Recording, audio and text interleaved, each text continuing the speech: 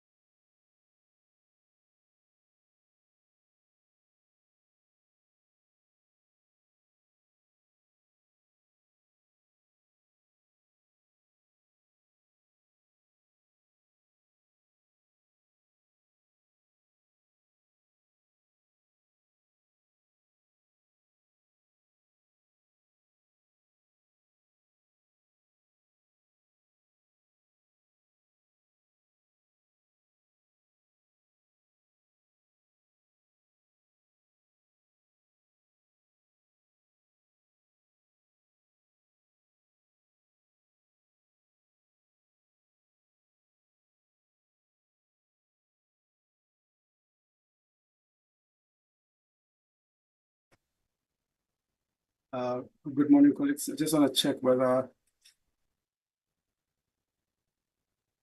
my video is okay. Fine. Excellent. Alan, or is it Teboho? Hello, Teboho, can you hear me? Hi, Timisani. I Can can you hear see me? you. So is my video okay, né? And my audio? Yeah. Yes. Thanks so much. And goes double. Okay. Thank you.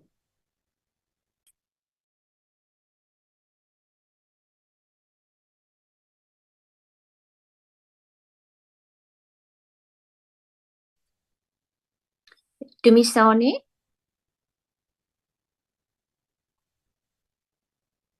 Dumisani? Hi, Amelia. No, I'm just also testing my mic Yep. because it didn't work last time. Thank you.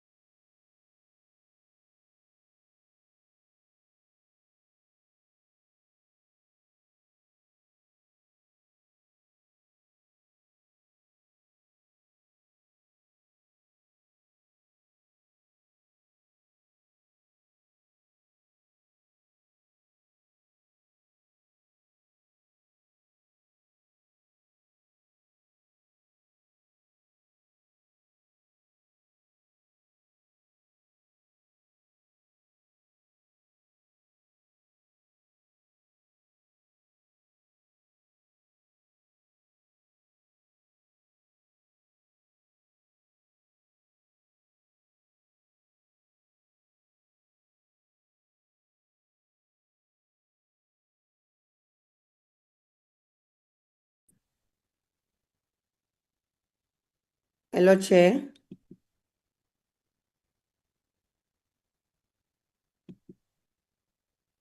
Hello, Chairperson.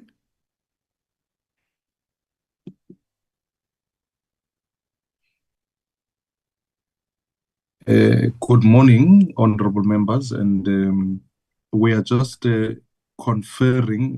Dr. Maswanganyi should be on this call, and honorable Lehwa. Morning, yes. Morning, Dr. Maswanganyi. yes, Dr. Mema. It is Yes, supposed yes, to yes. be Honorable Tidimaloli who should chair the meeting today. So I was getting hold of Honorable Ndlovu to assist us to get hold of Honorable Lehwas.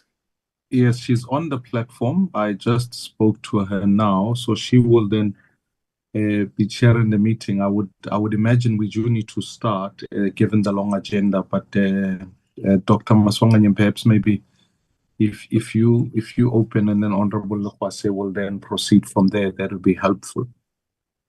Can I just come in? Thank you, Colleagues? Honorable Lehwase. Yes.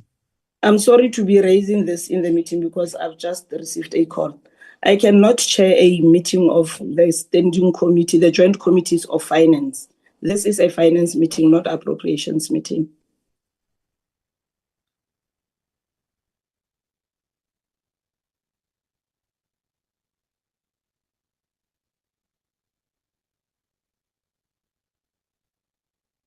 Hello. Yes, Dr. Maswanganyi. Hello, Chairperson. This is a joint meeting of 4 committees. From tomorrow, the Appropriations Select and Standing Committee will no longer be with us. So it is appropriate that we practice the rotational system like we did before. Honorable Maimani chaired the meeting on Friday and is a chairperson of Appropriations. So in terms of our schedule, it was supposed to be Honorable Lehwase's turn today. Then tomorrow, Honorable Ndlovu and myself will proceed with the public hearings, and the Appropriations Select and Standing Committee will sign off. That's what the arrangement should be. No, it is okay, Honorable Maswanganyi, but I hear what you're saying, but the committees on appropriations do not deal with the fiscal framework. I hear what you are saying, but the fiscal framework is the issue of finance. But if you allow me, it's okay. Kindly open the meeting. I will co-host with you. But next time, let's do things accordingly. It's just a request because I'm just receiving a call now to say that I must chair a meeting that has to do with the fiscal framework. And fiscal framework is not the mandate of appropriations. It's a mandate of finance. But we can start the meeting and we will continue. Okay, apology. Please continue, Honorable Lehwas.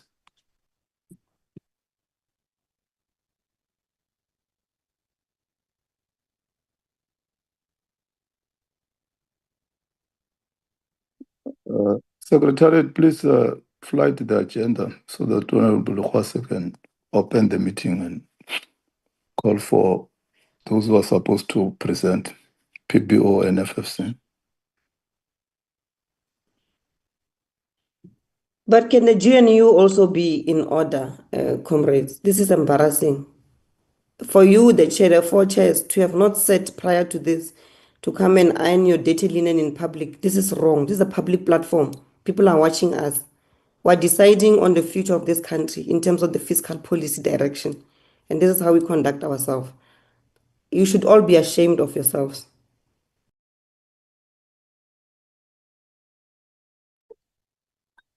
A very good morning to all the colleagues on the platform and welcome to the meeting, and my apologies for what has just transpired. The indication was that this is a meeting of the joint standing committees on finance, yes, the 4 committees, but because we'll be dealing with the issue of the fiscal framework, one sat here and thought the joint committees on finance, the standing committee on finance and select committee on finance will be the ones leading us on these presentations. But safe to say that let me welcome all the stakeholders on the platform, honorable members of Parliament from the 4 committees on finance, the Standing Committee on Appropriations, the Standing Committee on Finance, Select Committee on Appropriations, and Select Committee on Finance.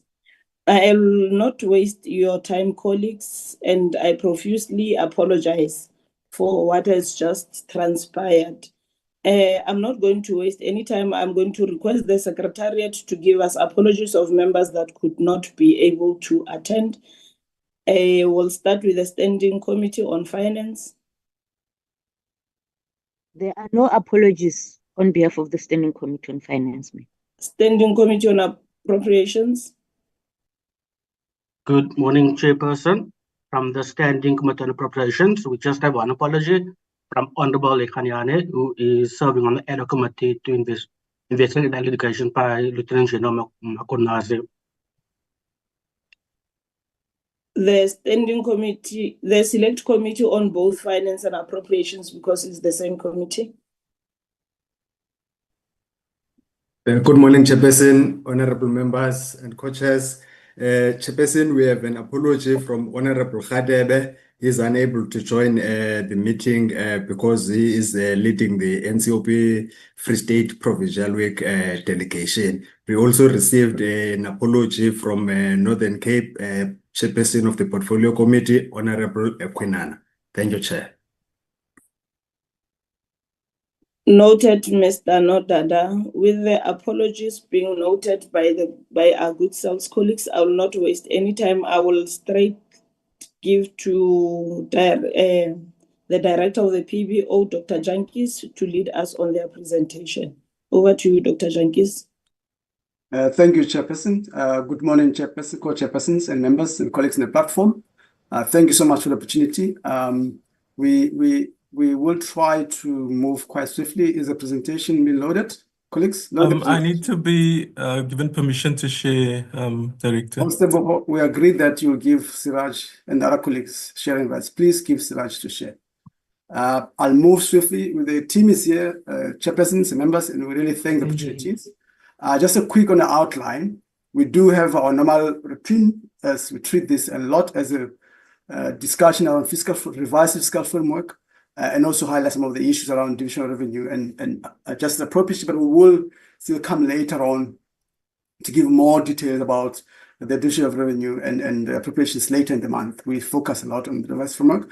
But I think also when we look at our outline, chair members, we created an additional section this time around the discussion around the lower inflation targeting. So we will plead for next time because the new section we've not had before. So we'd love to take you through that as well. Next slide, introduction slides, Siraj. I think introduction slides have moved from the outline. I think, chair members, what we're trying to say here is that the midterm budget, MTBPS must, in our view, be measured against a really one-way trick. Does it advance the medium-term development strategy? And I think that's very important questions from what we do, because our purpose of analysis is really to evaluate the announcements against the government's own stated priorities within the midterm development strategy. So the big questions then for us is to say, does the revised fiscal framework, including the level of revenue, tax, expenditure and debt, really realistically move us closer to realizing these 3% growth, sub 28% employment, and really deal with the capable state? And really in our view, Parliament must scrutinize the disconnect between or the at least perceived disconnect between fiscal policy and development goals, as it were. Analysis will focus a lot on really looking at these alignment and really project these alignment or misalignments that we've seen quite a lot. And a main message for view is that the fiscal framework is based on the consolidation that suppress growth. It is then by its stimulation must align to the broader development strategy. And lastly, Chair, the presentation provides a necessary context for Parliament to evaluate the trade-offs by the Minister. He's made in the announcements, particularly look at the MTBPS calls for growth, unemployment. Our analysis will assess whether the Minister's fiscal proposals makes these more likely or unlikely to achieve over time. So as I said earlier on, we'll still deal with the revised divisional revenue and appropriations later on in the month in this regard. I'll give Dr. Sekata and colleagues, let's try to manage time because, as I said, we've got additional section where we need some time for that as well. Go ahead, Dr. Sekatan. Thank you, chairs and members. Thank you very much, Dr. Jantjies. Honorable members, Honorable Chair, I'm going to take you through the policy priorities section. Firstly, we'll look at just to remind ourselves where we're coming from, the pronouncements that was made beginning of this year through the SONA by the President, highlighting the strategic priorities for the Government of National Unity, and the priorities that was highlighted in the 2025 budget, and now the fiscal priorities that are highlighted through the MTBPS, which gives more importance or direction in terms of improving efficiency and effectiveness through the TARS. Next slide. So we have the reform agenda, which shows the presidency has introduced the growth and inclusive strategy, which aims to accelerate the implementation of existing economic reforms commitments. So there is an implementation plan which was developed by the presidency, including the priority actions, which also have deadline or due dates. So we see also the targeted and responsible savings mechanism introduced by the National Treasury, which seeks to improve spending efficiency. There is an implementation plan has not been developed in this case by National Treasury, but there is a program assessment matrix which has been introduced with measures which I'm going to talk through in the next 2 slides. Next slide. So we look at the function groups in terms of the spending efficiency and effectiveness initiatives that are introduced. For example, the learning and culture, we have under basic education, the Education Labor Relations Council is undertaking physical verification of teacher and learner number across the provinces to address the concerns about employment of ghost teachers. But is this a duplication of the process by the National Treasury, SARS, and Home Affairs, or what is the role of the PSA in the PSC in this action? So we are asking that question. In terms of health, we are looking. They have initiatives to strengthen the operation efficiency, but there is no mention of the implementation of the critical phases of the NHI Act. So we are asking what's happening with that. Next slide. In the next slide, we have the Economic Development Function Group. We see the initiatives that are being developed for the environmental sector, for the agricultural sector, but there is no mention of the monitoring of economic reforms, Operation Vulindlela, and the gains. In terms of peace and security, there are initiatives to enhance effectiveness of criminal justice system, but there is no mention of the secured cyberspace and the reduction of the number of priority offenses. We see initiatives for the Department of Correctional Services. We see that the Department of Home Affairs and Police will improve the immigration services and information and communication strategy, technology, but there is no mention of the effective border security in this instance. There is also initiatives for the general public services. Next slide. I'm going to hand over to Nelia.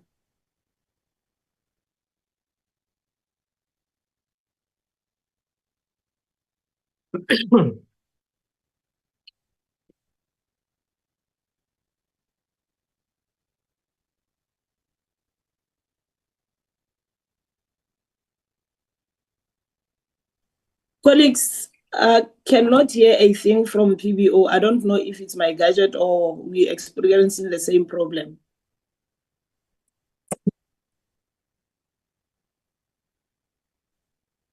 Secretary, all can't hear me. Colleagues, can you hear Nelia? All right. Mapula, do you want to take through the slides quickly to avoid wasting time because Nelia's struggling with their network there.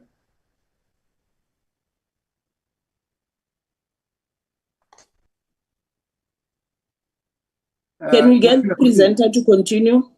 Mapula, please continue. The next one is building a capable state versus the drive for inclusive growth and job creation. We see on the one side, we have the initiatives to making a headway for structural reforms and building a capable state. And we see the challenges that are showing, or the progress that has been made in terms of that. For example, we have the to enhance provision of urban.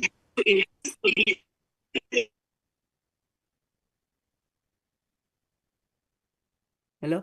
We have on the one side, enhance provision of urban housing and transport. We see human settlement and transport surrendered funds to the NRF, to the adjustment budget. And we see in terms of electricity supply, Eskom has increased the generation capacity and power cuts have been introduced. And there is limitation for investment, which include grid availability and connection of constraints. Next slide. I can, Mapula, can you hear me? Okay, continue, Elia. Apula, fine. Continue, Elia, quickly. Thanks. Okay. Members, managing personnel expenditure and headcounts forms part of the reform agenda and efficiency drive.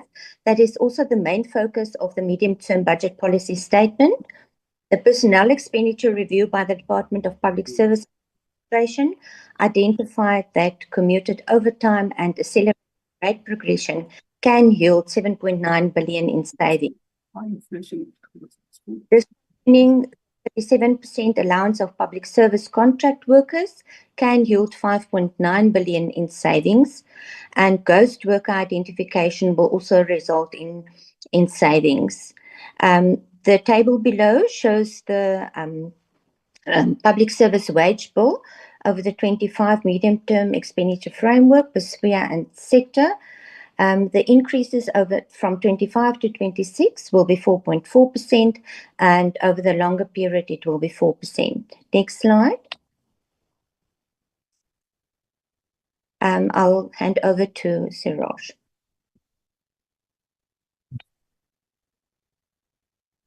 Thank you, Nelia. I'll be taking you through a quick section on the macroeconomic outlook, members. Why is it not changing?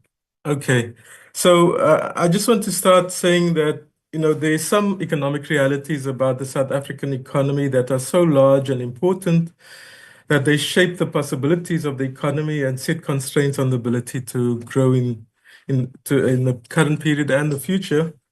So my warning is to be aware of economic and policy analysis that claim to be evidence-based but ignore the harsh reality of the extreme levels of unemployment and obscene levels of inequality in the economy. And I think there are many models and theories that are being presented to us related to the inflation targeting and its benefits and those kind of things, where we see that happening. Getting to the graph that I'm showing, what I'm showing is that if we look at GDP by expenditure in the country for the past few years since 2020, we see that basically GDP growth has been driven by, or the actual size of GDP in the country has been driven by household expenditure. And so we're saying that economic development requires aggregate demand growth through consumption by low-income households to drive investment, and that therefore inequality is also a major constraint on economic growth. So the main driver of aggregate demand in the economy is household consumption, structural unemployment, poverty, fundamental constraints on aggregate demand, and that the private formal, informal, and large small business activities and investment will respond to increased demand from low-income households. What I show here is that the contributions from investment, I showed that basically investment was flat both from the public and private sectors. We're seeing declining levels of investment both from government and the general government, the public corporations, and private sector, as you can see in the table on the right below. And then I also show from different sectors, and we're seeing that the major sector has been tertiary, but it's been declining, particularly since 2016. And since 2016, we've also seen GDP per capita turning negative in South Africa and continuing even with the nominal increases forecast in the 2025 budget review. So if we're seeing households and aggregate demand as the major driver of the size of GDP and a major constraint in the future, that if we don't deal with that, particularly for low households, we need to understand what's happening with the households that actually have access to credit, the more affluent households. And we presented this before, but on the right, I've also included a graph that shows the interest rates. The red line, sorry, the legend didn't come out, but the red line is actually the prime rate. The black line with the blue dots is the repo rate, and the green is basically household debt service costs. And what we saw at the time when of the global financial crisis from 2008 and 9 is a switch for the banks to cutting off mortgage, reducing the amount of mortgage loans, and households becoming more reliant on credit card and unsecured debt. And so this, in addition to the 4.5% increase in interest rates since 2022 that have been driving this move down to 3% inflation that we already have. To drive down inflation to 3%, this very aggressive move by the Reserve Bank since 2022 has meant that households aren't the more affluent households with access to credit can't save, and that their debt service costs are staying the same. And so we're seeing this as a really hard constraint on on GDP and future development and GDP of the country. And the answer, we think, is not necessarily to increase the buying power of the richest households, but to actually increase the buying power of the poorer households. Thank you. I'm going to pass on to my colleague, Chepo Malui, to continue. Thank you. Thanks very much, Suraj. Chairperson, honorable members, I'll be taking you through the next few slides, which is just intended to highlight key limitations in the current fiscal framework, to unpack the implications of a lower inflation target on the fiscal framework, but also to share with you the PBO's modeling results on growth, unemployment, poverty, and inequality. Now, on this slide, we just provide a snapshot of the revised fiscal framework as presented in the 2025 MTBPS, which is essentially one of continued fiscal consolidation, with both expenditure and revenue lower than what was projected during the May budget. A growing primary budget surplus is also expected over the medium term. And to just make the point that even though the National Treasury has not made an official announcement about implementing a fiscal anchor, it is quite evident that the primary budget surplus has become government's official anchor over the medium term and possibly over the next decade. Next slide, please. In the interest of time, I will take the slide as read and just highlight 3 points that pertain to the credibility of the fiscal framework. The first point being that inequality, financialization, market concentration, and premature deindustrialization receive little attention from the MTBPS, and this is despite being major structural impediments to our growth and fiscal sustainability. The second point I'd like to raise is that the fiscal framework prioritizes attaining a primary budget surplus, irrespective of the social and economic costs, essentially reducing the fiscal framework to an accounting exercise rather than a developmental tool.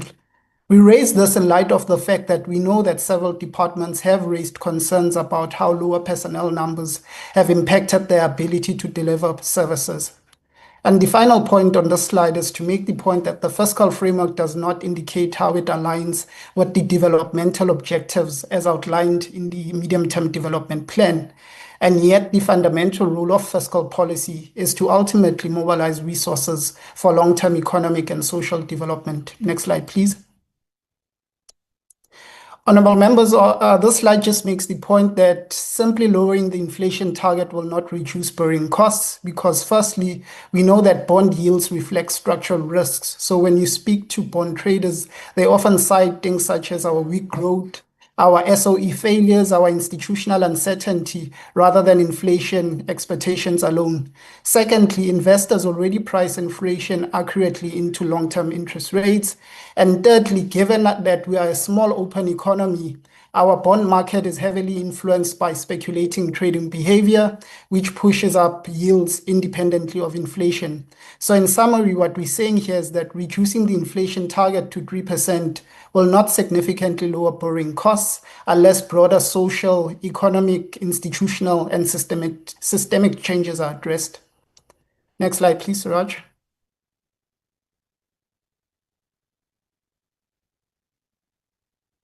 Chairperson, on this slide, we're saying that reducing the inflation target has got significant implications for our fiscal framework as it lowers nominal GDP. And since our debt ratios, our deficit, and taxes are all calculated as a share of our nominal GDP, this will in the future automatically worsen our indicators, our fiscal indicators, that is.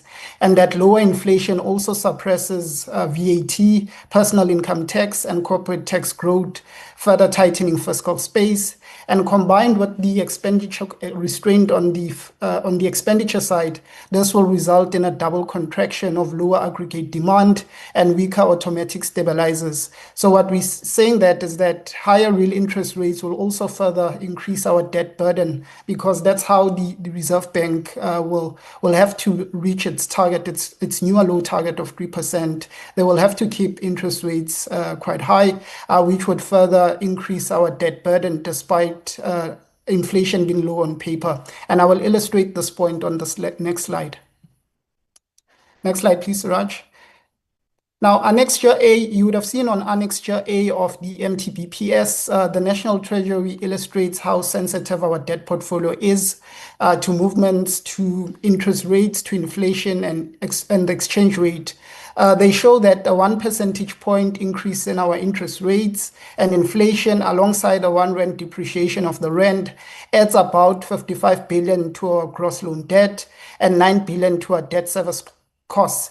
And in our view, this reinforces the PBO's long-standing argument that debt levels are not merely shaped by fiscal policy, but that monetary policy that keeps South Africa's interest rates amongst the highest in the world also has got an impact on our level of debt, but also the interest that we pay. Next slide, please. Now, this slide just shows that contrary to the narrative that the narrative that we've been struggling to raise debt, or it's becoming difficult to raise debt.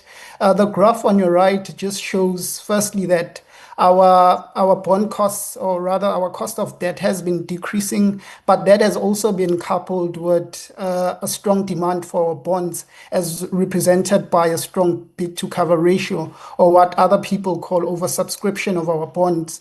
And this means that investors are competing to hold our debt, and therefore, in our view, government can exploit that competition rather than accepting in the interest rate that's offered by the investors themselves.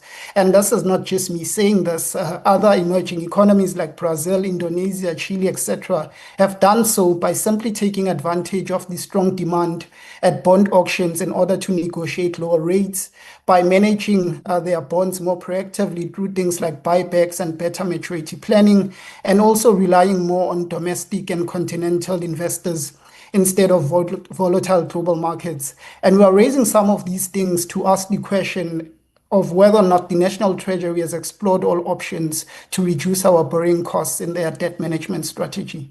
Next slide, please. Honorable members, the PBO's modeling, which we've also included the adjusted inflation, shows that the 2025 MTBPS does not generate the growth required to meet the medium-term development plan's target of a sustained growth rate of 3%. We also see that public investment remains too low to drive structural transformation, and that aggregate demand is constrained. And in order to achieve the target as set out in terms of the MTDP, we argue that South Africa requires strategic long-term investments in infrastructure, in public services, in industrial policy, and and investment in township and rural economies, and not simply through fiscal consolidation. Next slide, please. And finally, on this slide, what we also do as the PBO, we also are able to illustrate what the impact of the fiscal framework is in terms of unemployment, poverty, and inequality. And we are able to model this over the medium term. And our projections show that unemployment, poverty, and inequality only improve marginally over the medium term. Poverty and inequality remain quite high, and unemployment declines too slowly and too meaningfully to fundamentally shift socioeconomic outcomes. And furthermore, social assistance as a share of GDP remains insufficient to meet our developmental and redistributive goals as set out in the MTBPS. And without a stronger developmental spending, we worry that South Africa will certainly fall short of both the MTBPS and the NDP targets set out for 2030. I'll hand over to my next colleague. Thank you.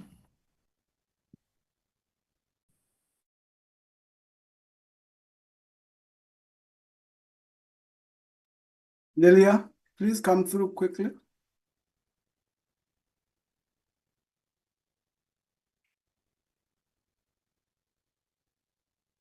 Move to the next slides, colleagues, because Lilia is not coming. Lilia, are you there? Oh, come on, you guys. All right, let's go to the other slides. We'll come back to the slides, the other section. Yep, go ahead, Busi. Good morning, honorable members. I'll be taking you through the total real per capita spending.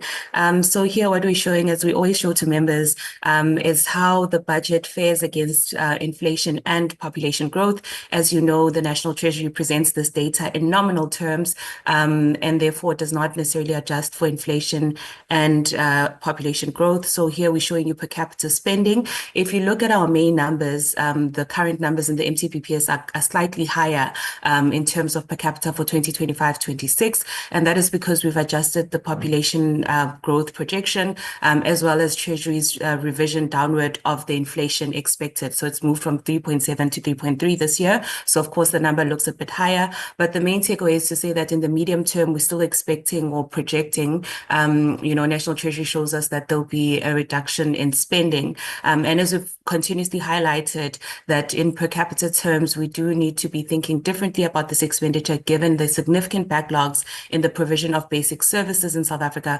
But also we highlight on the slide to members that they must be reminded that there's different sectoral impacts. So for example, even though the headline inflation will be 3.3%, the inflation in the medical price inflation in the healthcare sector is about 9.5% on average, which means that that inflation rate is outstripping the expenditure that is made to that sector. Next slide, please.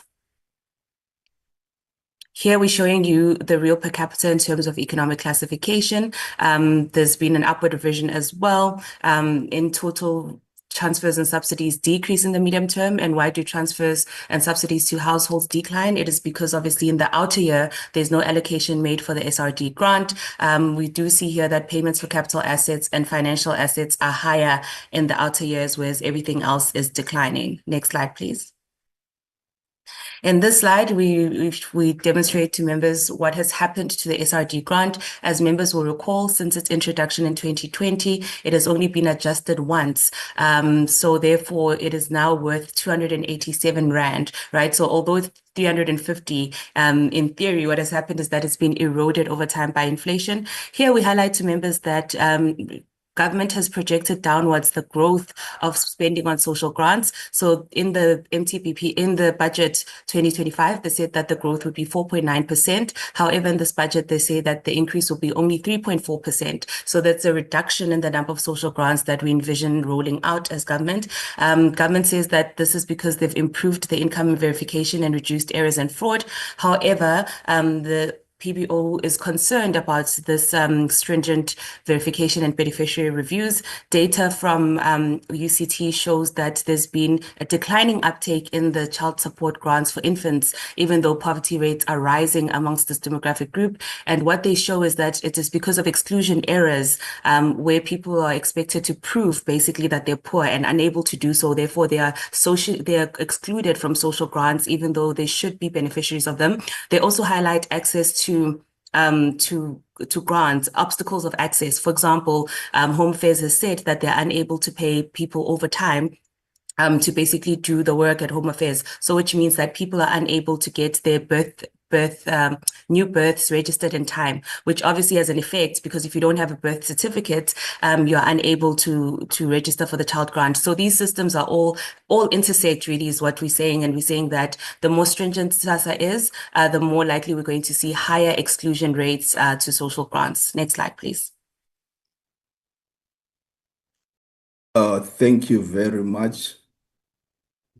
I'm going to take, good morning, Honorable Chairperson, members, honorable members, and colleagues. I'm going to take you through the slides on contingent liabilities, as public infrastructure development and SOE updates. On this slide, honorable members, we highlight that government's exposure to major SOEs remains one of the major fiscal risk to sustainability of public finances. According to the MTBPS that was just tabled, contingent liabilities have declined from 19% in 2020-2021 to about 15.7% in 2025-2026 of GDP. However, the underlying exposure increased by 6.2 billion over the period because SOEs continue to draw down on existing guarantees. SOE debt maturity, as can be seen on the table, is expected to peak at 26.2 billion in 2027-2028, although 1.2 billion of that is government guaranteed.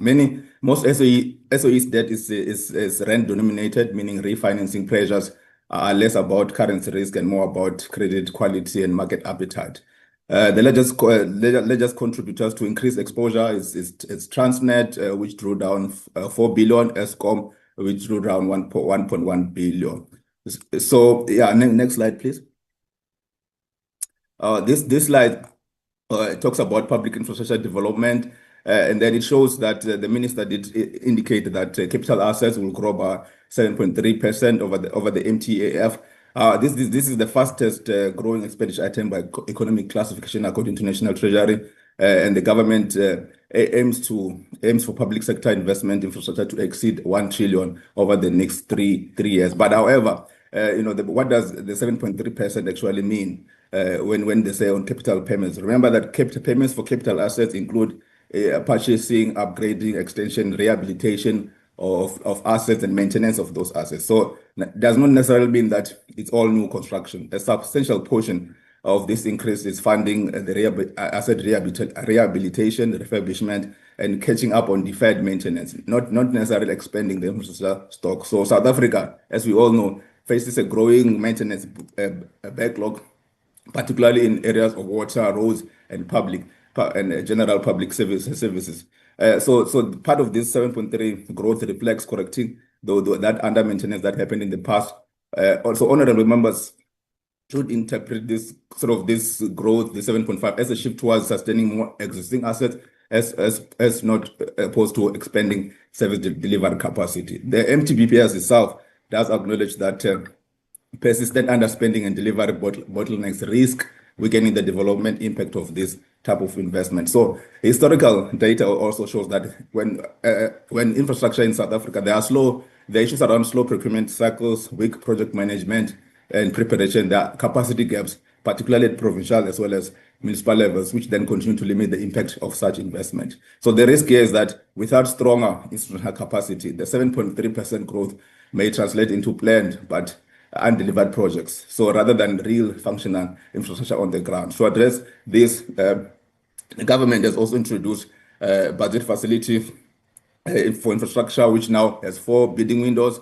They've also established the Infrastructure Finance and Implementation Support Agency, which will be operational next year. And they've also updated PPP's regulation to simplify approval. All these are, reforms in the right direction. But members of Parliament should note that, studies previously have also indicated that successful infrastructure implementation requires adequate institutional capacity, and that regulations alone are not enough to be able to drive the change that we need. So parliamentary oversight is quite necessary to ensure that whether these new institutions are going to be adequately resourced, whether project in preparation and planning is going to improve, whether underspending is going to decline.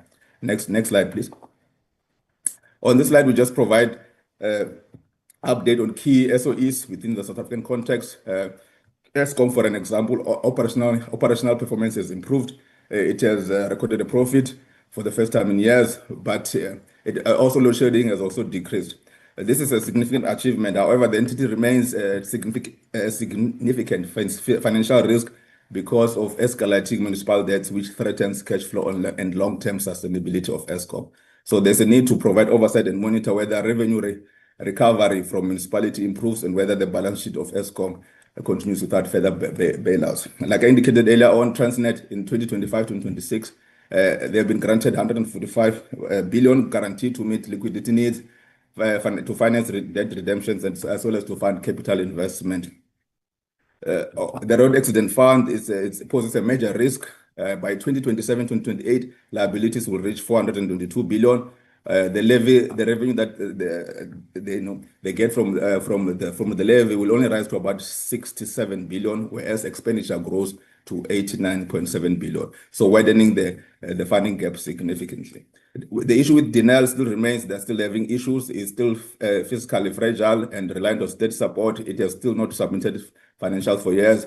There's no working capital, even though 3.4 billion has been recapitalized to date. So this raises questions about the viability of continuous support and whether maybe a different strategic approach is needed. With regard to the land bank, we've seen some improvement. Debt declined from 40 billion to about 9.4 billion as at 31st March 2025. So currently there's no direct fiscal risk, and as any potential losses can be absorbed from the balance sheet thereof. So this, I also need maybe to mention that the government is going to introduce the National Water Resource Infrastructure Agency, which will then consolidate major water assets and is expected to be operational by 2026. So, this also raises other questions. I mean, the government is very good at, introducing new measures to be able to, with a view of improving service delivery. But, it's just maybe they're just adding on more institutions without actually increasing, the delivery of projects overall. Thank you. Thank you, colleagues.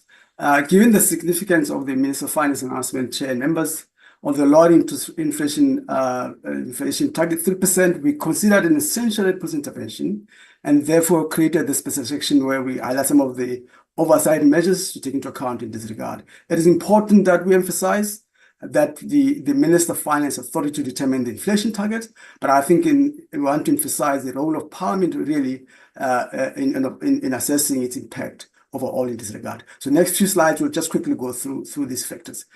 So in this slide, we do is a very loaded slide. I'll take a bit of time, but it's a very low slide, but I'll ask Siddharth to move once I'm done. It highlights oversight concerns, as we say. These concerns are raised in line with the Minister of Finance rationale for the new inflation targets. And there's three components that I'm going to deal with this matter. First part is the misalignment between the stated rationale and the actual distributional effects in that regard. Government, if you note in the graph, the government argues that lower inflation will benefit South Africans, essentially the poor. However, what we're trying to emphasize here is that given the structure and the cost of the inflation in South Africa, a low inflation, which is forced by interest rate, is likely to disproportionately harm the low-income households, not helping actually. So, our inflation is driven mainly by supply shocks, as because I've emphasized, not excessive demand in particular. So the poor households experience the high inflation in categories of food, electricity, transport, and other essential items. These items are primarily affected by supply shock side of the administration, administrative costs, price, fuel, and logistics, not really the domestic overheating of demand in that particular. So in our concern here, interest rate hikes, maintaining high interest rate cannot address these causes and may widely actually worsen them indirectly. High interest rate, increased cost to households.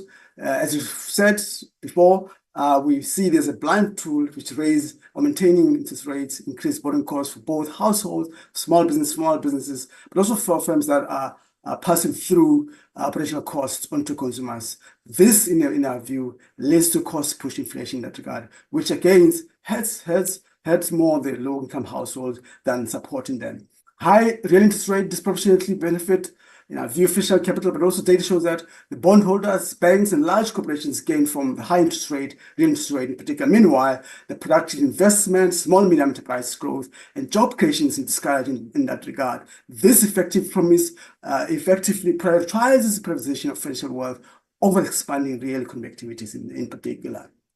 Backward-looking inflation expectations implies really higher sacrifice ratio, which we're trying to emphasize the point, which is a key a point of debate, the sacrifice ratio. Inflation expectations in South Africa are known to be adaptive, which is not backward-looking. Forcing inflation down sharply under the conditions implies a much longer output and employment costs, longer period of subdued economic growth, and greater hardship for workers and small business in particular. The second part is really around, which we're concerned about ignoring the preconditions identified by the paper that was cited by the Minister of Finance in reaching the conclusion. Government cites these honor and options in advising no inflation target, but in our view, that advice, that citing ignores very crucial central preconditions which the paper also set out to be taken into account, which is addressing, so in a sense, the paper emphasizes the importance to address the administrative costs, which have been a major and persistent drive for inflation in our economy. Electricity price, water, municipality charges, transport costs, and other price-regulated sectors significantly contribute to headline inflation in our economy. So no policy convenience in this regard or concrete measures were announced together with the changes to the rate. Without correcting these, chair members and colleagues, lowering inflation target is economically inconsistent and shift the burden onto monetary policy alone, guaranteeing unnecessary economic damage in unintended economic damage. Third component about this really deals with what I would say misalignment or misleading comparisons with the trading partners and developed countries in particular. The point raised there is that the implies South African inflation target should match that of its trading partners, particularly advanced economies such as US. And however, this comparison economically is consistent for three reasons. One, different monetary policy mandates that we see in particular. We know that the US Fed has a dual mandate, price stability and maximum employment. South Africa framework single mandate for inflation, no explicit employment or growth mandate that is put out in particular. So matching the targets without matching the mandate is incoherent, inconsistent in our view. The second part relates to the no theoretical basis for forcing developing economies to adapt to developed countries' inflation levels. In our view, in our analysis, we do see that there isn't strong literature that specs this point that developing countries will actually, the debate and literature, you do see that actually developing countries with low productive growth tend to have naturally high inflation, high equivalent inflation. Forcing inflation down prematurely can suppress growth in employment in particular. Competitiveness is not necessarily harmed by slight high inflation as long as it matches productivity trends in that particular. In fact, some of the research suggests that a moderately high inflation target is optimal for developing countries without losing competitiveness precisely for these issues. Structural rigidness cause low price adjustments, low labor markets are weaker, and supply constraints are more frequent in particular. The last point around this misalignment is really issue of productivity, not inflationary mimicking determines competitiveness. So our emphasis here, our view here is so aligning inflation to developed countries levels does not automatically enhance competitiveness and may actually weaken and reduce the domestic productivity in particular. Next slide, Siraj. And in these slides, we just shown exactly what the colleagues have said. We present household situation, different income levels, focusing on income and consumption patterns influencing the impact of inflation. Overall, we show that household consumption varies across a group. We know that.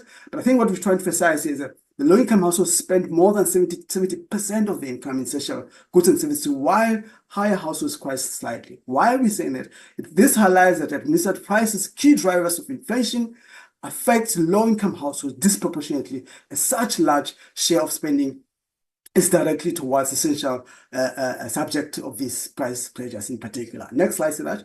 The policy in our view, the new policy is fundamentally a policy mismatch our analysis shows that the new 3% target is a blunt instrument being used for wrong problems in our view. The primary inflation that cripples the poor is not driven by having too much money to spend. It is driven by supply shocks and administrative cost. This policy uses tools driven to really dampen demand to fight problem it cannot solve in particular. We're basically saying, Chair, numbers, the SARB is being asked to fix inflation that government itself creates with these costs in particular. The answer is clear.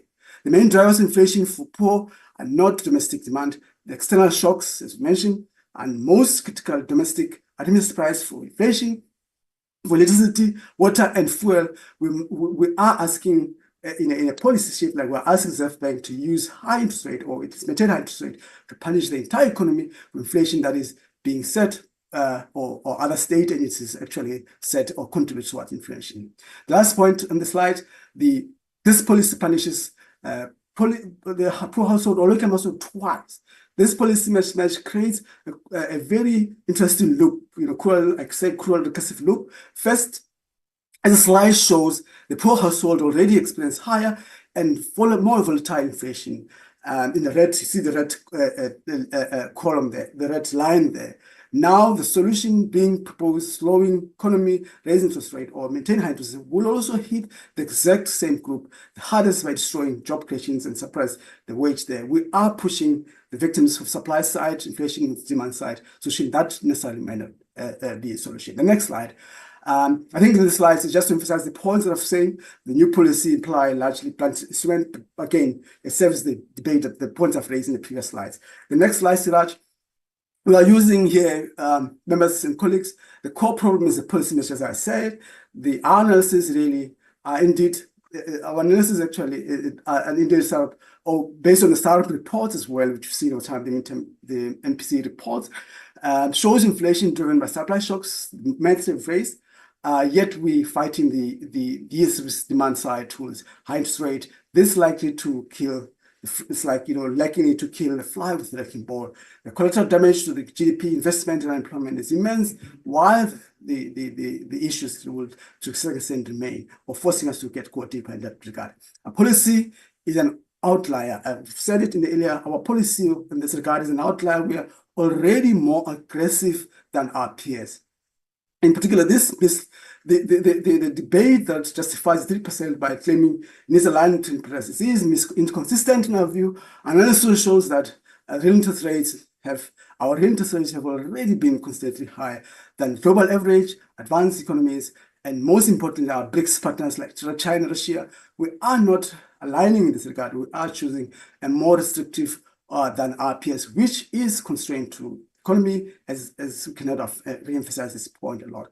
Our partners use better tools as well. They address issues, they address the source, not necessarily the symptoms, which we like to do in our view. Our trading partners were hit by, remember the example of the post-COVID-19 where they use different tools really to look at what Japanese, Spain, and other countries use to deal with the supply side issues rather than really fighting the demand, which is not an issue there. This is a false choice now. Our peers prove that high inflation does not have to constrain growth. The false trade-off here is that we must sacrifice growth, or again, I bring to the point I said at the beginning, the sacrifice ratio is an issue here, in particular, which is the level of loss of growth in line with the low inflation percentage we are taking. The experience of our comparable trading partners proves this is untrue. The data shows that their economic growth rates were not constrained by their high and more flexible inflation targets. We are choosing to suppress our growth job creation, while our peers and partners are proving that more balanced approach is not only possible, but it's also successful in that regard. Next slide, Siraj.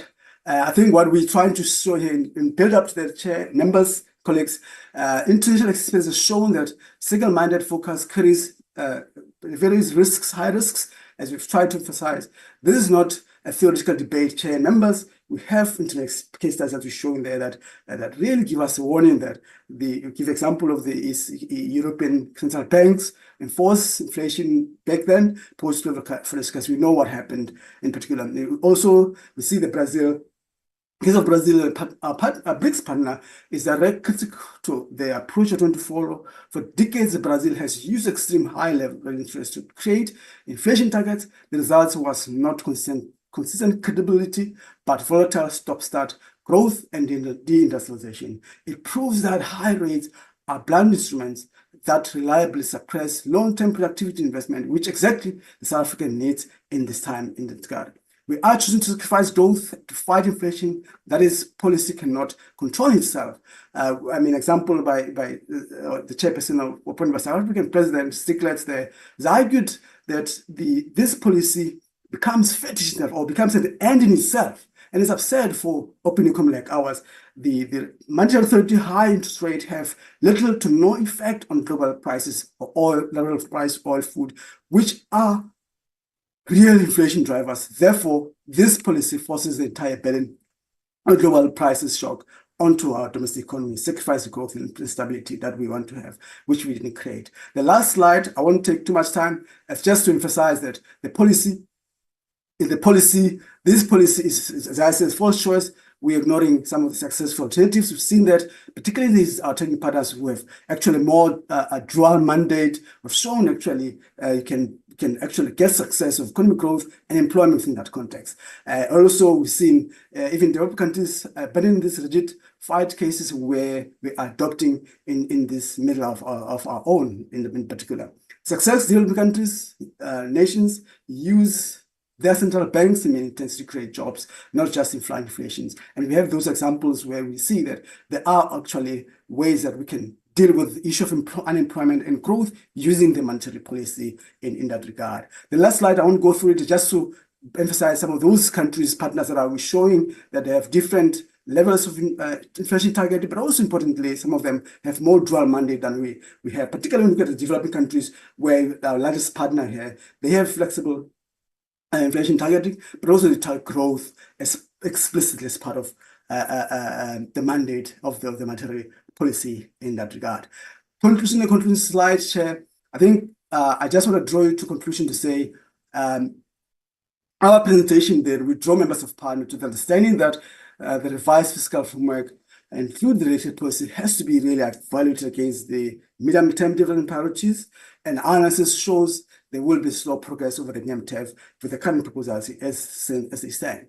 The reform agenda, government includes initiatives from presidency to grow the economy and for spending efficiencies and effectiveness in that regard. Government strategic priorities to build a capable state is important to drive the strategic priorities for inclusion, growth and job creation there. Contingency reserves is increased. We see that important that the contingency reserve is increased by 13.5 billion, which will be allocated before the end of the financial year, where it is be required in particular. We see some of the expenditure have not been allocated money as well.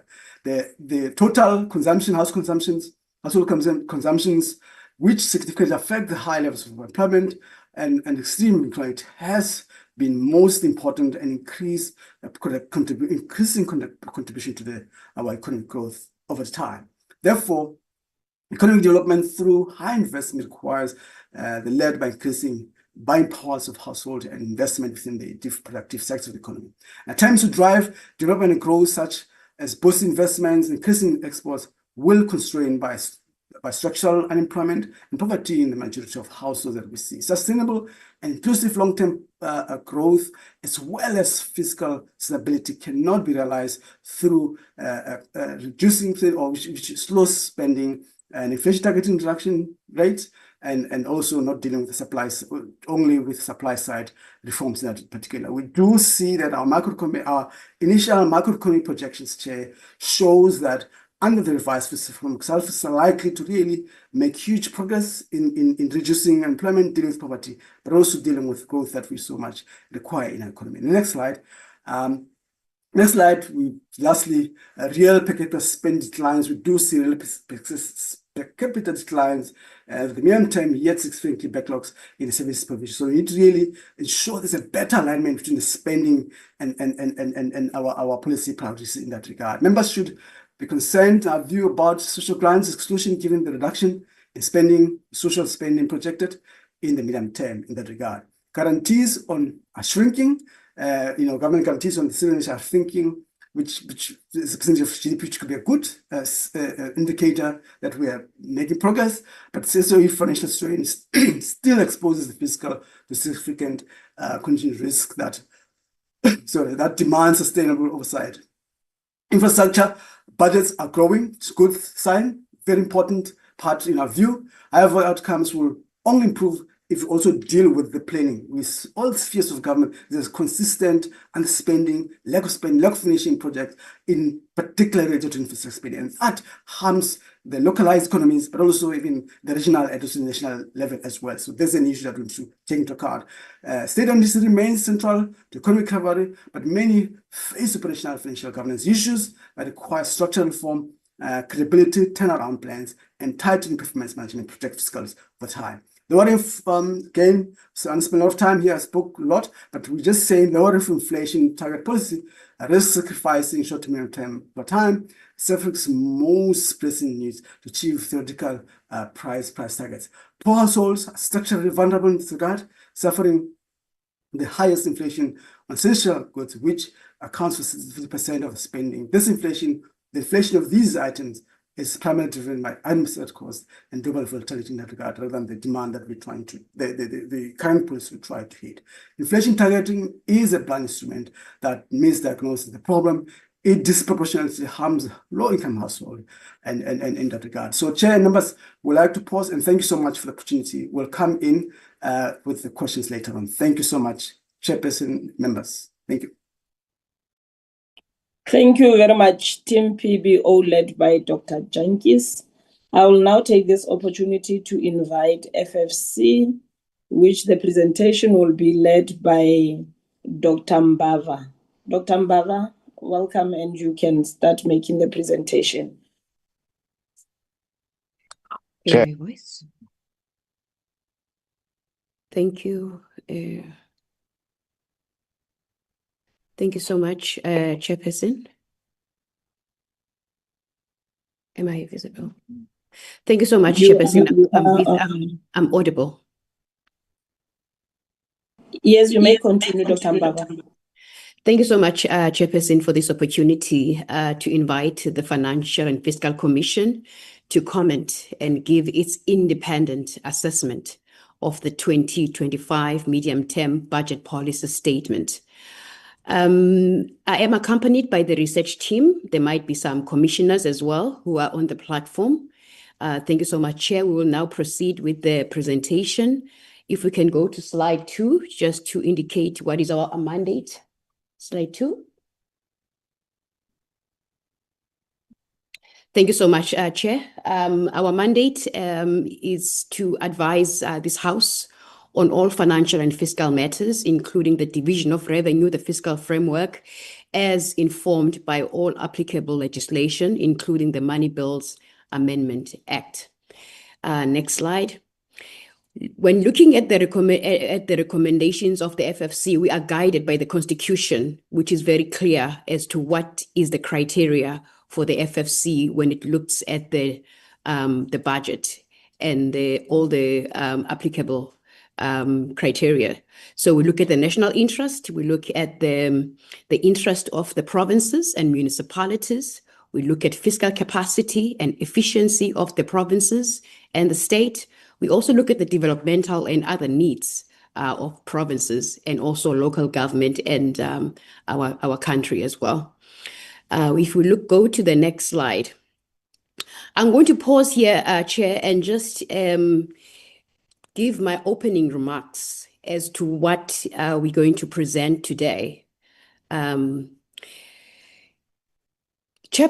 and honorable members, South Africa currently finds itself in a precarious financial situation.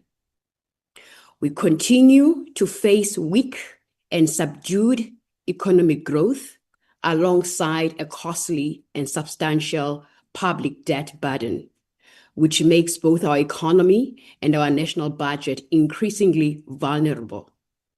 A central concern is that rising financing requirements and escalating debt service costs are displacing expenditure critical to public service delivery. This trend is worsened by persistent inefficiencies in government spending. Despite the positive signal sent by South Africa's removal from the Financial Action Task Force grey list in October this year, our fiscal projections reveal that there is still no credible pathway toward balancing the main budget while stabilizing debt.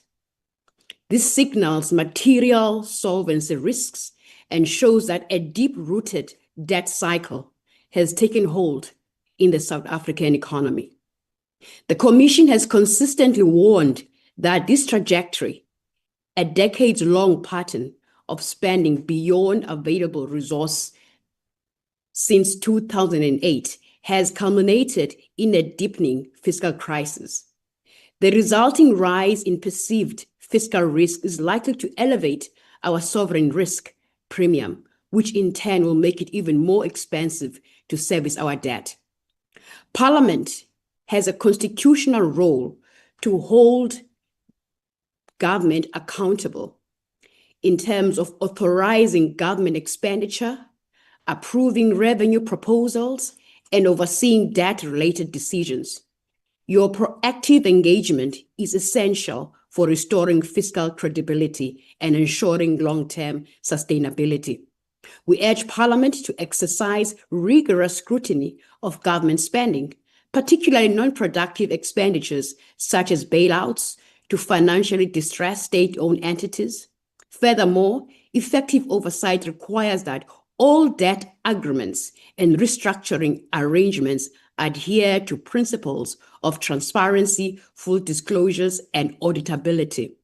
The path to stability requires decisive intervention, including structural reforms, reining in expenditure, and strategically realigning spending towards infrastructure to improve real productivity and growth.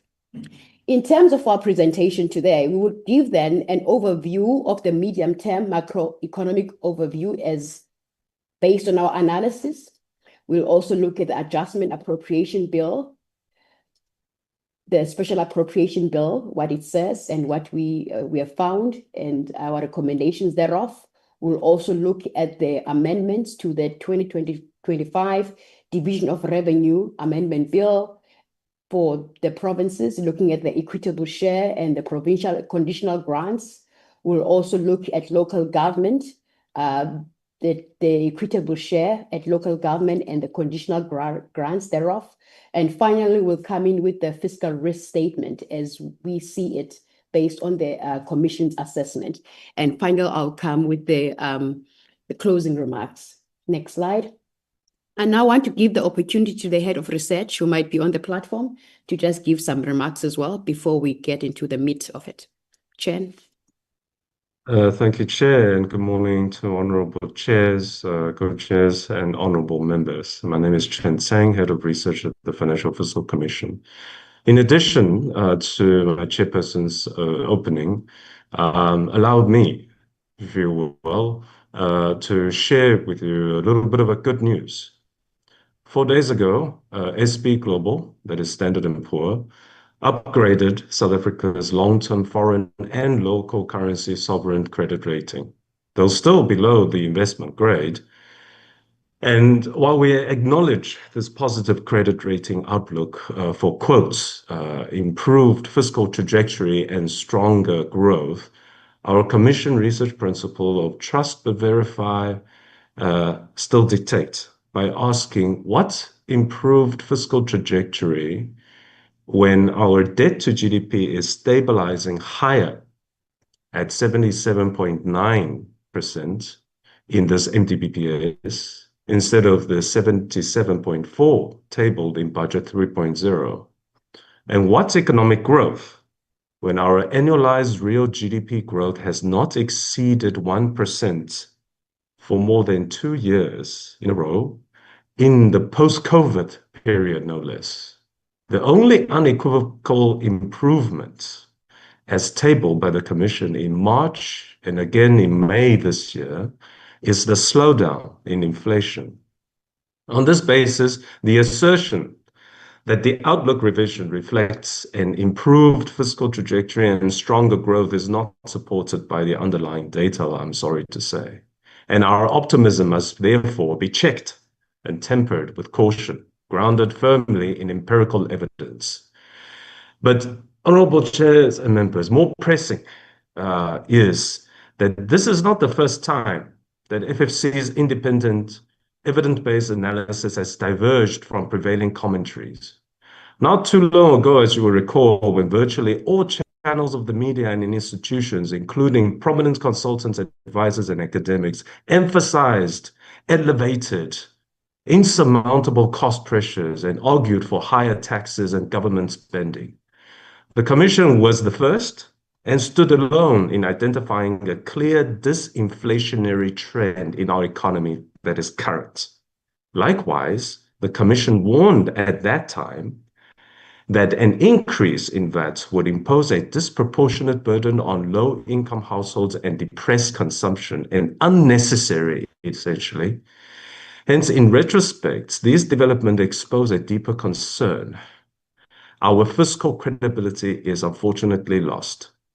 Commitments have not been consistent.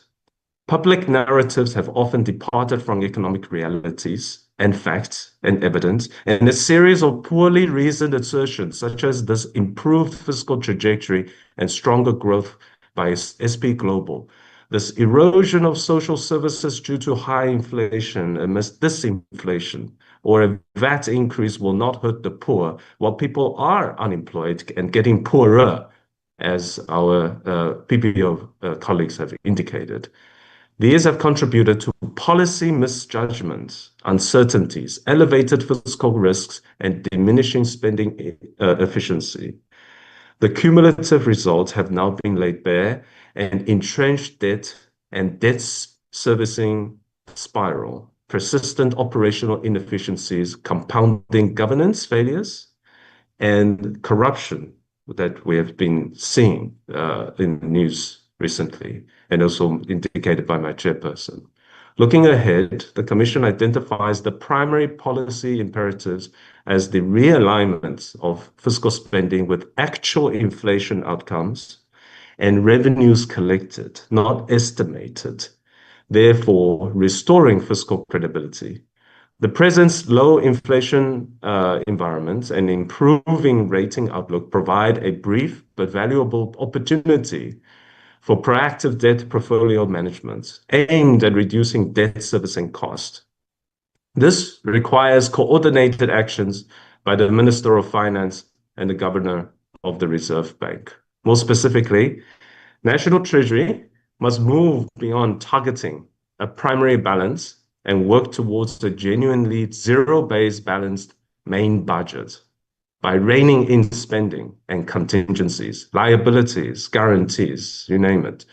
The Reserve Bank, for its part, should complement interest rates decisions with active stewardship of sovereign financial stability by restructuring the government's debt portfolio, renegotiating interest terms in line with reduced yields or required returns, starts trading with bond buybacks and timely redemptions.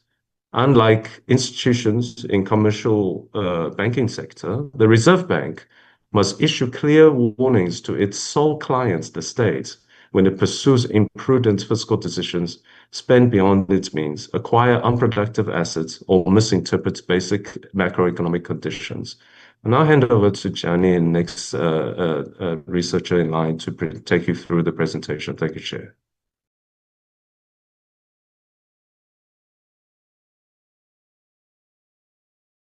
Good morning, honourable members.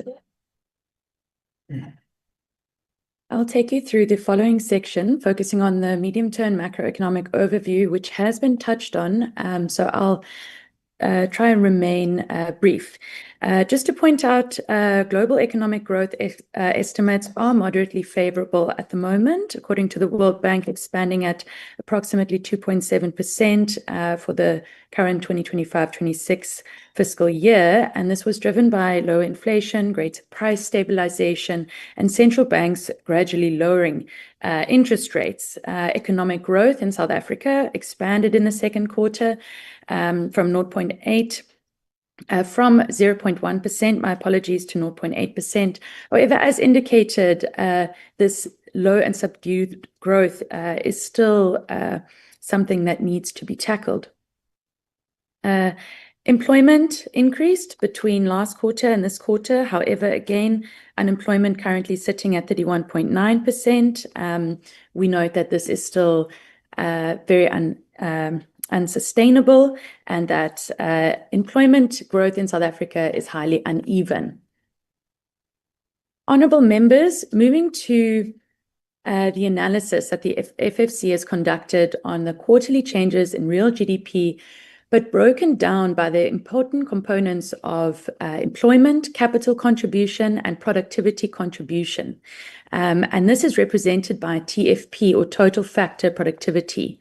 Now, positive contributions to TFP are important because it represents aspects such as institutional efficiency and governance, which should positively contribute to GDP growth. Honourable members, the key takeaway to note from this slide is to point out that what is needed to overcome low economic growth in South Africa, and the empirical evidence shows that we need to increase capital investment and address structural inefficiencies, as these are currently at the root of South Africa's growth problem. Moving on to the FFC's growth forecast, to interrogate South Africa's medium to long-term growth outlook further, here we estimated the long-term potential economic growth. Now we note that Treasury's forecast of 1.8% on average over the MTEF period.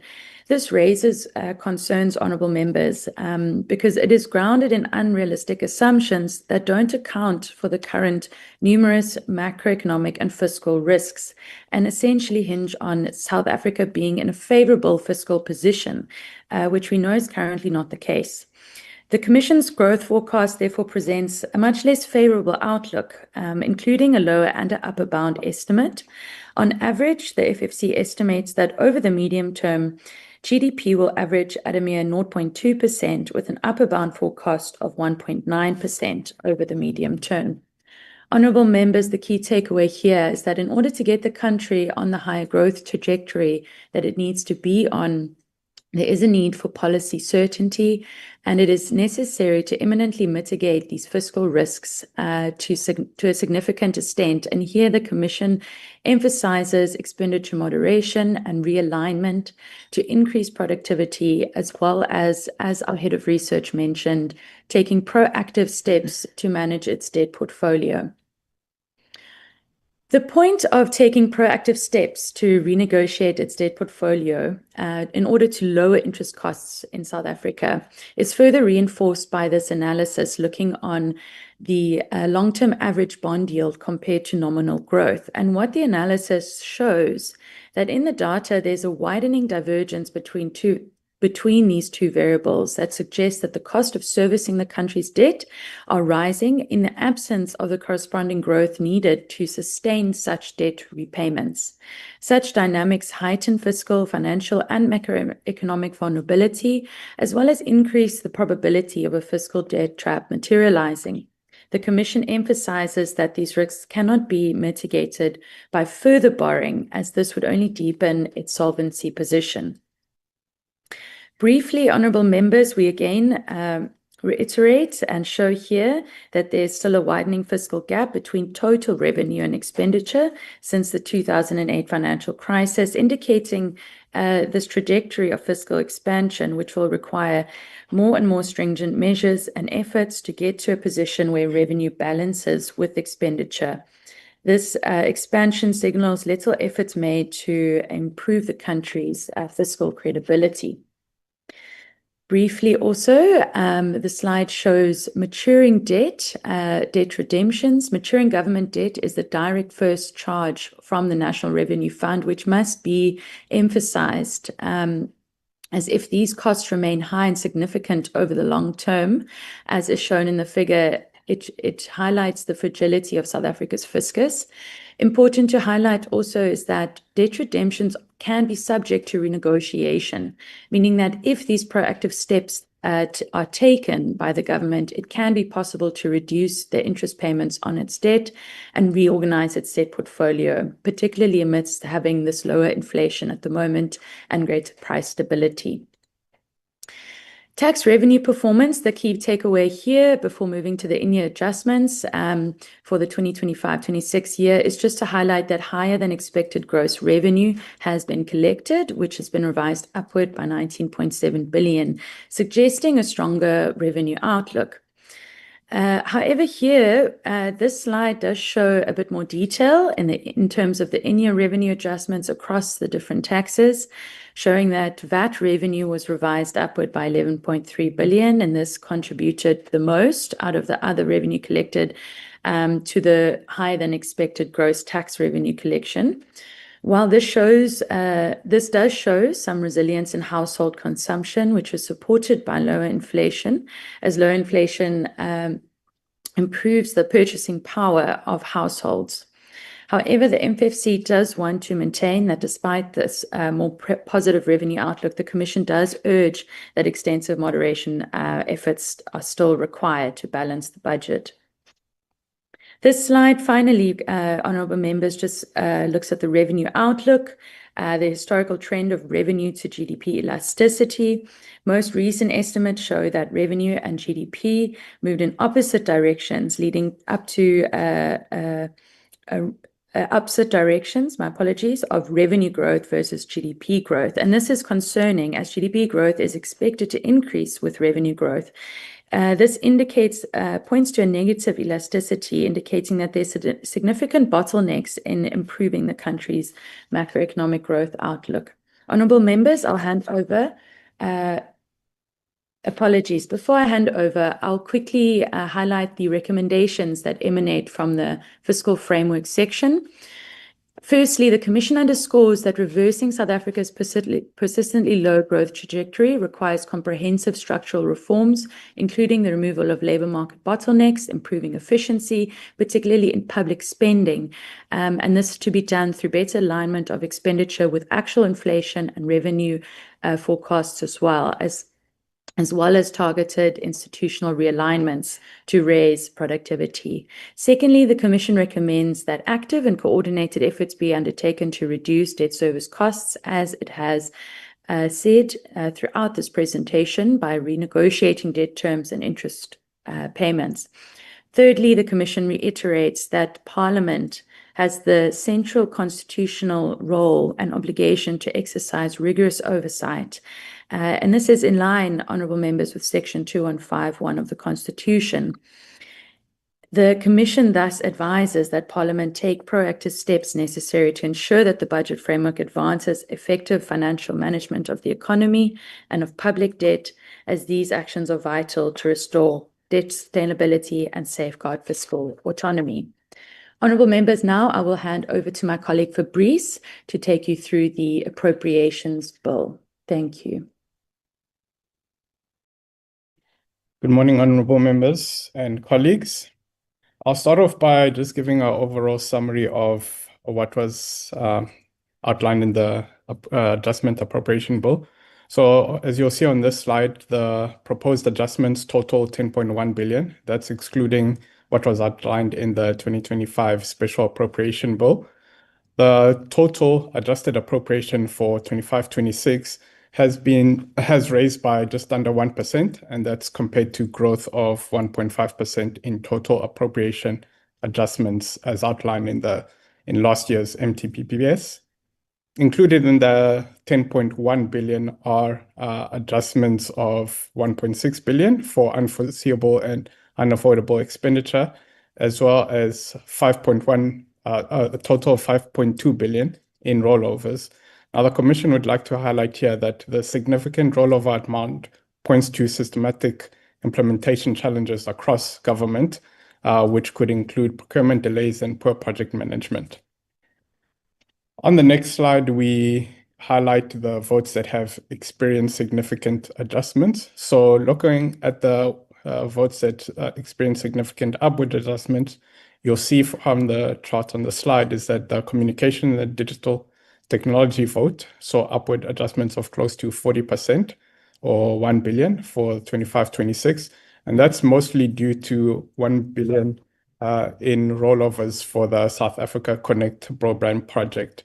So this highlights significant capacity and execution challenges within the department's ability to execute this project. In terms of the Home Affairs vote, it saw an upward adjustment of 27%, and that's largely driven by 2.5 billion in self-financing expenditure from service fees. Now, this indicates strong internal funding capacity, but it is also important that careful oversight be maintained to ensure that the services remain accessible to the population. On the downward side, the water and sanitation vote saw a downward adjustment of 12.4%. Now, this reflects unspent funds totaling 3.3 billion related to the Umkomazi water project, which directly undermines bulk water security for KwaZulu-Natal. Finally, the transport vote saw a reduction of 4.1%, and that's due to SANRAL's large cash balances. In addition, 3.2 million has been allocated to the National Rail Devolution Strategy for its completion and finalization. Now, Chair and honorable members, we'd like to point out here that the Commission has, in previous years, warned against delays in the completion of this vital policy framework, and has also recommended that once completed and finalized, it should be implemented in a phased manner. The next slide shows adjustments to the learning, culture, health, and social development votes.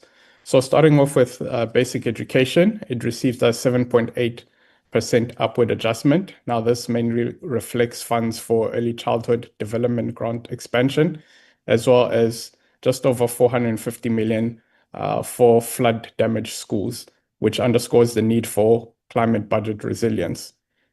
On social development, the vote saw for 0.4% upward adjustment. This relates to 2.2 billion for outstanding payments for the COVID-19 SRD grant. Now, with relation to this grant, the Minister of Finance has announced another extension. So this is until the end of March 2027. Now, this is despite no allocations being announced in the May 2025 budget, and which highlights the Commission's view that there's an urgent need for a finalized sustainable income support system.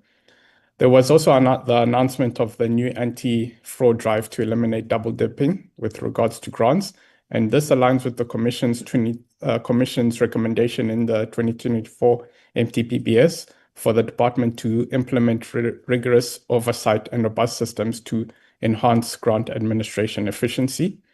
And lastly, the health vote saw a close to 2% increase. Now, this reflects funds of 40 million for unforeseeable and unavoidable expenditure related to infrastructure repairs for natural disasters that occurred in the Eastern Cape earlier this year. And again, this demonstrates the needs for investment into climate resilient infrastructure. The next slide looks at the economic development votes. So in total, the agriculture, land reform, and rural development votes saw upward adjustments of 5.6%. This is for provisions for disaster infrastructure funding that occurred in 2024 and March 2025, as well as close to 650 million to settle restitution claims in KwaZulu-Natal. On the employment and labor front, the vote saw a 3.2% increase. Now, this includes 132 million that has been allocated for the national dialogue. Now, this is expenditure that the Commission does question, given the pressing needs that are required around healthcare, education, and infrastructure for job creation. And lastly, the mineral resources and energy votes combined saw just a minor 0.1% increase in their budgets, and this reflects rollovers related to the G20 event. The next slide shows the peace and security votes adjustments. So starting off with the Office of the Chief Justice, which saw a close to 7% upward adjustment. This reflects the need to strengthen its capabilities, which is vital for administrative efficiency in the highest courts and the delivery of justice. The the defense vote, my apologies, saw an increase of 3.3%. Now, this is for funds related to early retirement program, as well as reinvestments of the revenue from peacekeeping missions into border security, internal stability operations, as well as equipment upgrades. Now, this is strongly supported by the Commission, given the pressing challenges of illegal immigration as well as cross-border crime. And lastly, the Justice and Constitutional Development vote saw a close to 1% increase, and this includes 148 million for the Madlanga Commission of Inquiry. And the Commission would like to emphasize here that in order to see value for money around this, there needs to be a timely implementation of any recommendations emanating from this Commission in order to restore public confidence in the criminal justice system. On this slide, we look at the adjustments related to direct charges against the National Revenue Fund. As was pointed out earlier, the debt service costs have been adjusted downwards, and this is a downwards adjustment of 4.8 billion. And this reflects stronger macroeconomic fundamentals, so related to lower interest rates, lower inflation, and a stronger currency. Looking at the provincial equitable share, it received a 2.3% upward adjustment. Now, this reflects cost for compensation of employees and goods and services in provincial education and health departments, as well as to compensate the provinces of Free State, Gauteng, and Northwest for changes based on updated population data. And then finally, on judges' salaries, it saw an increase of 7.7%. And the Commission here has recommended an internal audit of judicial shortages to address the low level of efficiency across South African courts. Finally, we look at the 2025 Special Appropriation Bill. Now, this allocates an amount of 754.5 million to the health vote. Now, this is to address the funding gaps related to the international withdrawal of health funding. So that's mostly around the the President's Emergency Plan for AIDS Relief, or PEPFAR. Within this amount, 590 million has been allocated to provinces via grants to restore the support that was lost by PEPFAR. Now, the Commission here highlights that this significant shift in responsibility to an already overstretched provincial health system risks service gaps. And also, there was no clarity around whether any of this amount will actually trickle down to the NGOs that play a vital role in the provision of these health services.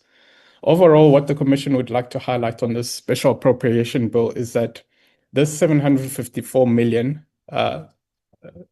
from the National Revenue Fund risk straining already tight fiscus. And we also question the need for it, particularly now that earlier this year that the US government has exempted PEPFAR from its spending cuts, as well as the recently announced PEPFAR bridge plan for South Africa that's worth around $115 million, which over the period of the 1st of October to the end of March of next year. In terms of the recommendations emanating from this section, the Commission recommends that the government's infrastructure prioritization be complemented by a robust project management across the entire the project life cycle, and also recommends that resources be ring-fenced for ongoing repairs and maintenance for infrastructure projects. Secondly, the Commission would recommends that the Minister of Health look to proactively build fiscal buffers into the budget to mitigate climate-related shocks. Thirdly, the Commission does support the initiative to eliminate double dipping and fraud within the social grant system. However, in order to ensure its success, the Commission recommends that the Minister of Social Development put in place key measures, including regular third-party data audits, strengthening the department's internal audit and compliance functions, as well as the delivery of staff training on fraud detection and ethical conduct. Fourthly, the Commission recommends that the Minister of Health, in collaboration with the Minister of Finance, as well as other stakeholders, look to develop a multi-year domestically funded financing strategy for the country's HIV and AIDS response. Now, this is in light with the current volatility around funding globally or foreign aid globally, particularly given the US government's stance on this. And this strategy should include a review of the national health budget, as well as looking to explore the use of public-private partnerships in this regard. Finally, the Commission recommends that the Portfolio Committee on Higher Education and Training, in collaboration with the department, organized labor and professional bodies, conduct a comprehensive review of the SETAs. Now, the objective here would be to consolidate overlapping mandates, look to identify any duplications, and ensure the effective management of funding, and in order to help build a robust future-proof skills development system. Thank you, honorable members. I'll hand over to my next colleague.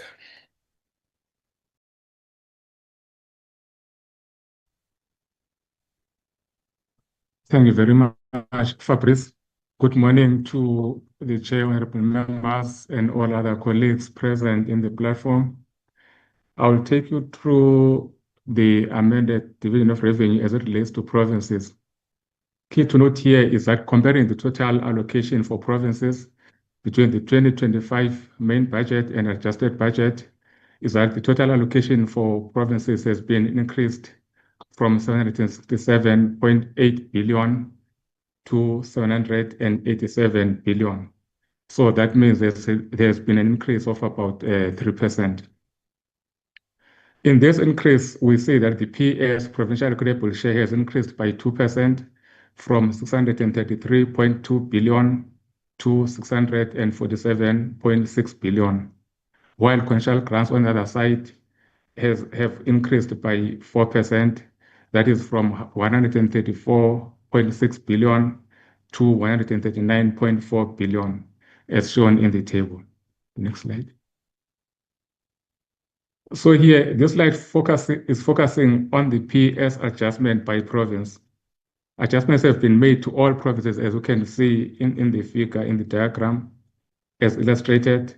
However, the adjustments for other provinces like Northwest and Gauteng have been increased more than other provinces, and with an increase of 6% for the Northwest and 4% for the Gauteng province.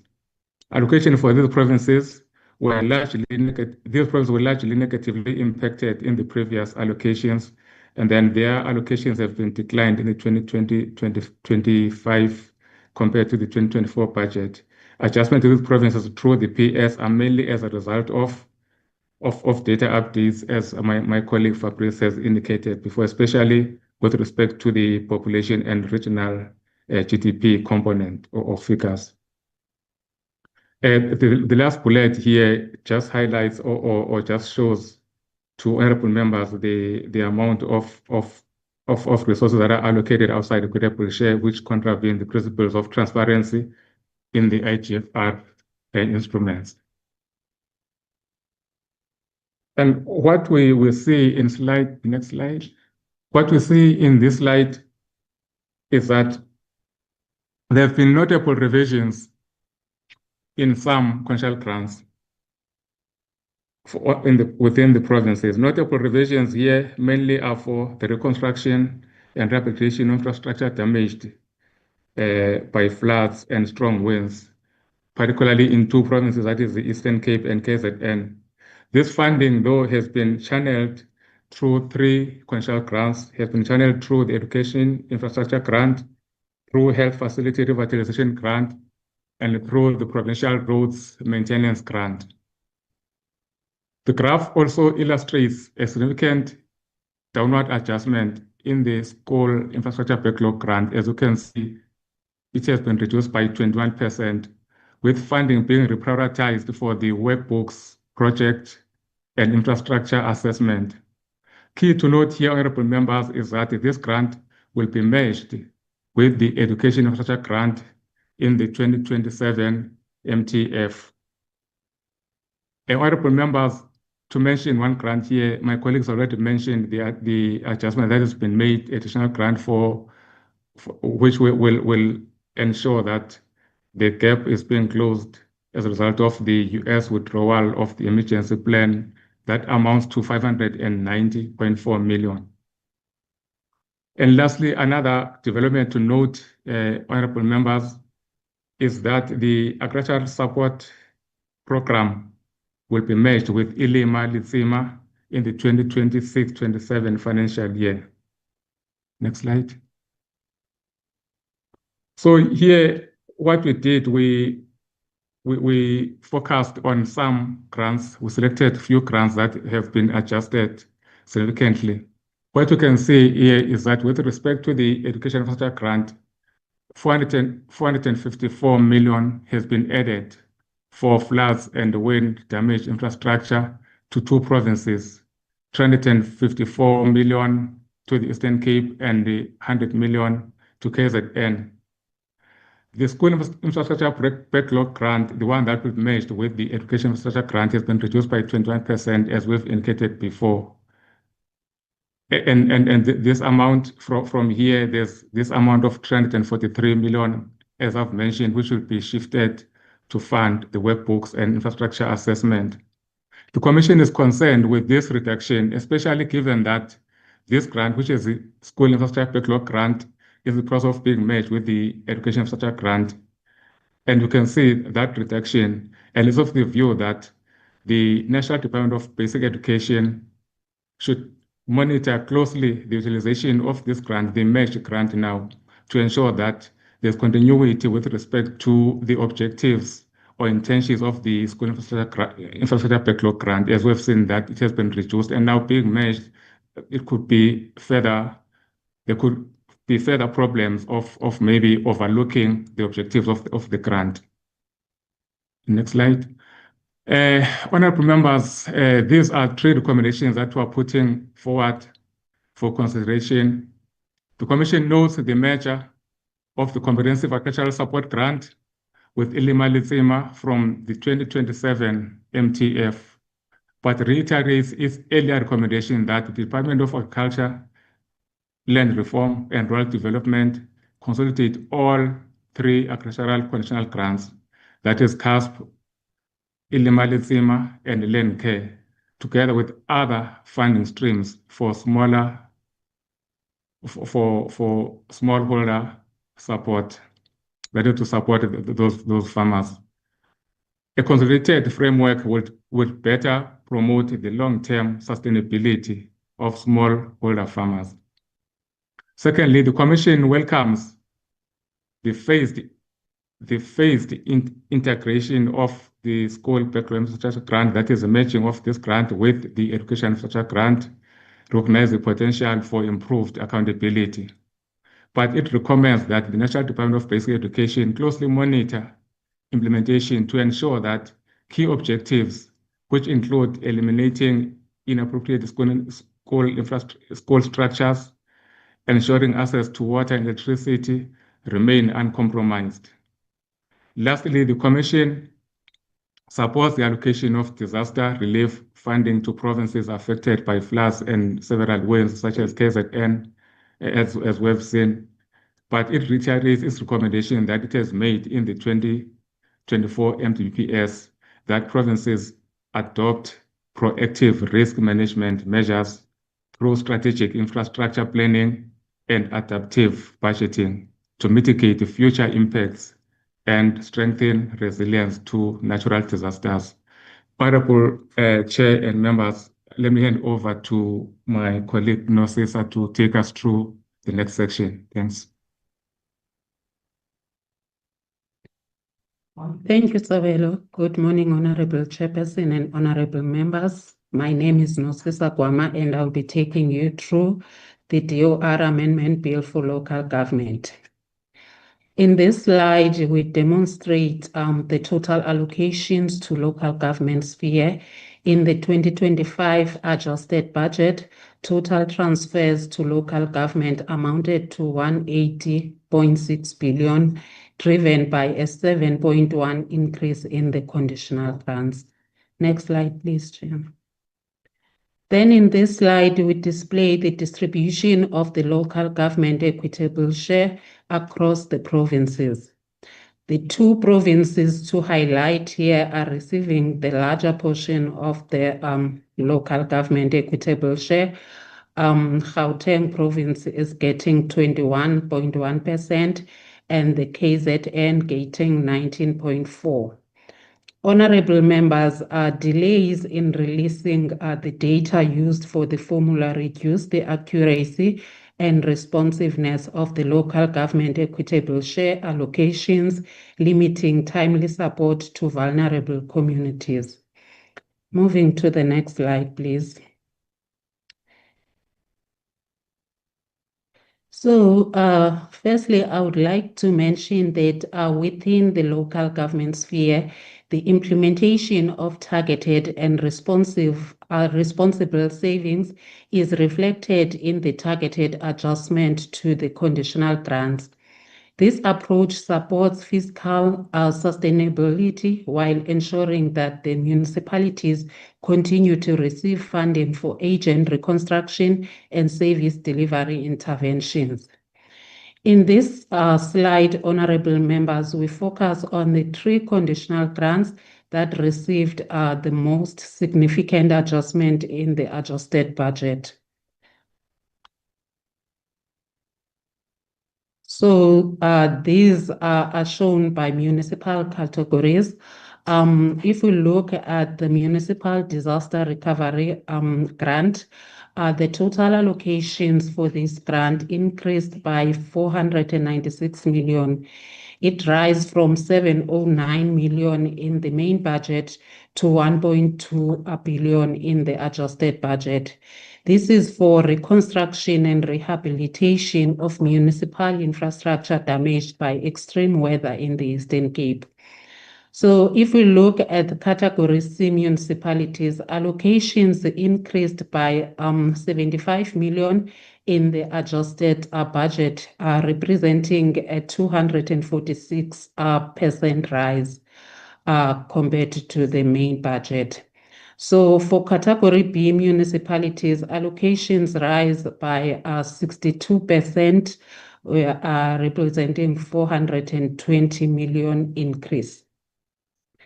Then moving to the public transport network grant, total allocations for this grant is 7.5 billion for the 2025-26 MTEF, an increase of 303 million to allow eThekwini Metropolitan Municipality to continue critical work for the operationalization of Corridor 3 of its integrated public transport network.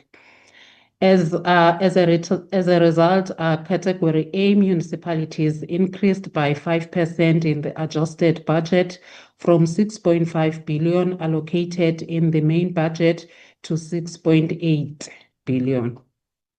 And then looking at the urban development finance grant, the purpose of the 2.1 billion adjustment for this grant is to accelerate metro trading reforms, improve service delivery, and unlock infrastructure financing for metros.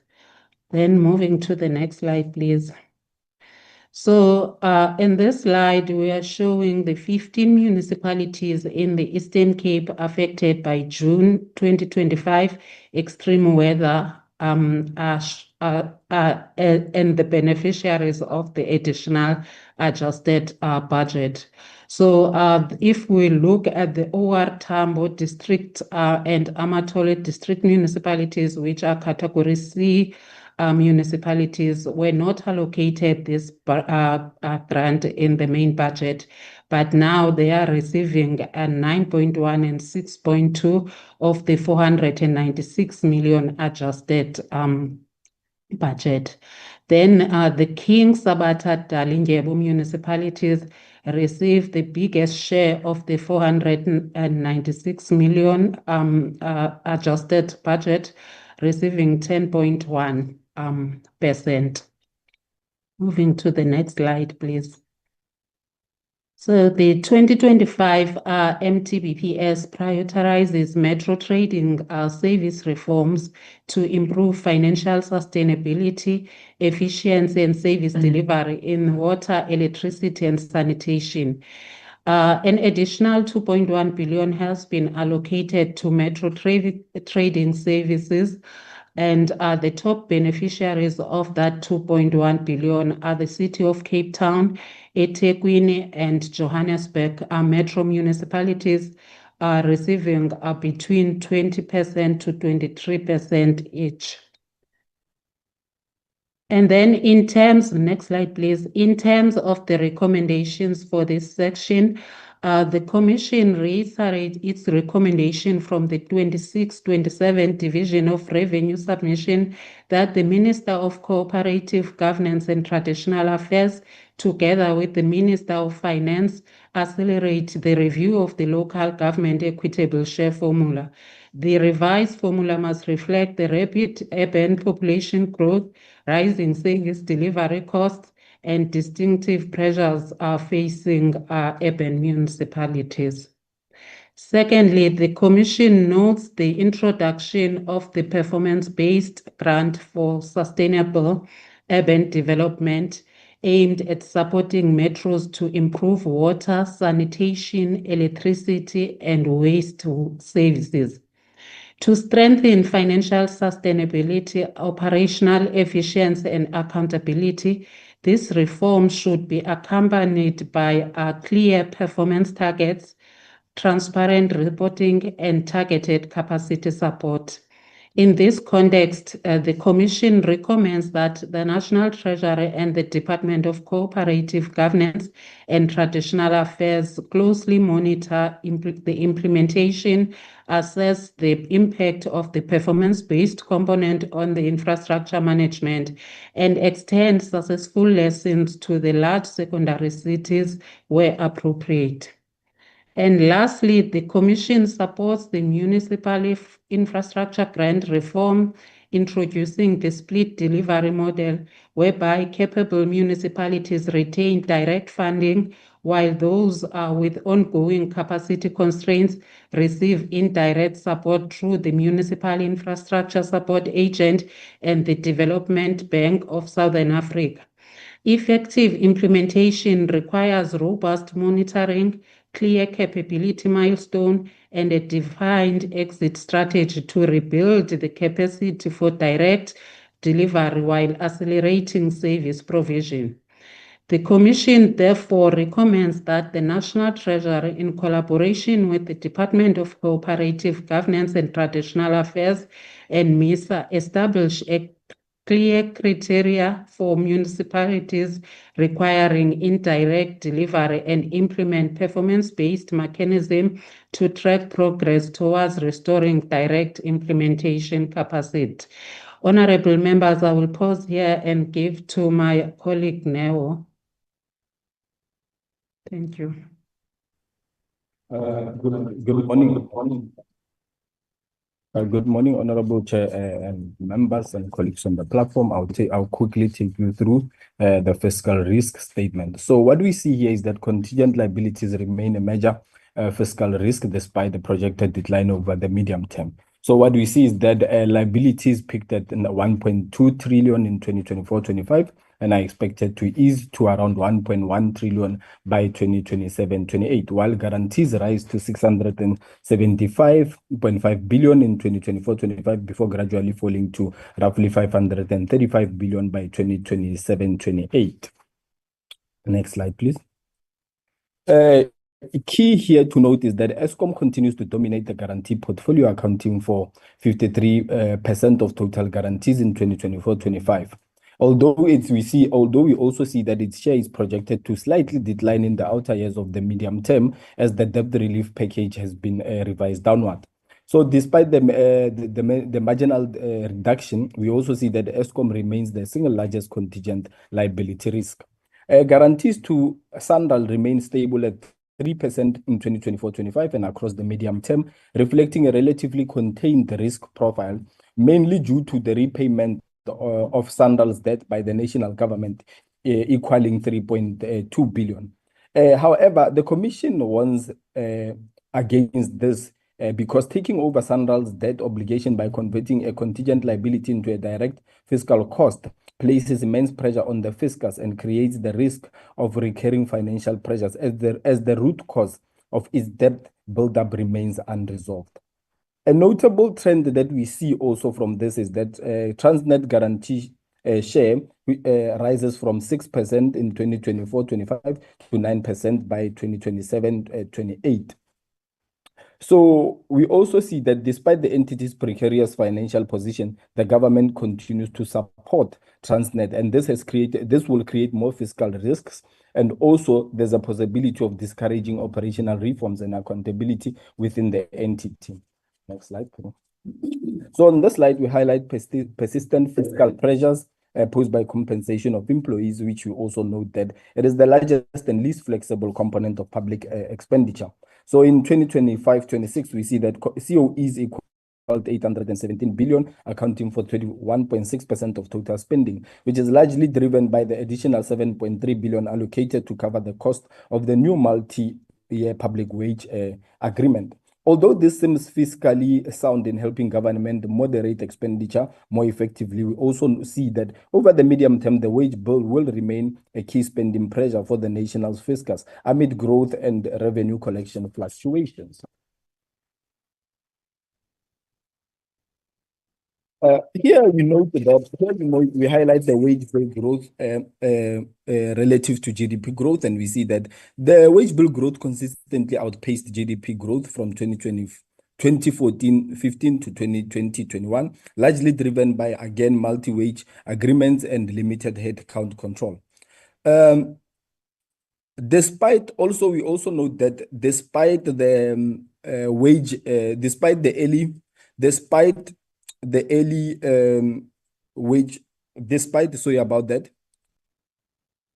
although 2021, we also see that in 2021-22, we saw a temporary reversal where GDP surged by 12.6% compared to a modest 5.5% of the wage bill. This was an anomaly linked to post-COVID recovery and not indicative of the sustained economic growth path.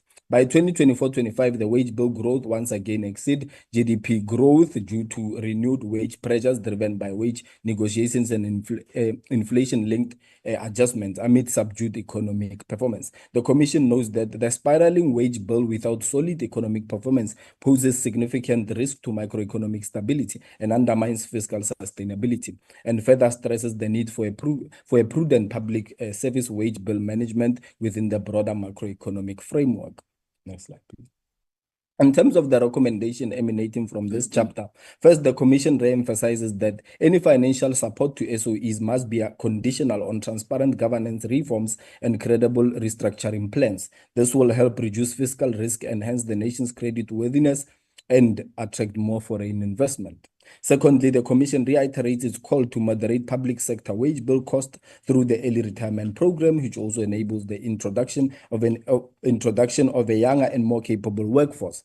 However, to strengthen the impact of this initiative, a comprehensive performance and employee audit must be undertaken across the public sector to assess the effectiveness and efficiency of the program, because such an audit would ensure that the retirements are strategically aligned with service delivery needs and that new entrants bring the necessary skills to modernize the public service. Third and final, the Commission reiterates for the adoption of a rule-based framework to cap wage bill growth in line with GDP performance. The Commission is of the view that unmonitored wage increases pose a direct threat to fiscal sustainability, and further propose that wage increases be guided by affordability, productivity, and transparent bargaining processes, as this will stabilize compensation spending and strengthen long-term fiscal sustainability. With your permission, Chair, I would hand over to our chairperson for concluding remarks. Thank you. Thank you so much, Chair. As we conclude, just briefly, in summary, honorable members, our analysis has indeed confirmed that there are intense fiscal pressures facing the nation. If current trends persist, South Africa faces potential liquidity pressures. Without effective debt and expenditure management intervention, the risk of a debt spiral intensifies, compelling the government to borrow merely to service existing obligations rather than funding productive investments. In fact, the empirical evidence suggests that without strong fiscal discipline and decisive structural reforms, economic growth is more likely to register closer to the lower bound forecast, pointing towards recessionary risk. Therefore, to reverse this course and rebuild fiscal autonomy, the Commission has recommended in this presentation that there must be debt management and reduction. Active and coordinated efforts must be undertaken to reduce debt service costs by renegotiating debt terms and interest. Secondly, there must be structural reforms and productivity. Reversing the persistently low growth trajectory requires comprehensive structural reforms, including removing labor market bottlenecks, improving the efficiency of public spending, and undertaking substantial and sustained investment in infrastructure and capital development. The governance of SOEs remains critical, and if financial support extended to state-owned entities must be strictly conditional on the implementation of transparent governance reforms and credible restructuring plans. This is crucial for lessening fiscal risk and attracting foreign investment. The wage bill, as we have clearly alluded to, remains very, very critical, and therefore we are recommending that there must be an adoption of a rules-based framework that limits wage bill growth to actual inflation and GDP growth. Wage increases must be guided by affordability, productivity, and transparent collective bargaining processes to strengthen long-term fiscal sustainability. In terms of the intergovernmental fiscal reform, the urgent attention must be given to accelerating the review of the local government equitable share formula. The revised formula must accurately reflect factors like rapid urban population growth, rising service delivery cost, and the unique pressures facing our urban municipalities as the continued reliance on outdated 2011 census data compromises equitable resource distribution. Finally, honorable members, in line with Section 215 of the Constitution, the Commission advises that Parliament must take proactive steps to ensure that the sustainability of the budget framework is advanced and that there is effective financial management of the economy and of the public debt. With those final words, Chairperson, I hand over to you and we'll take questions. Thank you so much. Thank you very much, Dr. Mbava. Honorable members, we can remember that during the presentation of the PBO, there were 4 slides that were left out. It was slides on appropriations and the DORA. Being mindful of the time, I'm going to request that we go back to PBO, and I'm going to give Mapula only 5 minutes to talk to the slides. And I know that members of the NCOP, you are in the middle of your provincial week, but I'm going to also request members on the platform, through your permission, that I request the Secretariat to try and increase the time of the committee, because these 2 presentations, I allowed colleagues from PBO and FFC time to present on this information, because it's very important and insightful to us as we are on the process of the budget. So there was no way that I could limit their time. So I'm going to request the Secretariat, if possible, kindly request permission to at least give us an extra hour to can proceed and conclude the business of today's meeting.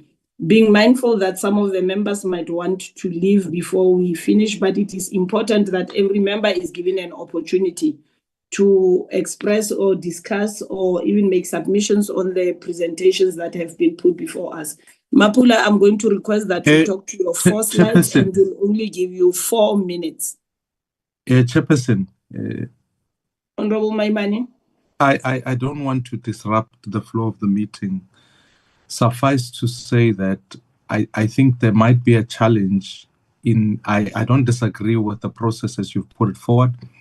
I just want to address, and we will have to engage on this issue further with the chairperson of the FFC, because part of the dilemma is that members, certainly members from our committee, received the presentation only today. And that also impacts on how members are able to be effective at holding accountability. May I request that perhaps we in the process of the meeting, we get to the bottom of what happened, because it is genuinely, it makes members' lives difficult. It makes it impossible for us to operate. So I thought, let me just make that note, because at least when the FFC begins to respond, we can then get around to dealing with that issue. But I must concede it is unacceptable that the presentation is sent in the morning. It makes it impossible for members to do their jobs effectively. And I will request, I have worked with the FFC, and so I want to understand what went wrong between that and the committee members getting the report, so that A, it's not repeated, but B, while we're adjusting for time as we are now, that these things can't operate going forward. So let me leave that input there, Honorable Chairperson. I didn't want to disrupt the meeting. I wanted to make sure, at least in the beginning of the responses, we deal with that matter. Thank you very much. Thank you very much, Honorable Co-Chair. Colleagues, I'm noting the sentiments shared by Honorable Maimane, and I'm in agreement with you. But for now, we'll allow PBO to continue, and we'll come back to that point. It is indeed not acceptable, and it makes our lives as MPs very difficult to engage on the presentations, which we only get today before the meeting. Thank you very much. Over to you, Mapula. Thank you so much, Chair, and thanks, members. I think it's Ms. Busi Beko. Please just take us through that, Busi. Thank you so much, Yes. Chair. Yes. Okay, honorable members, I will not dwell on this too much, as the FFC has already discussed some of these things, but here we just talk about what are the adjustments. So as members will note, appropriation by vote in 2024, 25, 26 is lower this year than it was the adjustment compared to the adjustment last year. And this is driven by larger declared unspent funding, as well as larger rollovers. And then when you look at direct charges against the National Revenue Fund, you will see that debt servicing costs are higher or lower rather this year by 4.8 billion, as opposed to last year where it was just adjusted upward by 6.6 billion. Next slide, please. In this slide, we give you a breakdown of the previous slide, just for members to know that the declared unspent funds are really driven by human settlements, transport, water, sanitation, and social development, which is important, as I previously presented, that the number of social grant beneficiaries is declining. So you can also see that reflected here in terms of unspent funds. What's important on the slide, members, is bullet point number 4, which says that expenditure of an exceptional nature. This is a new category in the budget that we've never seen before. And in this category, they say that 2.5 billion spending under Section 6 of the Appropriation Act 2025 that cannot be delayed and is of public importance. So it is important that members investigate more about this new category, which we've never seen in the budgets before. Here you'll see that the contingency reserve increases by 13.5 billion. I'll go through this in the next slide. And as members know, we've already presented on this, the special appropriation bill of 754.5 million in terms of the PEPFAR withdrawal. Next slide, please. And in the next slide. So what is important here, members, is to know that there are provisional allocations not appropriated of 1.8 billion, as the PBO has continuously raised this question of inappropriate or provisional allocations continues to rise, and we should be concerned about that. But generally here, we're talking about provincial allocations in terms of retirement costs. Of course, members can't, or rather, Treasury cannot ensure that all these people retire. So we'll see how this one works out. In terms of the contingency reserve, it's increased by 13.5 billion, as I've already noted. And this is for infrastructure projects which have not been declared yet, and that it states in the budget that these will be declared or discussed in the later budgets. And as members can see, the 2026 allocations are also included in that. I think, members, what's also important here in terms of the main budget expenditure, we've spoken extensively about how the inflation adjustment will impact the fiscal framework. But what I want to mention to members that in the main budget expenditure, expenditure, what it does not show is that as a result of the inflation adjustment, expenditure will be reduced by 6.3 billion in 2026-27, 12.8 billion in 2027-28, and 27 billion in 2028-29. What we're mentioning or highlighting here to members is that there's a direct implication for basic service delivery, as well as what the departments had anticipated as allocations pre the inflation adjustment. Next slide, please. And here, this is just the provincial equitable share. As members will see that on average in the annual MTF, it grows by 4.8%. As already mentioned earlier, then the inflation rate now is about 3.4% on average in the medium term. So this is in real terms higher, but members will also understand here, that 3.4 billion is for provincial education departments to cover the compensation of employees. And you'll see 6.7 billion for provincial health departments. And members, I think, can read the rest of the slide for themselves, but really to say that we can see that there's kind of increases and decreases in different areas of how budgets are being allocated. But I think I'll stop. I think there might be one more slide, maybe. Yeah, that's all, members, that we wanted to raise attention to. Thank you so much, Chairperson. Thank you, Busi. Thanks so much, Chairperson. Members, we'll get the questions from members. Thank you. Thank you very much, Dr. Jankis, and to your good self, Dr. Mbava, for the presentations.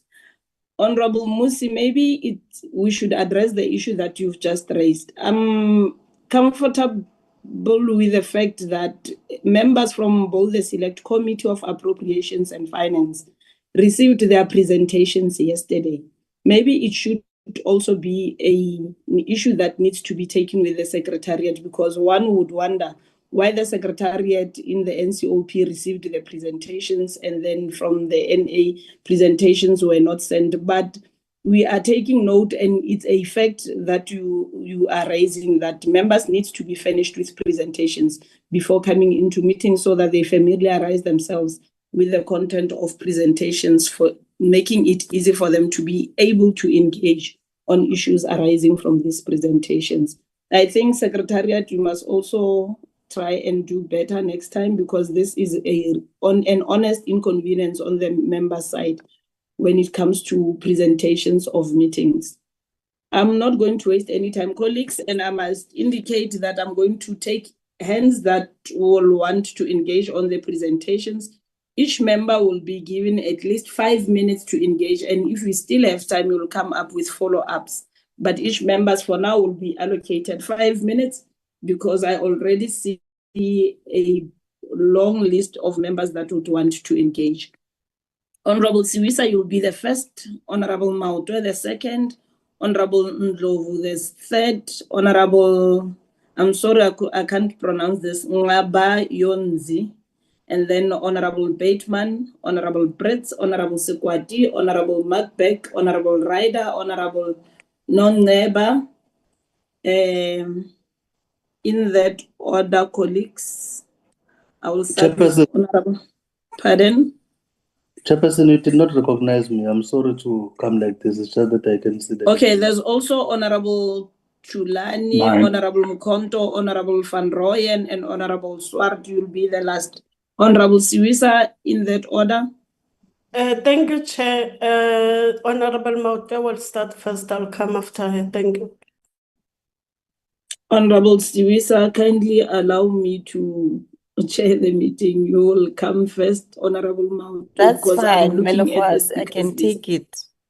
Leadership protocol. Okay, it's okay, Honorable Mautwe. Without any waste of time, you can start. Honorable Siwisa, you'll be the second.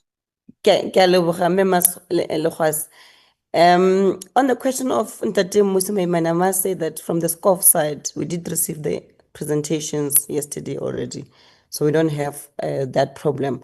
Chair, let me greet everyone on the platform. Let me also appreciate the presenters from FFC and PBO.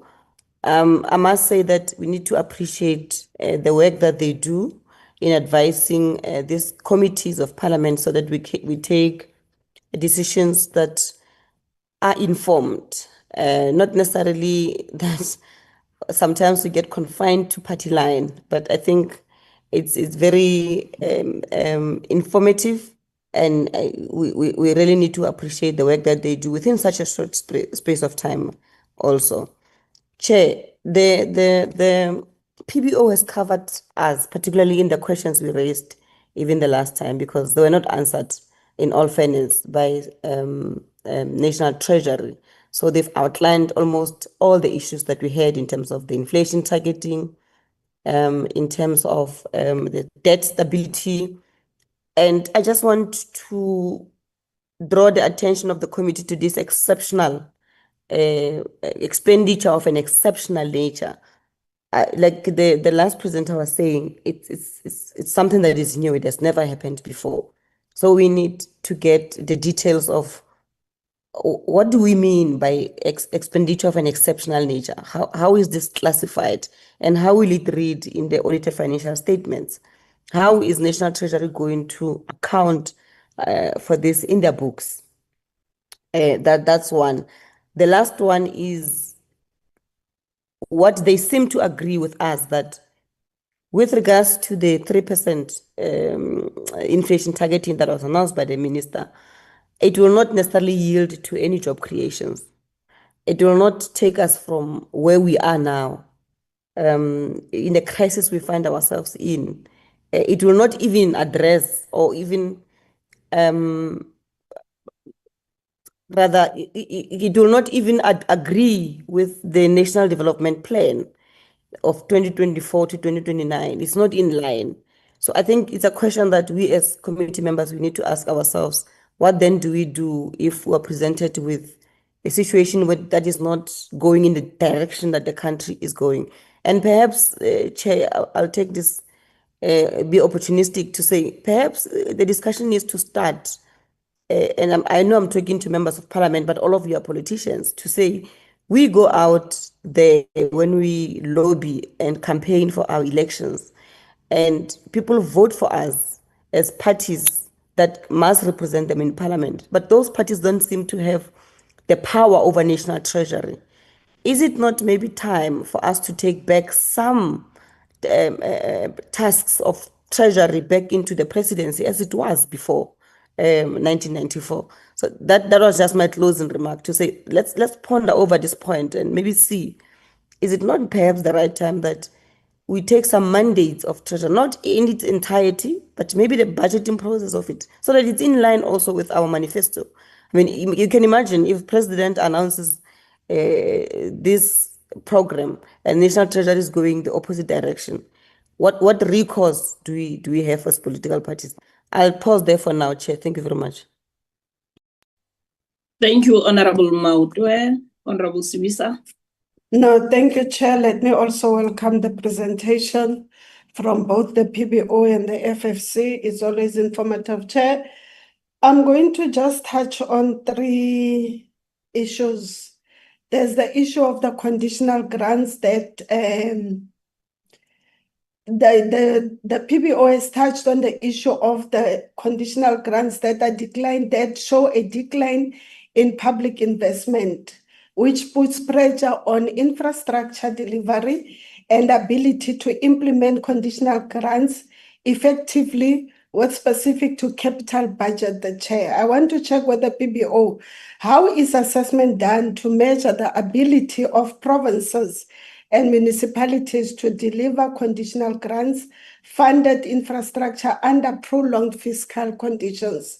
The second concern, Chair, that has also been alluded by the PBO is the surrendering of funds and the issue of rollovers. And it has a negative impact when we speak about service delivery to our people, especially the surrendering of funds when it comes to human settlement. The backlog is too big, and municipalities and the departments are not doing enough to ensure that our people actually get houses, or human settlement backlog is actually being addressed. And what structural constraints are underpinned to the surrender of grants funded allocation, and what corrective actions are needed to be put in place? There's a question that's also to the PBO. Another question to the FFC. the FFC reflected on the issue of the impact of rollovers, which shows the chronic implementation of weaknesses, which indicate a broader challenge in government capacity to execute grants-funded infrastructure. Are there any recommendations from the FFC that can be put in for accountability that will accompany the repeated rollovers that signal a persistent implementation failures within the grant-dependent programs? Those are my only 3 questions, Chair, for now. Thank you very much. Thank you, Honorable Siwisa. Honorable Ndlovu. Thanks, Chairperson, and greetings to yourself and honorable members on the platform, and greetings to the FFC led by Member Ava and the PBO led by Dr. Jaitis.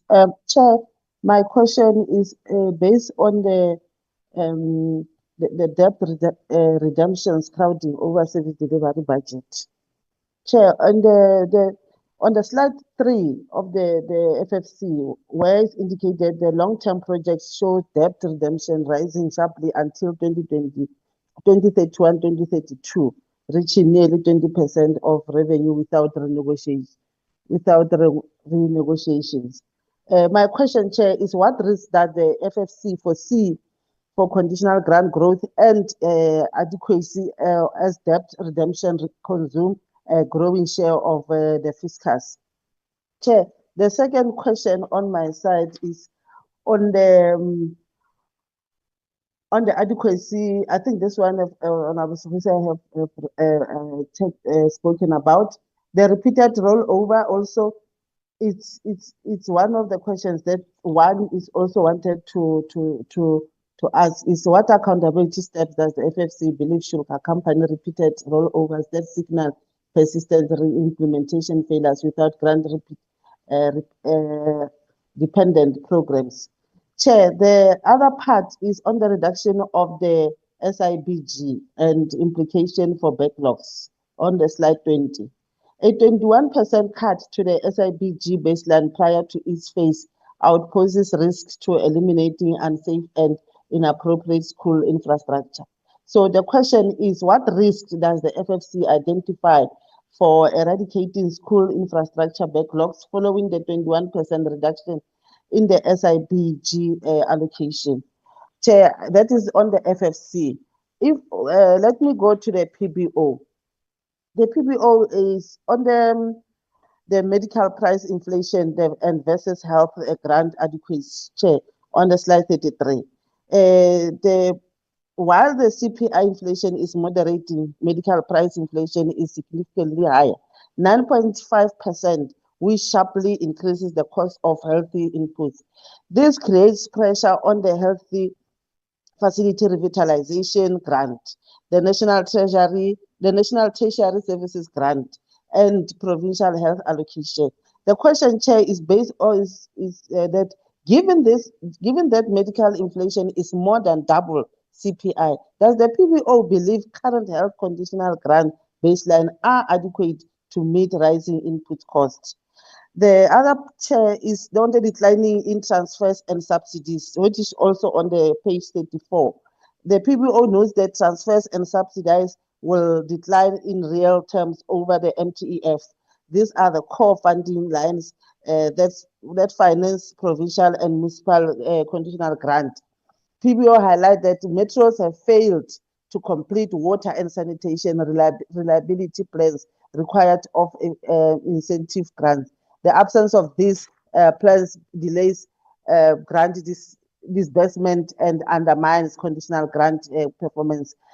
On that one, Chair, my question is, how should the Parliament strengthen oversight of metros and repeatedly fail to meet the performance conditions attached to trading services and infrastructure incentives? Lastly, Chair, my last question is on the rising compensation pressure on grants, which is on the slide 11 and 31, where the PBO confirms that wage bill pressures of provincial levels are increasing, consuming a large share of provincial equitable shares and indirectly squeezing the space available for conditional grant funded programs. The question on that, Chair, is that I want to get from the PBO is what risk does the PBO identify regarding how wage bill pressure displays conditional grant funded priorities, especially in education and health? I thank you, Chair. Thank you, Honorable Ndlovu. Next is Honorable Bateman.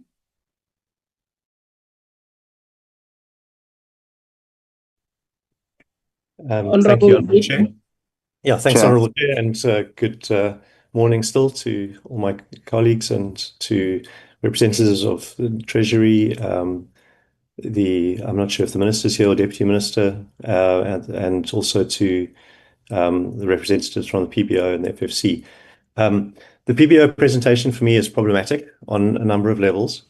Firstly, on slide 13, the PBO is continuing to advocate demand stimulus to drive investment and growth.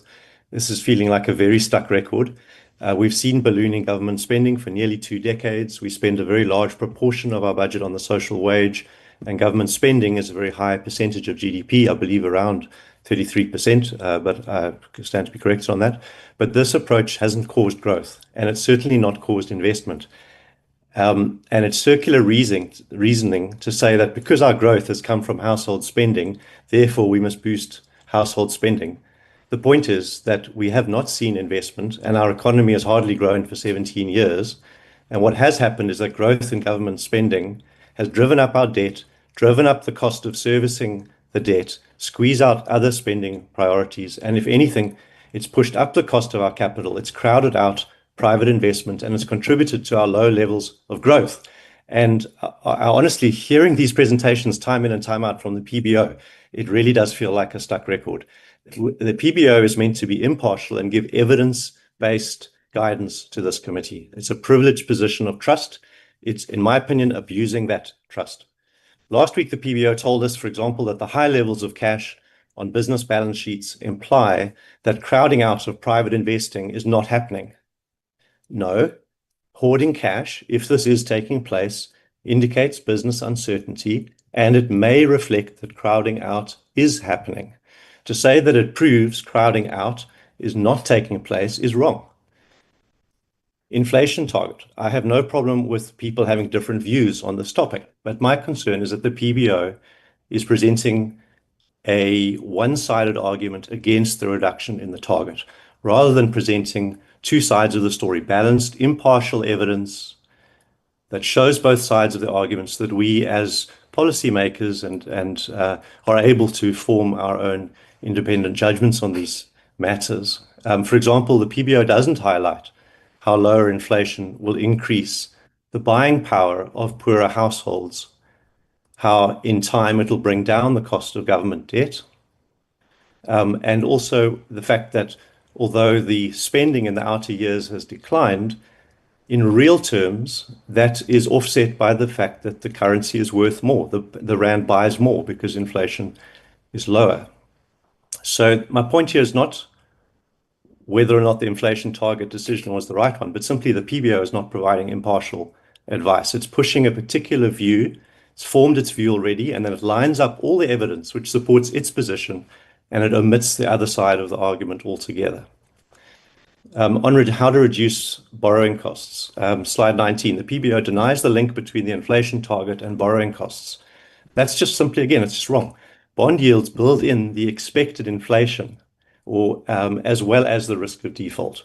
So it's not just about risk, it's risk and also inflation. Inflation is a form of risk for a bondholder. So lowering the inflation target will reduce the cost of our debt because it reduces the expectation of what inflation is going to be. And the other way, of course, to reduce yields is to reduce the risk associated with the bonds. So prudent financial management should serve to reduce the risk premium and hence the cost of our debt.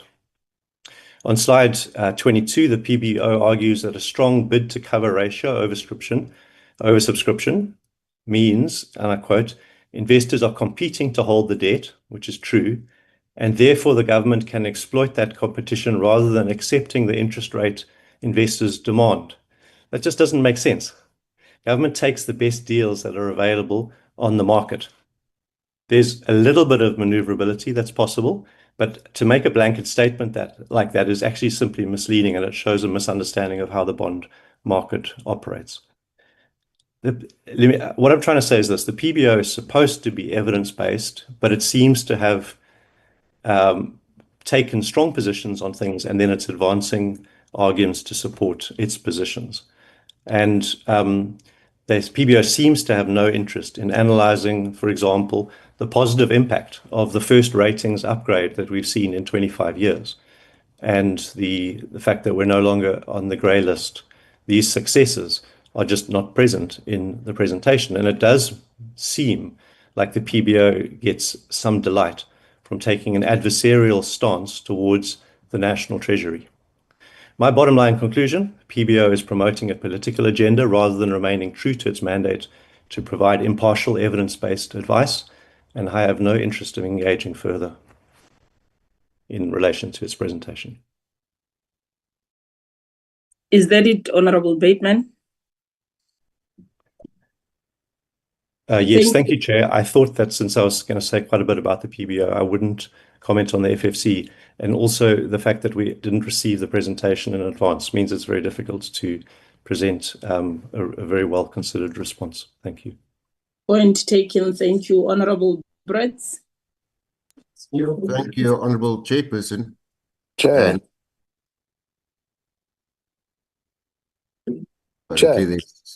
Apparently there's somebody. Hello. Yes.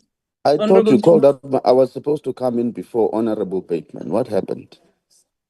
If you lower your hand before being recognized to speak, it's going to be difficult for me to follow the sequence, because I'm following a sequence looking at the list of participants and those that have raised their hands.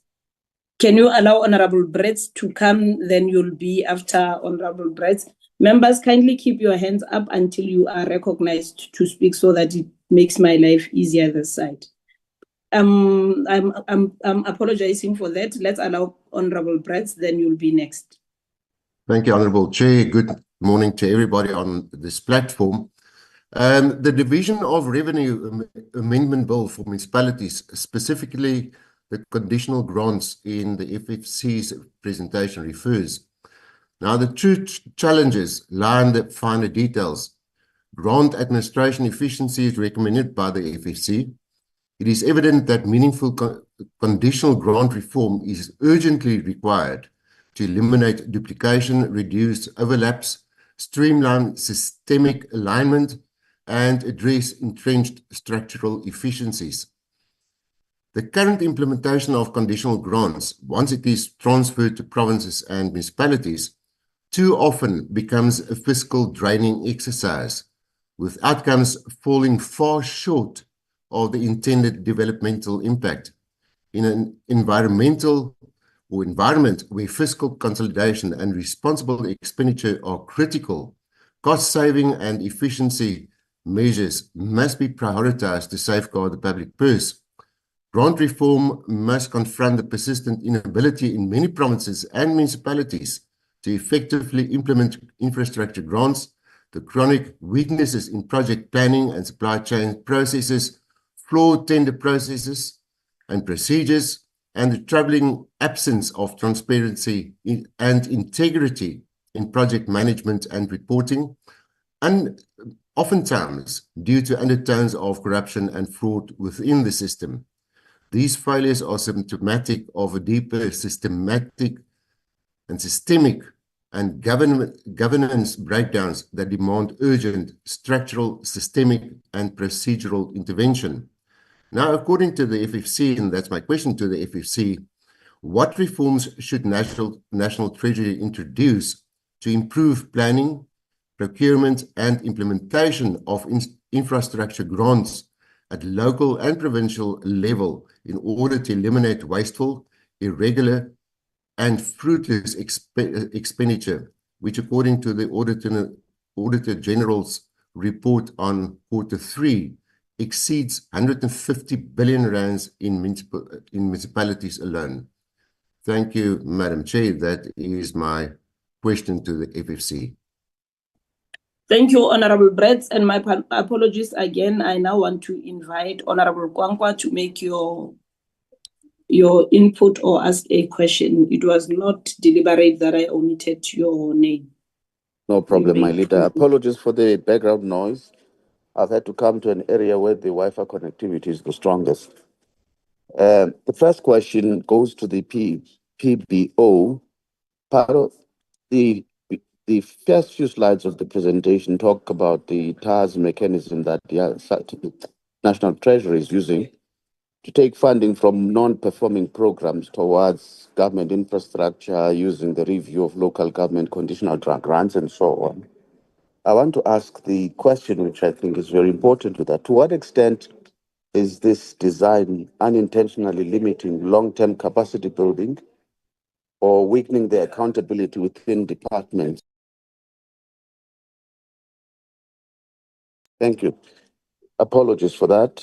And the other one has to do with I think on slide 18, they argue that a credible fiscal framework must balance fiscal stability, financial stability with democratic legitimacy.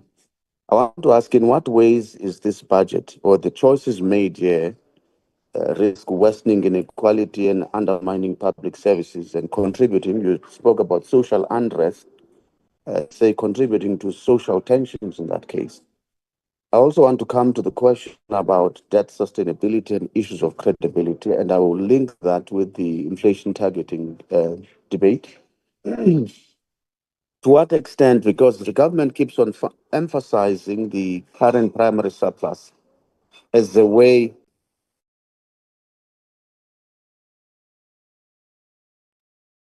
Honorable Kwankwa, we keep on losing you. Sorry, Chair, I'm frustrated. These people, the more I tell them not to make noise, the more they make noise. Sorry. But on our side, we do not hear that voice. Oh, great. I apologize. All right. They keep on emphasizing the primary surplus as a way to try and improve the long-term trajectory of the debt to GDP ratio. I want to ask, in the context, given the projected growth and interest rate dynamics, to what extent is this going to be effective? I think you've alluded to that in your presentation, but we probably require more detail insofar as that is concerned. The Fiscal Commission speaks about fiscal debt trap. They highlight quite correctly the fact that debt service costs are a problem, sluggish growth, constrained revenue base. I want to ask, how likely is the country to enter into a fiscal debt trap in which they simply borrow to finance past expenditure rather than productive expenditure, and what policies might be put in place to try and avert such a trajectory? The other question has to do with fiscal dominance. Is there alignment between fiscal policy and the requirements of trying to attain a low inflation target? If not, what reforms should be undertaken to try and avoid fiscal dominance in the economy, which would undermine the central bank's ability to achieve an inflation target that they want? The PBO also speaks briefly, Chair, about the exchange rate pressures and loss of competitiveness. Can they give us more detail insofar as that is concerned, especially with respect to attaining the inflation target? The Fiscal Commission, lastly, Chair, talks about renegotiating existing debt. What are the reputational risks of that? Whether the funders would not perceive that as a default risk, right? And which would end up driving up, for example, borrowing costs for us in future. Can they relate that proposal to, for example, impact on investor confidence and that the possibility of that signaling maybe to some fiscal stress in the South African economy? I thank you, Chair. Thank you, Honorable Kwakwa. Dr. Mark Beck, you may come in.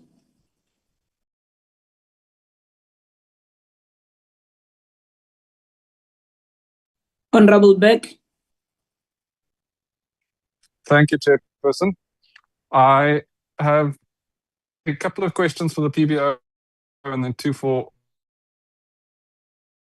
I appreciate the PBO's concern on inflation and interest rates. It does seem, though, that their work does not include an analysis of the expectations theory of interest rates. And just briefly, this theory holds that communicating clearly and credibly what inflation target your country will tolerate can automatically adjust inflation expectations down without needing to increase interest rates to a severe extent. A lot of the PBO's arguments hinges on this idea that in order to maintain low inflation, you will absolutely need higher interest rates than what we've seen before. And I'm just not sure that this is proven. I'm not sure that the effect of lower long-term interest rates and the resultant lower long-term bond yields and therefore debt servicing costs and more money to spend on actual goods, investment and services has been factored by the PBO. So could I ask that the PBO indicates to us whether they're aware of the expectations theory and whether these things that I've now mentioned have actually been factored into their analysis. My colleague has covered the rest of the points quite well, Honourable Bateman, so I'll leave it there for the PBO for now. On the FFC, I think a lot of the points made today were actually pretty good, especially around this idea that we have yet to actually stabilize the debt, although hopefully that happens this year. And our economic growth keeps being weaker than anticipated. And even the anticipated number now is not a very exciting number. So points well made and well taken. Could the FFC indicate to me what in practice does proactive debt portfolio management look like in their understanding? And then a question, I guess, for both the FFC and the PBO, but perhaps the FFC would like to field this, is what's your understanding of the different entities involved in managing public or private infrastructure investments in South Africa?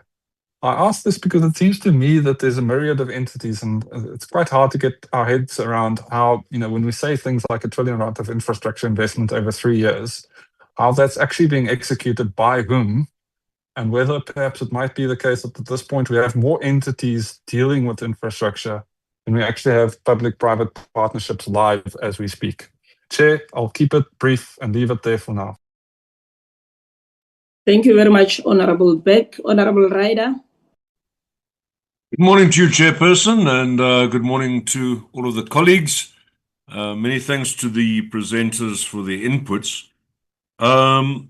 Chair, I don't think we should turn today into a performance appraisal of the PBO, but I do think that they did present very much a one-sided argument to the committee today, and I think that anyone who's spent some time studying economics, even not formally but informally as I have, will know that for every theory that you put forward, there's an opposing theory and certainly a counter argument. And to quote the Belusa-Samuelson effect, without considering the purchasing power parity theory, is I believe an important omission. And I would have been much more comfortable if both sides of the argument had been presented to us today. Even if you come with a conclusion, that's fine. But at least gives us the tools of both sides of the argument. Because at this stage, it would appear that PBO wants to encourage poor people to get into debt. Let's create cheaper debt for people so that they can afford to deal with the rising cost of living. Let's make the debt cheaper rather than addressing the issue of the rising cost of living. And so, taking a little bit of pain in the short term to get a lower inflation rate and thereby reduce the cost of living in the medium term. So if you want to see the problems with that, I think we just got to look at the national debt issue that we're facing now, and the fact that whether you like it or not, funding of our debt is crowding out service delivery. It's simple, it's plain, and it's obvious. The money that we're spending on interest is bemoaned, but that money should rather be spent on putting food on the tables of the poorest of the poor, sorting out healthcare and police, and obviously boosting infrastructure so that we can create more jobs in this country. So, I wanted to push that to just make that clear. yeah. The PBO also mentioned about there was no mention of the NHI and so on in the MTBPS. So I do think there was a mention. Certainly the issue around medical aid tax credits not being done away with was an important signal that came out, and I would venture that probably NHI doesn't have a potential to survive in the current climate, certainly within the cabinet and within the broader government. Chair, I want to move on to the FFC's presentations, and I do want to congratulate the FFC. I think certainly it was a well-structured, well-considered, slick presentation with good cohesion across the various presenters, and I thought it was choreographed like a slick TV show. So well done to FFC. I enjoyed how you presented it. I too would have liked a little bit more time to spend with the presentation and think about it a little bit more deeply. But I do want to just make a couple of small points on what they presented to us today. I align myself with a lot of what they've said. I do think that criticizing the debt stabilization, which has increased from 77.4% to 77.9% of GDP, I think that criticism is fairly harsh, especially considering that GDP has not grown as it was projected to, and has not grown as expected. So, I mean, there must be a slight adjustment. I think that we should acknowledge the fact that, unlike many targets in the past that have been totally missed, at least we're sticking to the same financial year that was promised. And this fairly small difference, I think, is actually something that should be lauded. And I do think that we can also look at what SARS has done with their over collection and the fact that not all of that money is being thrown straight at service delivery, but some of it is also being used to ensure that our debt to GDP is stabilized at as low a level as possible, taking into account the service delivery requirements of South Africans. And on that point, I think that FFC's comments about the MIG grants, obviously, which is something that fills our time as NCOP members, the comments about the MIG grant reform, I think I welcome those comments entirely, and I associate myself with them, especially the part which dealt with the fact that where municipalities demonstrate that they do not have the capacity, and it's deemed therefore necessary that MIG grants become indirect grants, there also needs to be an initiative to ensure that those municipalities are returned or are empowered to have that capacity in the shortest possible space of time. So we should not resign ourselves to the permanent shift towards indirect grants, which is something that I've spoken about for years and years. But where there is no capacity, we must be realistic. We must ensure that the people on the ground get the expenditures, especially when it comes to infrastructure expenditure, so that they can have their quality of life improved. But we must also make sure that we empower municipalities to ensure that they recover their capacity in the shortest possible way as possible. Another comment I wanted to just highlight was the issue around SOE funding needing to be conditional. I think that goes without saying. I think the same should go when we have SOEs receiving guarantees. I know that it's been called sometimes a discrete form of bailout, but where SOEs are given additional guarantees, I think that conditionality also needs to be applied there. I think that by far we've found that any bailouts to the SOEs should be avoided as far as we possibly can.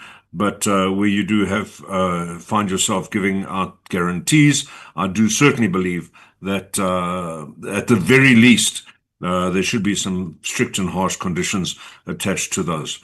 Chairperson, I will leave it there. Thank you very much for the opportunity.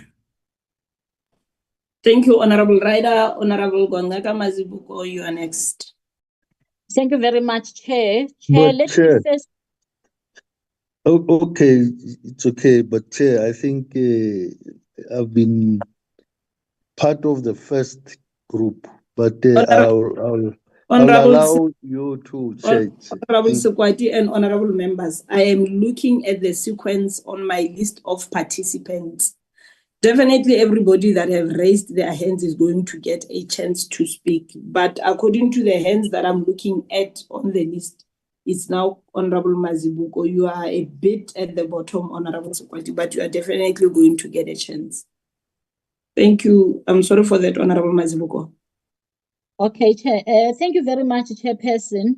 Chair, let me start by appreciating both PBO and FFC for their continuous advice on the committees or on Parliament through these committees that are present here today.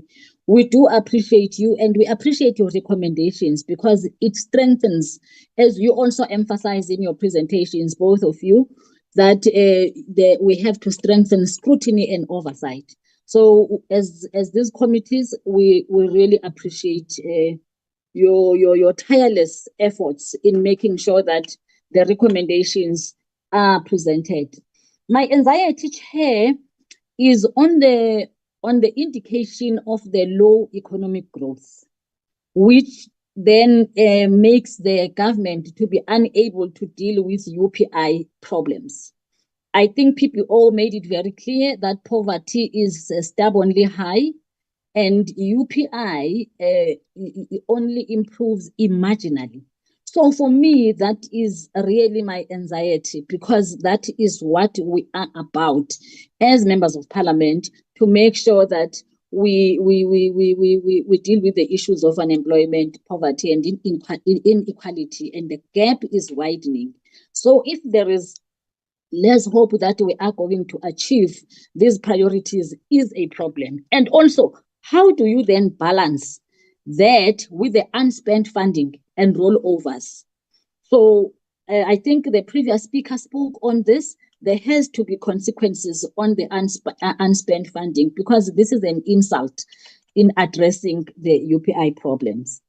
Chair, also, since PPO argues that inflation targeting is like a blunt instrument and a policy mismatch, and that lowering the inflation target to 3% is unlikely to meaningfully reduce borrowing costs and cushion the poor against the rising cost of living, what alternatives to the current inflation target does FPO suggest? And I mean, that does PPO suggest? And how are the PPO's suggested alternatives sensitive to South Africa's poverty, inequality, and unemployment realities that has been mentioned by the presenters? What kind of monetary policy instruments should the proposed alternatives employ?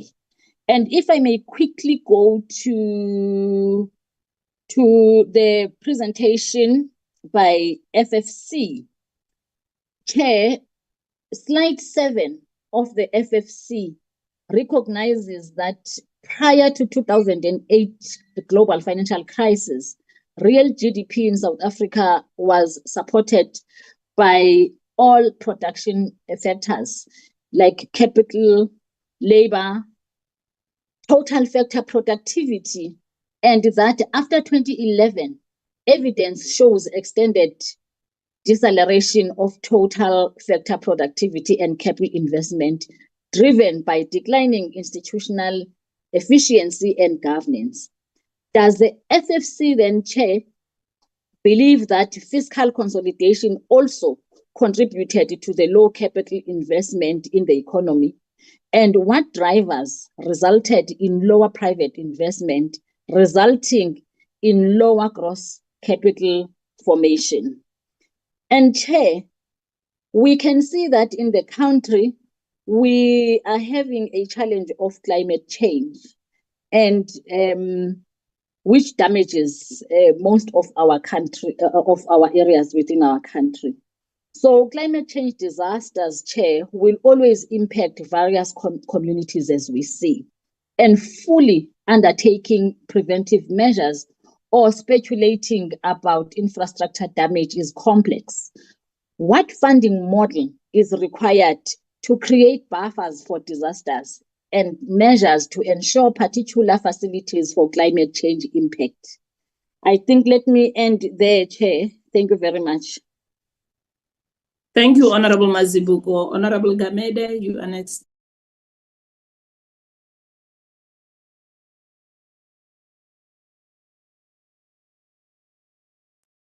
Honorable Gamede. Honorable Sekwati, you may come in, then Honorable Gamede will come after you when he comes back, because... Okay, there he goes. Honorable Gamede, then Honorable Sekwati.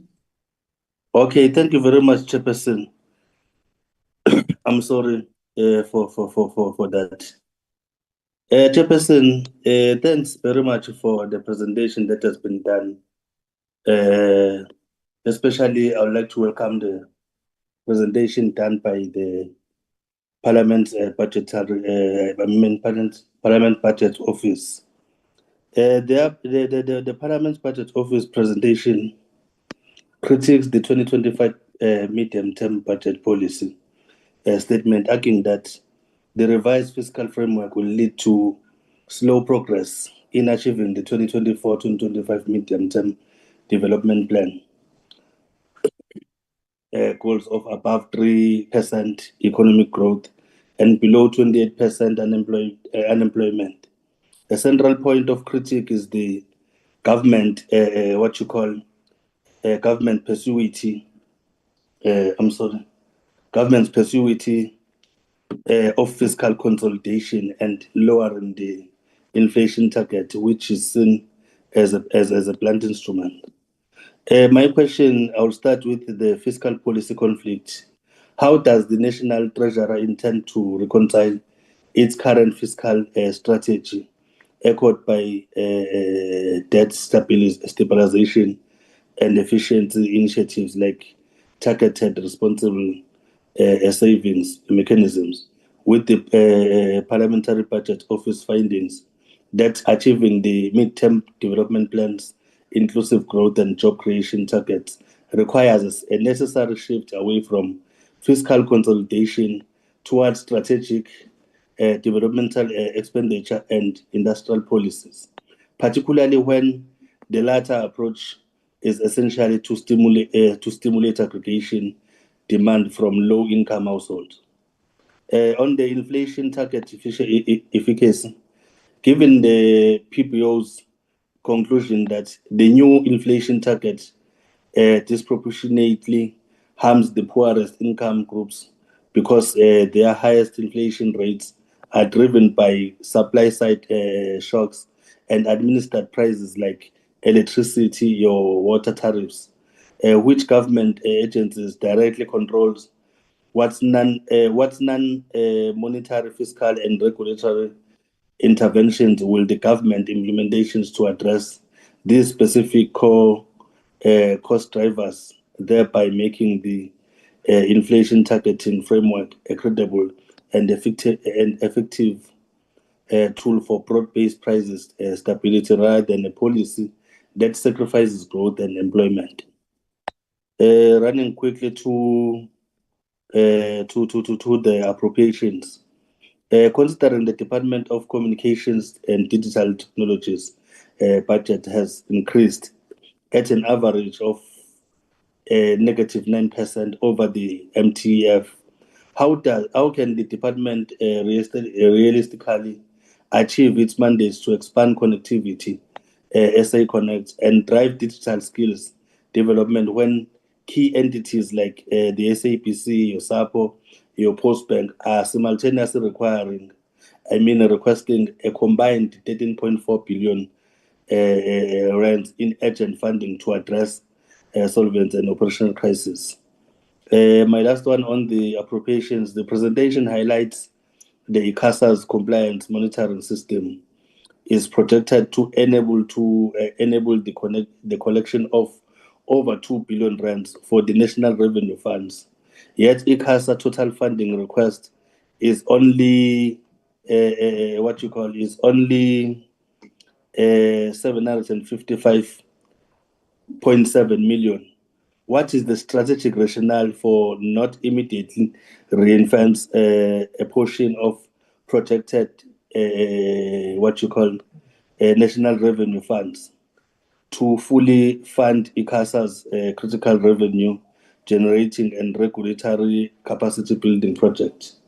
Let me come quickly on this one, because on the FFC, since we as the appropriations unfortunately did not receive. Let me not go back there. My chairperson has came through, and we have there's been a communication that was trying to explain why did we not receive the presentation prior, even though it does not sit well. But let me move away from that one. The FFC warns that South Africa's current marked by the widening fiscal gap and rising debt service costs that crowd out productive expenditure, signals an entrenched debt cycle and material solvency risk. Given the dual recommendations to renegotiate debt terms to ease fiscal strains and implement comprehensive structural reforms to raise productive, what is the optimal sequencing and interdependent strategy required to ensure that short-term fiscal relief is not merely a temporary measure, but is decisively converted into sustained long-term economic capacity and genuinely sustainable fiscal position? The last one on the FFC.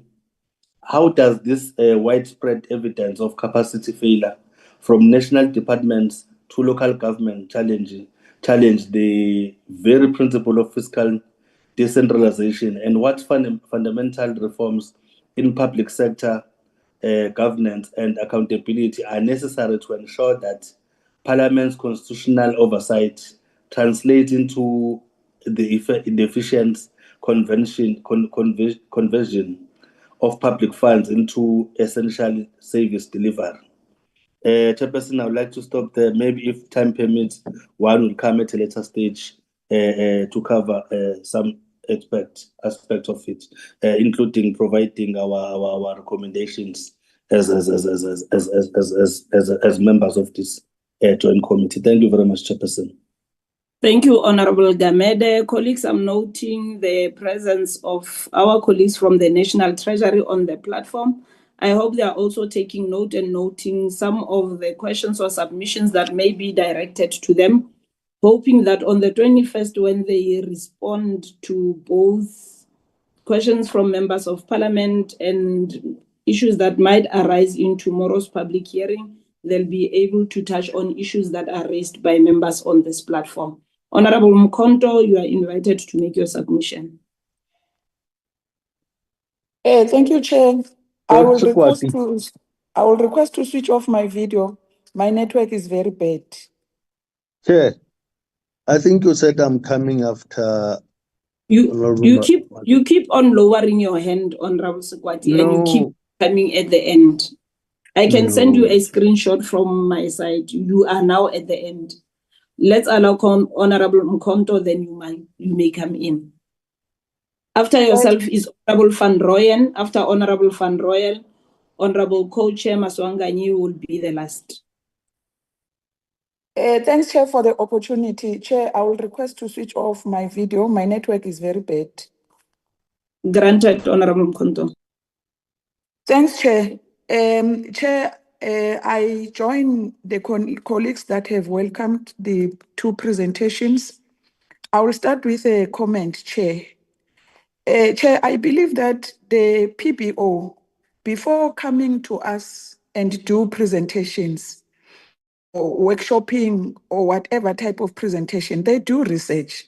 It is unfortunate, Chair, that as members, we always expect them to present according to our own expectations that reflect our political party positions. I think that is not correct, Chair. And the attack on the PPO in every SCOA meeting must be discouraged, Chair. It's too much.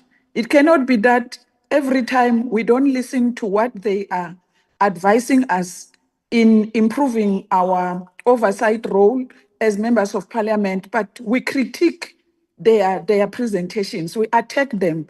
That must be discouraged, Chair. Thank you very much.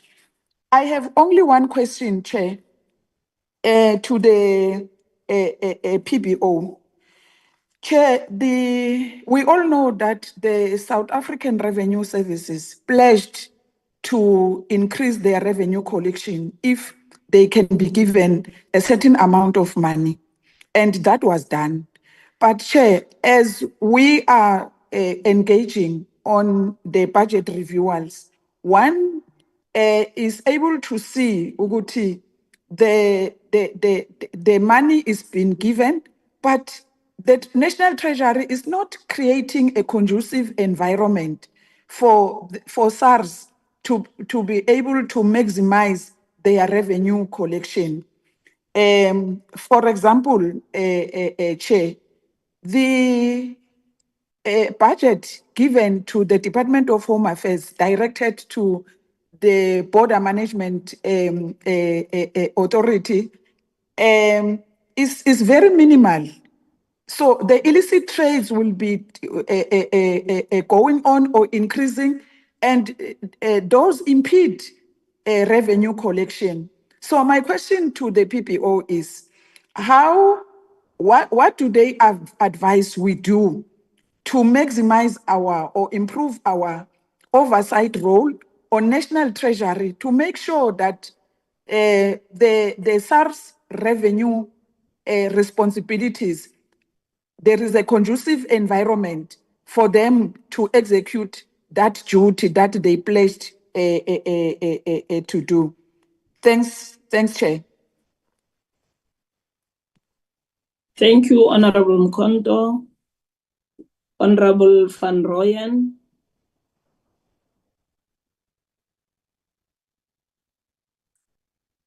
Honorable Van Rooyen. Honorable. Chair. Yes, Honorable Van Rooyen, you may proceed. Okay. Good afternoon to all in attendance.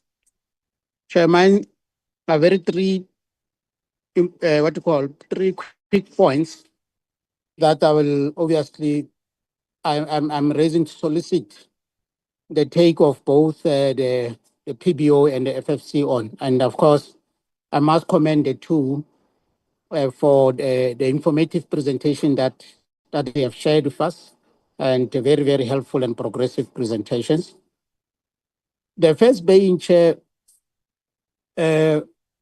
we have seen in this revised budget policy statement a concerted effort to accommodate private sector in most of the services that are provided, even on infrastructure development by government. Nothing wrong about that. Our only concern as NK Party is the fact that if it's done to an extent where government, the provider of public goods and services, completely outsource it to private sector, to outsource their responsibility to private sector, that has the potential of burdening our people with exorbitant service charges from the private sector. So we welcome the appetite demonstrated by the private sector to participate in the development of our country. But as NK Party, we are very much concerned that the state seems to be not investing a lot in building the state capacity to provide public goods and services to the citizens. And that, of course, might leave our citizens vulnerable to exploitation by private sector. So that's why we are saying, as much as this participation of private sector is welcome, but it shouldn't be done to an extent that it takes over the responsibility of government to provide public goods and services to our people. I will definitely appreciate to hear the voice of both POB and FFC on this trend that you are observing. Maybe we are just too cautious. Maybe they might be obviously having a different determination on the private sector participation in as far as this medium-term framework, expenditure framework is concerned. And then secondly, Chair, the FFC, but it also applies to the PBO, because we really want to hear what's their take on the assertion by the FFC that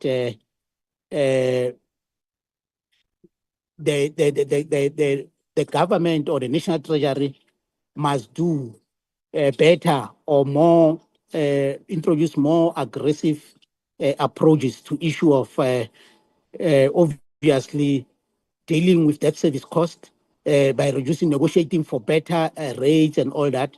But the question that we wanted to respond to is, what is the current status quo? Because year in, year out, National Treasury insists that it's doing a lot in that area. So if they say the National Treasury must do more, exactly what is it that they're referring to? But also the understanding of the two institutions in as far as this strategy of managing debt and the debt to GDP ratio is concerned. What is their take? Are we doing enough?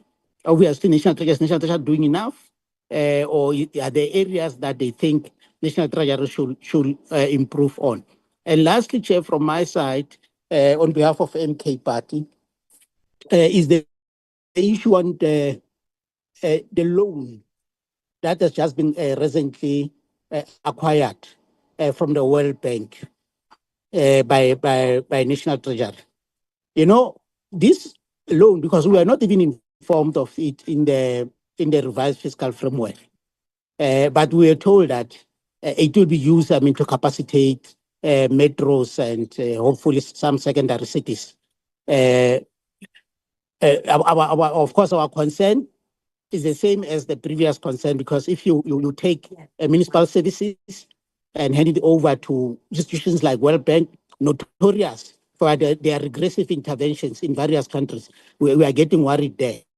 But now our issue is not even about that. Our issue is, does the two, POB and FFC, think as members of parliament we are doing enough to hold National Treasury accountable on this acquisition of loans? I know legislation provides that they can acquire loans, but the truth of the matter is that in most cases, as parliament, we only come at the tail end of this process. And we don't have the details. The process that they follow to acquire these loans is not transparent. We are arguing for, obviously, a change on the legislation, so as the process is more transparent, to make sure that as they acquire loans, these are loans that are not going to indebt or maybe to cause what we call financial, slavery, to our people, So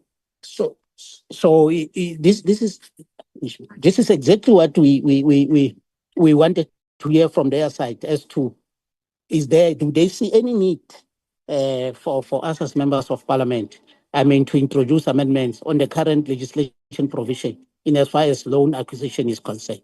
Thank you very much, Chair. Thank you. Thank you, Honorable Van Rooyen. Honorable Sekwati, you are next. Thank you. Thank you, Honorable Chair. And let me as well join my colleagues in welcoming both the presentation by both PBO and FFC, as led by Professor Jangis and Dr. Mbave. Chair, mine is to really agree that these two institutions or entities are expected to actually give us support in terms of the work that we are doing to make sure that we are able to strengthen oversight, but as well to give us instruments on which we can be able to deal with the work of oversight over the executive. And however, we do accept that whatever that is forthcoming might not be necessarily what we think should be. And I think it's on us to accept or to really say, no, we don't agree with what you are actually proposing. So firstly, Chair, secondly, mine is contribution is linked to what Honorable Mazibuko has earlier projected on the blunt instruments. And I think as part of that is that PBO had asserted that the macroeconomic projection shows that under the revised fiscal framework, the country is unlikely to meet the MTBPS of 2024-29 growth targets, and that progress in reducing unemployment, poverty, and inequality will always remain minimal. And that sounds like the PBO is saying that the macroeconomic projections are not credible and therefore will not be able to assist us. And the question is, what are the models that PBO has? If the supply side reforms remain very slow and expansionary fiscal policy to stimulate growth, economic growth is not forthcoming. Are there any alternatives that PBO is actually providing to make sure that the macroeconomic projections could actually become credible? The next one, Chair, is in terms of FFC, that even with lower domestic interest rates, lower inflation and weakening dollar, why does FFC believe that South Africa's rising risk of fiscal debt trap cannot be mitigated by further borrowing, since additional debt would only deepen the underlying solvency problems? Does that mean that National Treasury's claim that lowering the inflation target to 3% will only bring down borrowing costs and creates a false sense of fiscal space, encouraging more borrowing and deepening long-term debt vulnerabilities? Would expenditure moderation, as suggested by FFC, provide a more sustainable alternative to borrowing?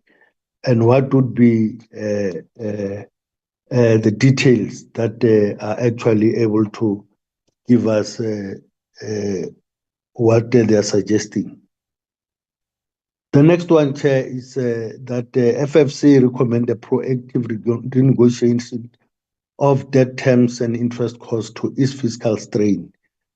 I want to understand if the FFC is of the view that National Treasury is optimizing renegotiation, and what monetary policy measures can contribute to debt stabilization. And the last one, Chair, is with the currently reviewed public-private partnership framework and infrastructure plan that seeks to enable increased PPPs, what potential impact will this have on contingent liabilities in the medium and long term? And what is the view of the FFC on unsolicited PPP bids? I think Honorable Maotwe as well has invited us, as actually is mobilizing us to take some of the functions from National Treasury. And I just want to refer her, before she invites us, to look at Section 13 of the Constitution and come back to us, and we can therefore look at what she's actually suggesting. Thanks, Chair. Thank you, Honorable Sekwati. Dr. Maswanganyi, I'm going to request that we allow Honorable Swart, and as the co-chairperson, you'll come last. Honorable Swart, you may make your input or ask your question. Thank you, Honorable Chair. Thank you. I had to go out for a time, so if one of my questions have been covered already, one of the presenters can just tell me.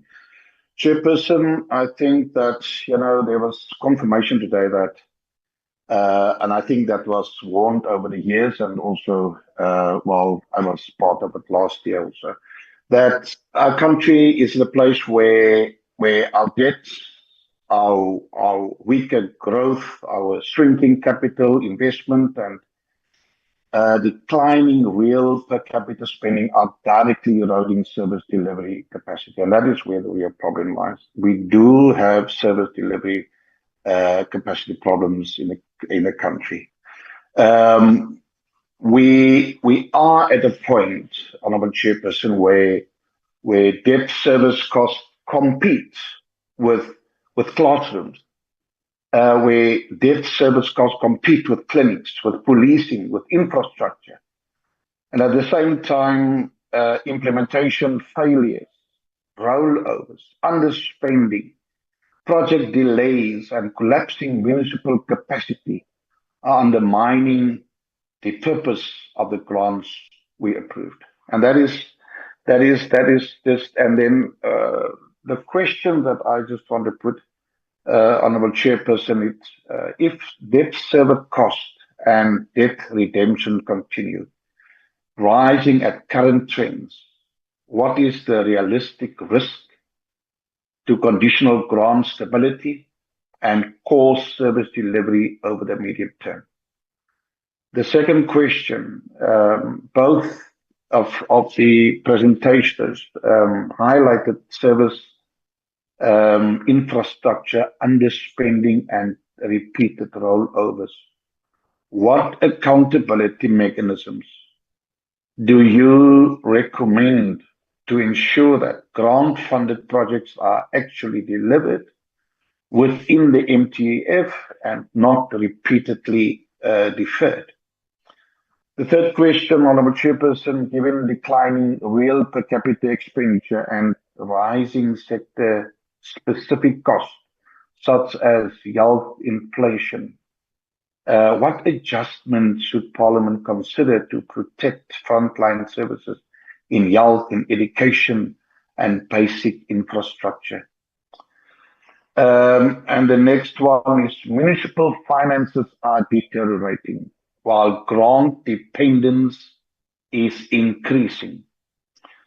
And the question to that one, what structural reforms are urgently required to restore municipal delivery capacity and reduce the long-term risk of grant-dependent local government? We keep on saying that we need to spend more in capacity building. So, but there's real no change. Service delivery is just getting weaker and weaker and weaker. And that is the real issue that we need to. Where is the problem? Because there's a word that says you can't teach an old dog new tricks. So we must come up with renewed programs, and how are we dealing with people not performing? And the last question, Honourable Chairperson, what immediate fiscal and structural interventions would you prioritize to avoid a future debt spiral while still protecting infrastructure and essential services? Thank you, Honourable Chairperson. Thank you, Honourable Swart. Dr. Maswanganyi.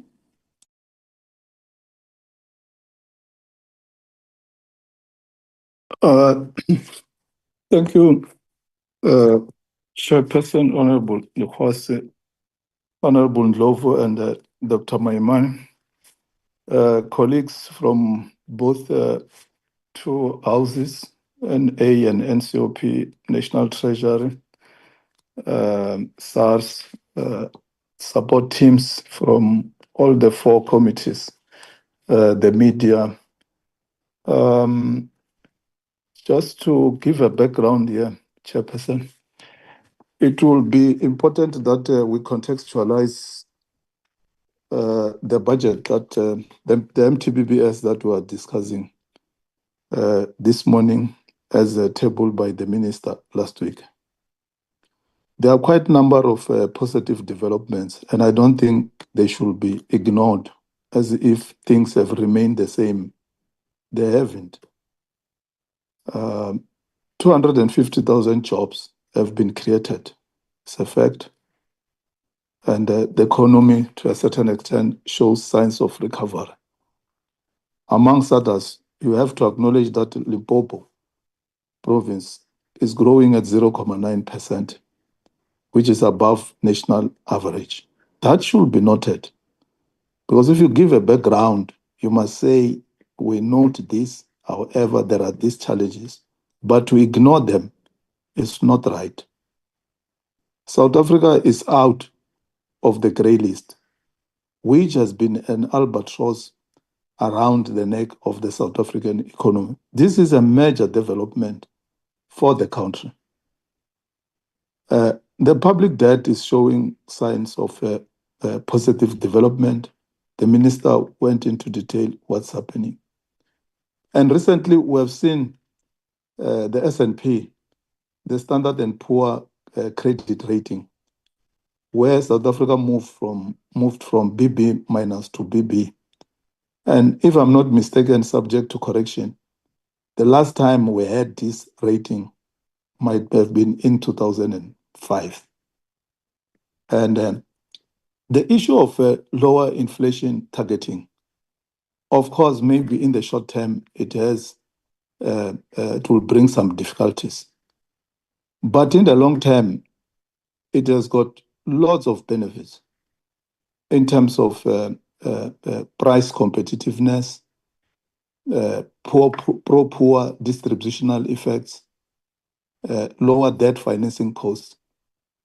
Borrowing money in South Africa is very expensive. Those of us who have got bonds, who borrow money to buy cars and so on, the interest rates are very high. Why should we have a problem when government and the Reserve Bank want to take the inflation much lower, which will make borrowing of money also much cheaper, whether for business or for household consumption? And in itself, that will also boost the purchasing power and reduce uncertainty. You have to mention these facts because these are economics facts. Not always say lowering inflation targeting will bring these negative outcomes, but why don't you give also the positive outcomes, which are quite many? That is very important for us to do that, because economics is social science. Economics is not natural science, where the two natural scientists sitting in one room, when they conduct the experiment, they will come to the same conclusion. If there will be differences, it will be 0, something or 1%. But in social sciences, 5 economists sitting in one room might not come to the same conclusion, because sometimes it depends from which school of thought are you coming from. So that should be taken into consideration. And the role of the PBO and FFC. PBO and FFC are not coming here to Parliament to tell us what we must do. The role of FFC, for instance, is provided for in terms of Section 220 of the Constitution, which says that there is an FFC for the Republic, which makes recommendations envisaging this chapter or in national legislation to Parliament, provincial legislatures, and so on and so on. So that's what they are here for, to recommend what should be done, not to tell us what must happen. So we know very clearly what must be their role, and the same applies with the PBO. If we have got differences on how they approach issues, fine. We don't have to agree with them. But I believe the presentations that have been tabled here today, a lot of work has been done by the colleagues coming from those two institutions. If you look at how they've analyzed data, you can see that they've applied their mind, because the data that is here must be evidence-based. You don't have to thumb suck. So I thought I should give this context. Lastly, Chair, the official who spoke or presented before Sabelo, I can't remember who is. I'm not sure if I heard him very well from FFC. He, from the presentation, it's like he's playing down the national dialogue vis-a-vis the creation of jobs. As to, I think the president went into detail why we need a national dialogue. And there is a process now on how that process is rolling out. Can he clarify, or if I misunderstood him, that the importance of national dialogue is, to him, is not what is supposed to be. What we were supposed to be focusing is job creation. If I misunderstood him, he has to say so. If not, he has to give rationale for what he is arguing. Thank you, Chairperson. Thank you, Honorable Maswanganye. I see a hand of Sani Lemwali.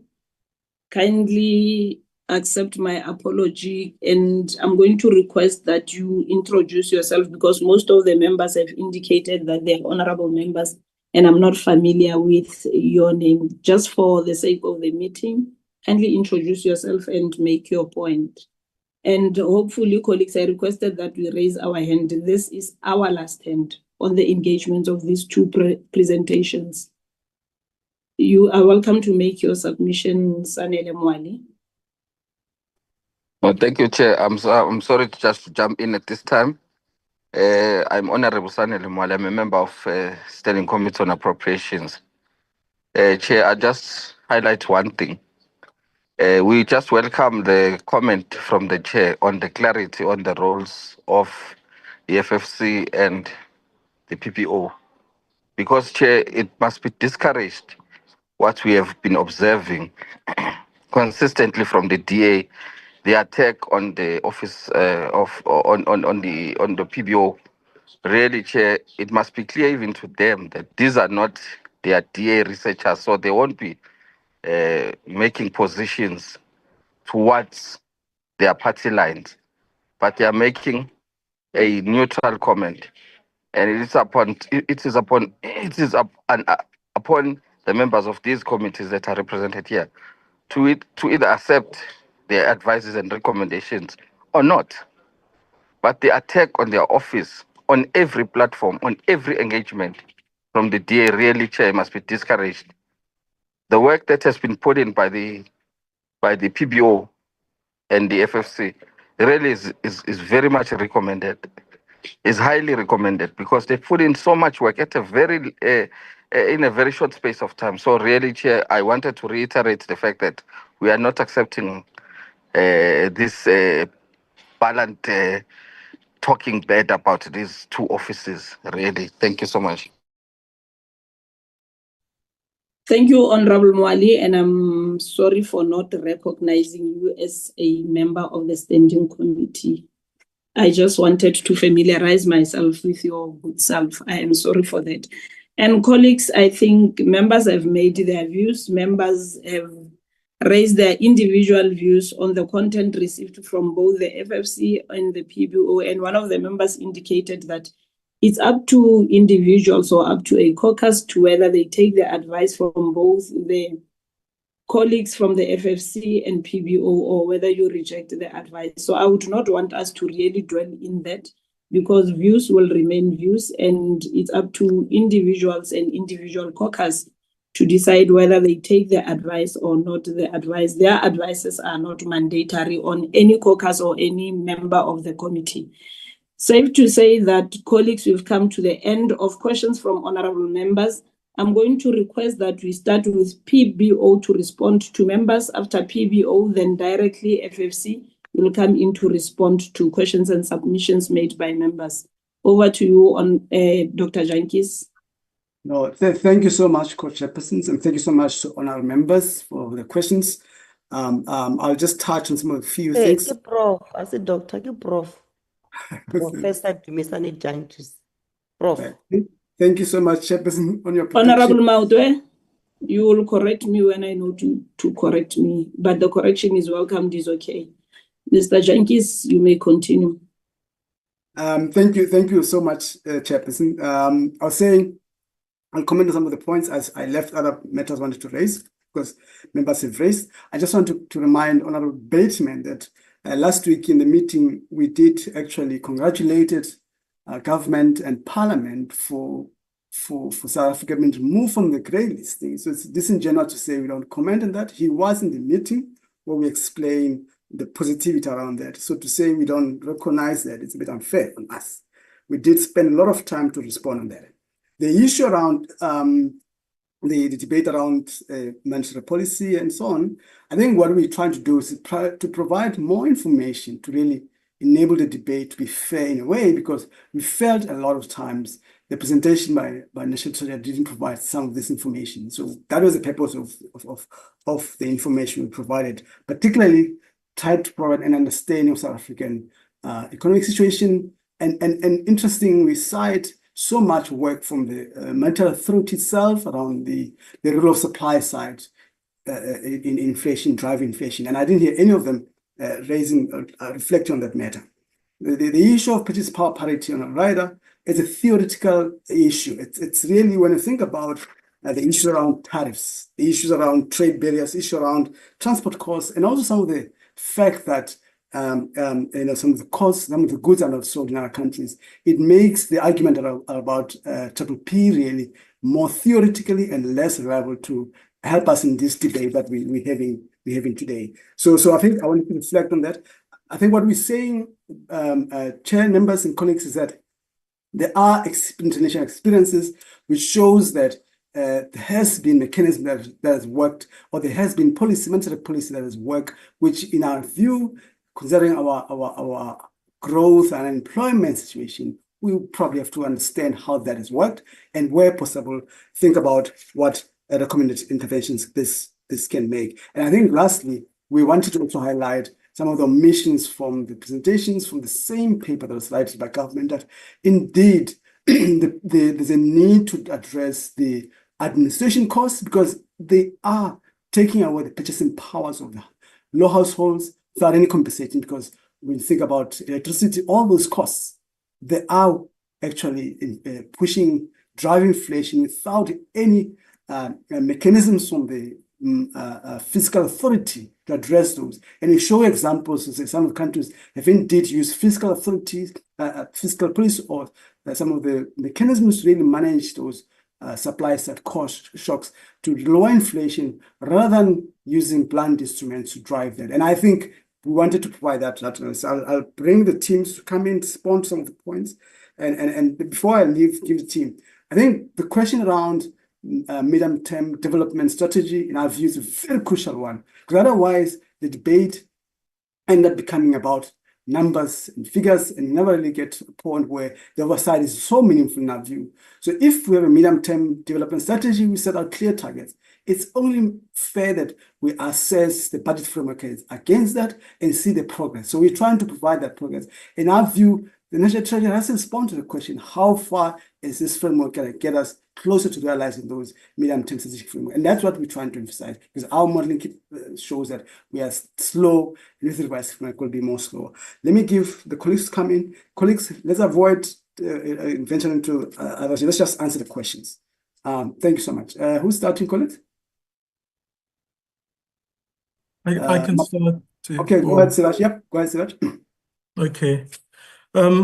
I just want to say that, I agree that our role is to provide advice and recommendation, and that we've been asking over and over many years that the National Treasury take a more pluralist approach in its economics and economic analysis and the way in which arguments are presented. So what we did in our presentation is we actually quoted from the National Treasury's words. We also referred to the Reserve Bank's positions, and we in a table and in other parts of the presentation responded to those. So clearly our presentation was not one-sided.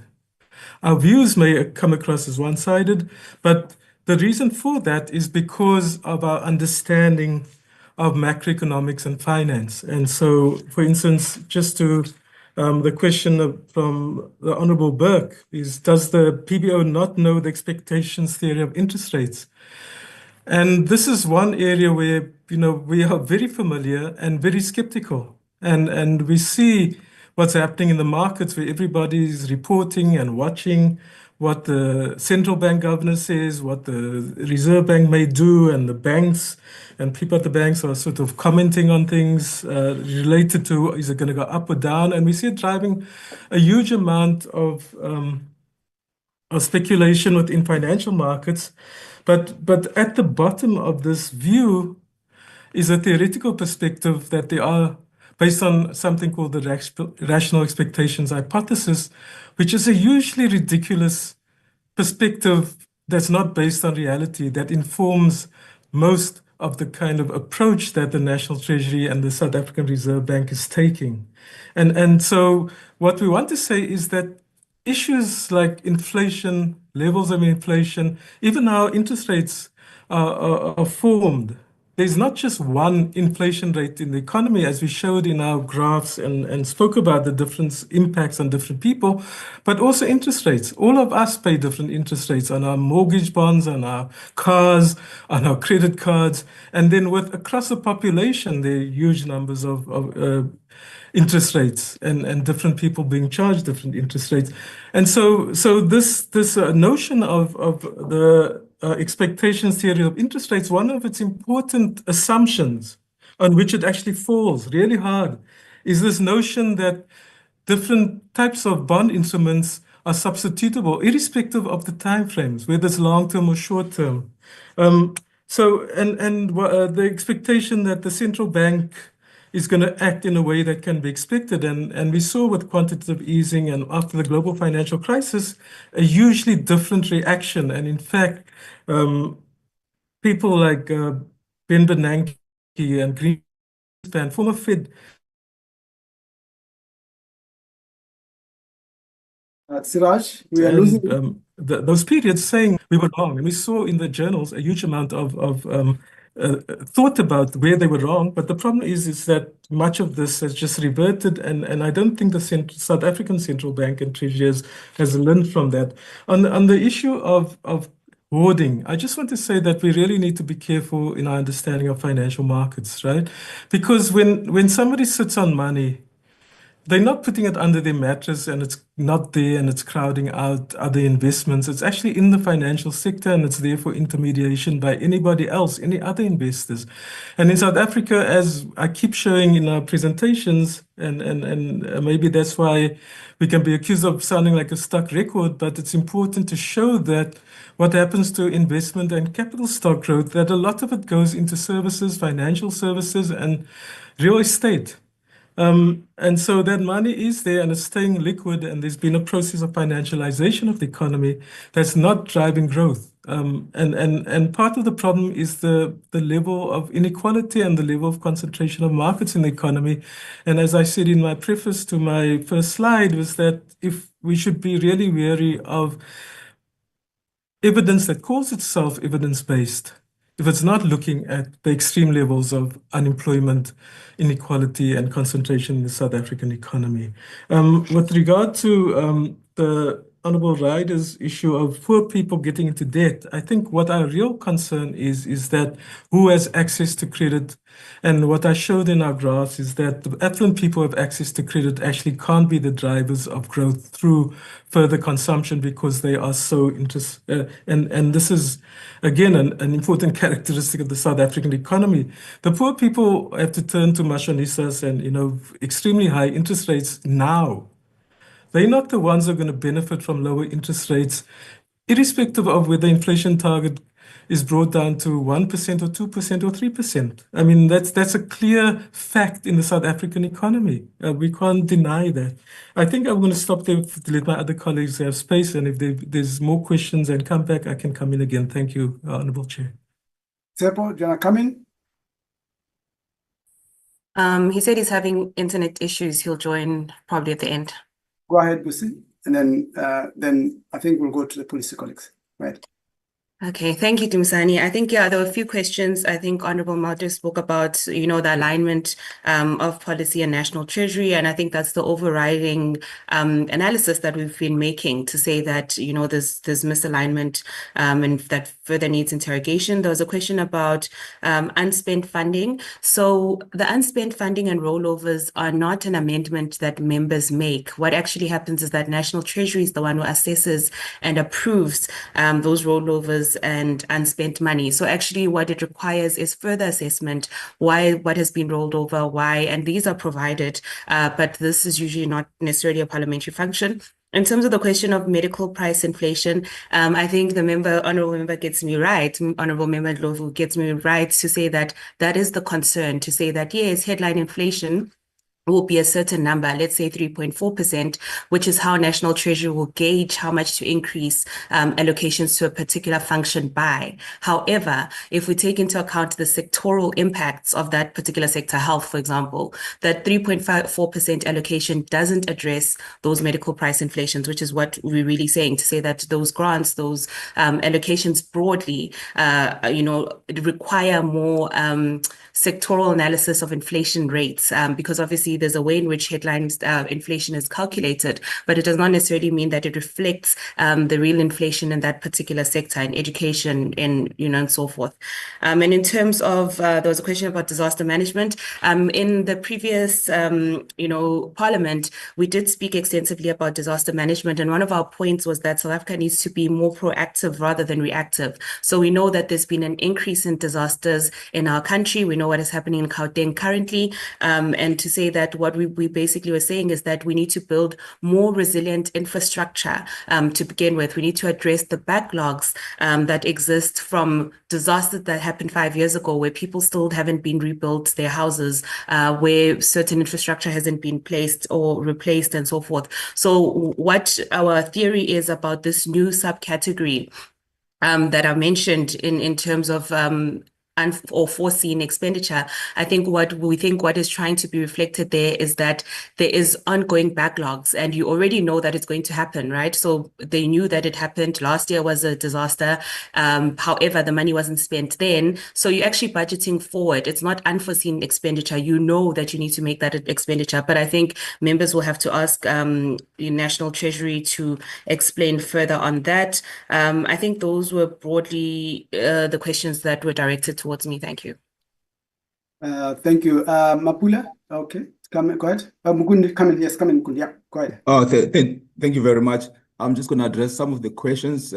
Honorable Suisa, raised a question about strengthening province municipal infrastructure delivery. So that was also emphasized in the MTBPS, but it's quite critical to ensure that municipality demonstrate project readiness, to ensure that before the financial year begins, for example, they already have the IDP, the 3-year capital program, and credible planning has already been put into the system. The system generally has a multi-sector oversight approach to infrastructure delivery. It is true that there are many, there are many bodies and many government entities involved in the structure. So sometimes that's where sometimes some of the projects they fall down because everyone does not specifically know who's supposed to do what where. So there is a need to do that. I think that's what government through National Treasury is trying to do to improve that. Of particular importance is to improve consequence management, to ensure that whatever slow spending or spending money, poor spending generally, and also failure to spend should also be people or municipal officials and municipal mayors who are involved in that should also be held accountable. Honorable Ndlovu, raised also the questions about what Busi just covered. Yes, there are systems in place to ensure that quarterly and monthly departments and entities report on the performance and the report, the report to different bodies like I indicated. It's important that those reports are then implemented and then recommendations included in those reports are then dealt with. Yes, as well, Honorable Beck, I did ask about the issue about the proliferation of infrastructure entities. The public infrastructure ecosystem in generally is classed that, but the government did say that they want to reduce duplication, they want to strengthen infrastructure. So the question that we raised in the presentation is just that to ensure that those bodies are then adequately funded and then they provide that oversight and monitoring service. Yes, there is Honorable Ryder did raise the issue about tightening conditionality of guarantees and all that. That's what the government is trying to say. So these days, you will see that when guarantees come, they come with fee, they come with interest payments attached to it, and then there are more, there are more stringent conditions than before. I think those are some of the questions that I would like. And finally, Honorable Swart raising the issues about delayed project implementation across the system. Basically, the problems, if you read any in literature, whatever, the problems have already been identified. Now it's just a matter to ensure that decisive action is put into place to ensure that projects are indeed delivered in time. And then if there's failure to do so people who fail, or they should be held accountable through continuous management. Thank you. Mapula and Nelia, just quickly respond to the questions on policy and division of revenue appropriations and conditional grants. Thank you, Director. There was a question on the ability of local government to spend on conditional grant. So we're thinking the reforms on the conditional grant is trying to address this, and also, but there should be clarity on the monitoring roles and there must be better intergovernmental relations. And on the question of TARS is based on reviews and evaluations, and a few has been done, but it has not informed the budget process. So when looking at some of these reviews, they were all done by consultants and not departments or provinces have budget for such reviews. I think those are the two that I needed to answer to. The Timloy, thanks, Mapula. Timloy, Sepo, come in, sir.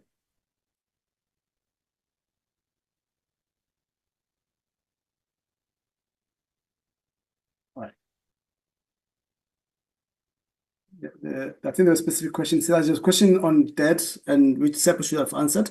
Are you unable to respond to those? Yes.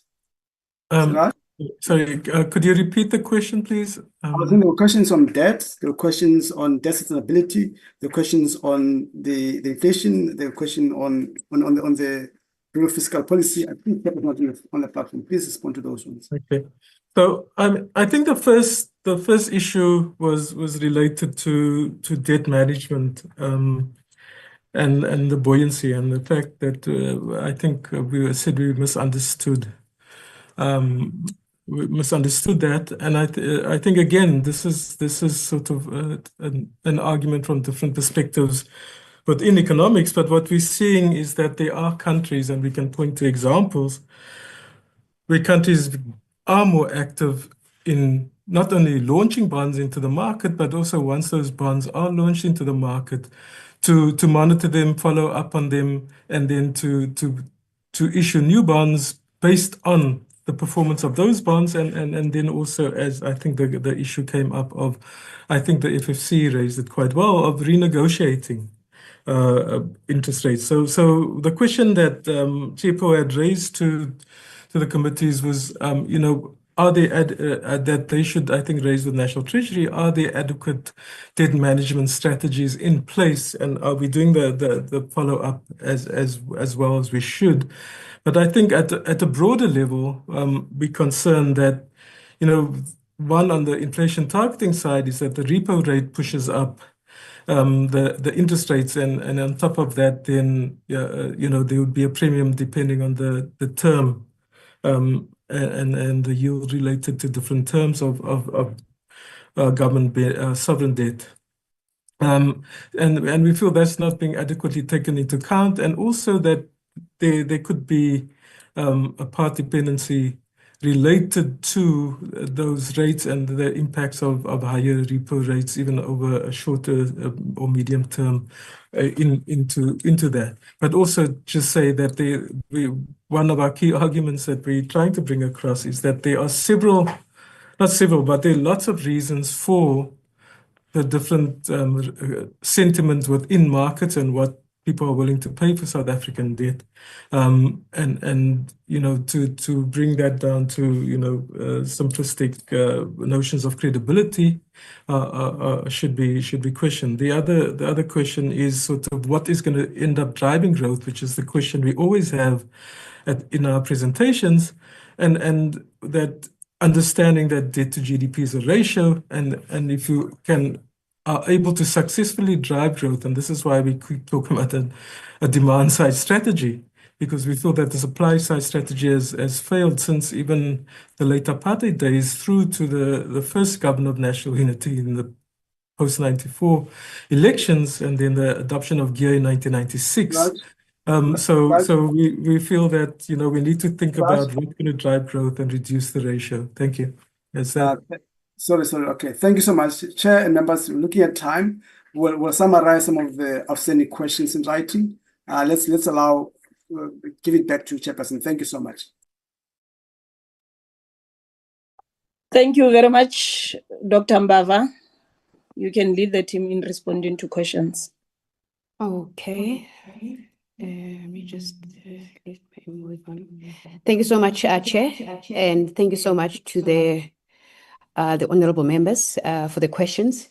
Chair, maybe I'm just going to attack only one question, which was common among some of the honorable members with regards to the primary budget surplus and whether the primary budget surplus will be able to actually reduce our debt. I think the question came through from Honorable Ngwangwa, I think Honorable Van Rooyen, and Honorable, I think Gamede.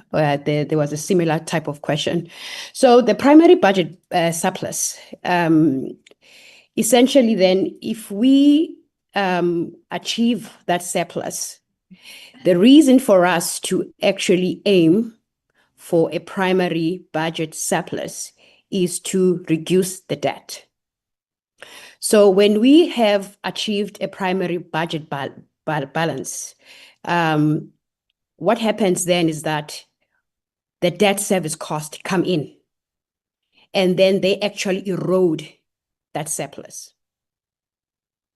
So what needs to happen is that the debt service costs, they need to be reduced and not mushroom, so that surplus over time can actually remove the debt completely.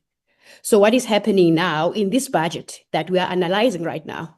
So we have achieved some positive fiscal outcomes, and we are projecting also about 19.7 billion in terms of tax revenue.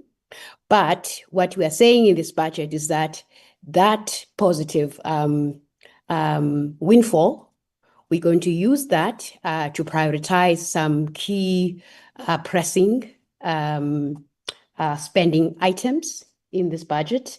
And we're also going to increase our contingency reserve. So we're not really using the surplus to actually reduce the debt. So the important thing then is that, or rather what you need to be aware then, for the debt to actually be reduced is that we will just rely on the macroeconomic environment to be favorable. But the actual surplus that we are receiving as a country, we are not really using it to actually reduce the debt itself. We are using the surplus to actually deal with pressing issues which are valid, which are very valid. These are issues like the building of Parliament.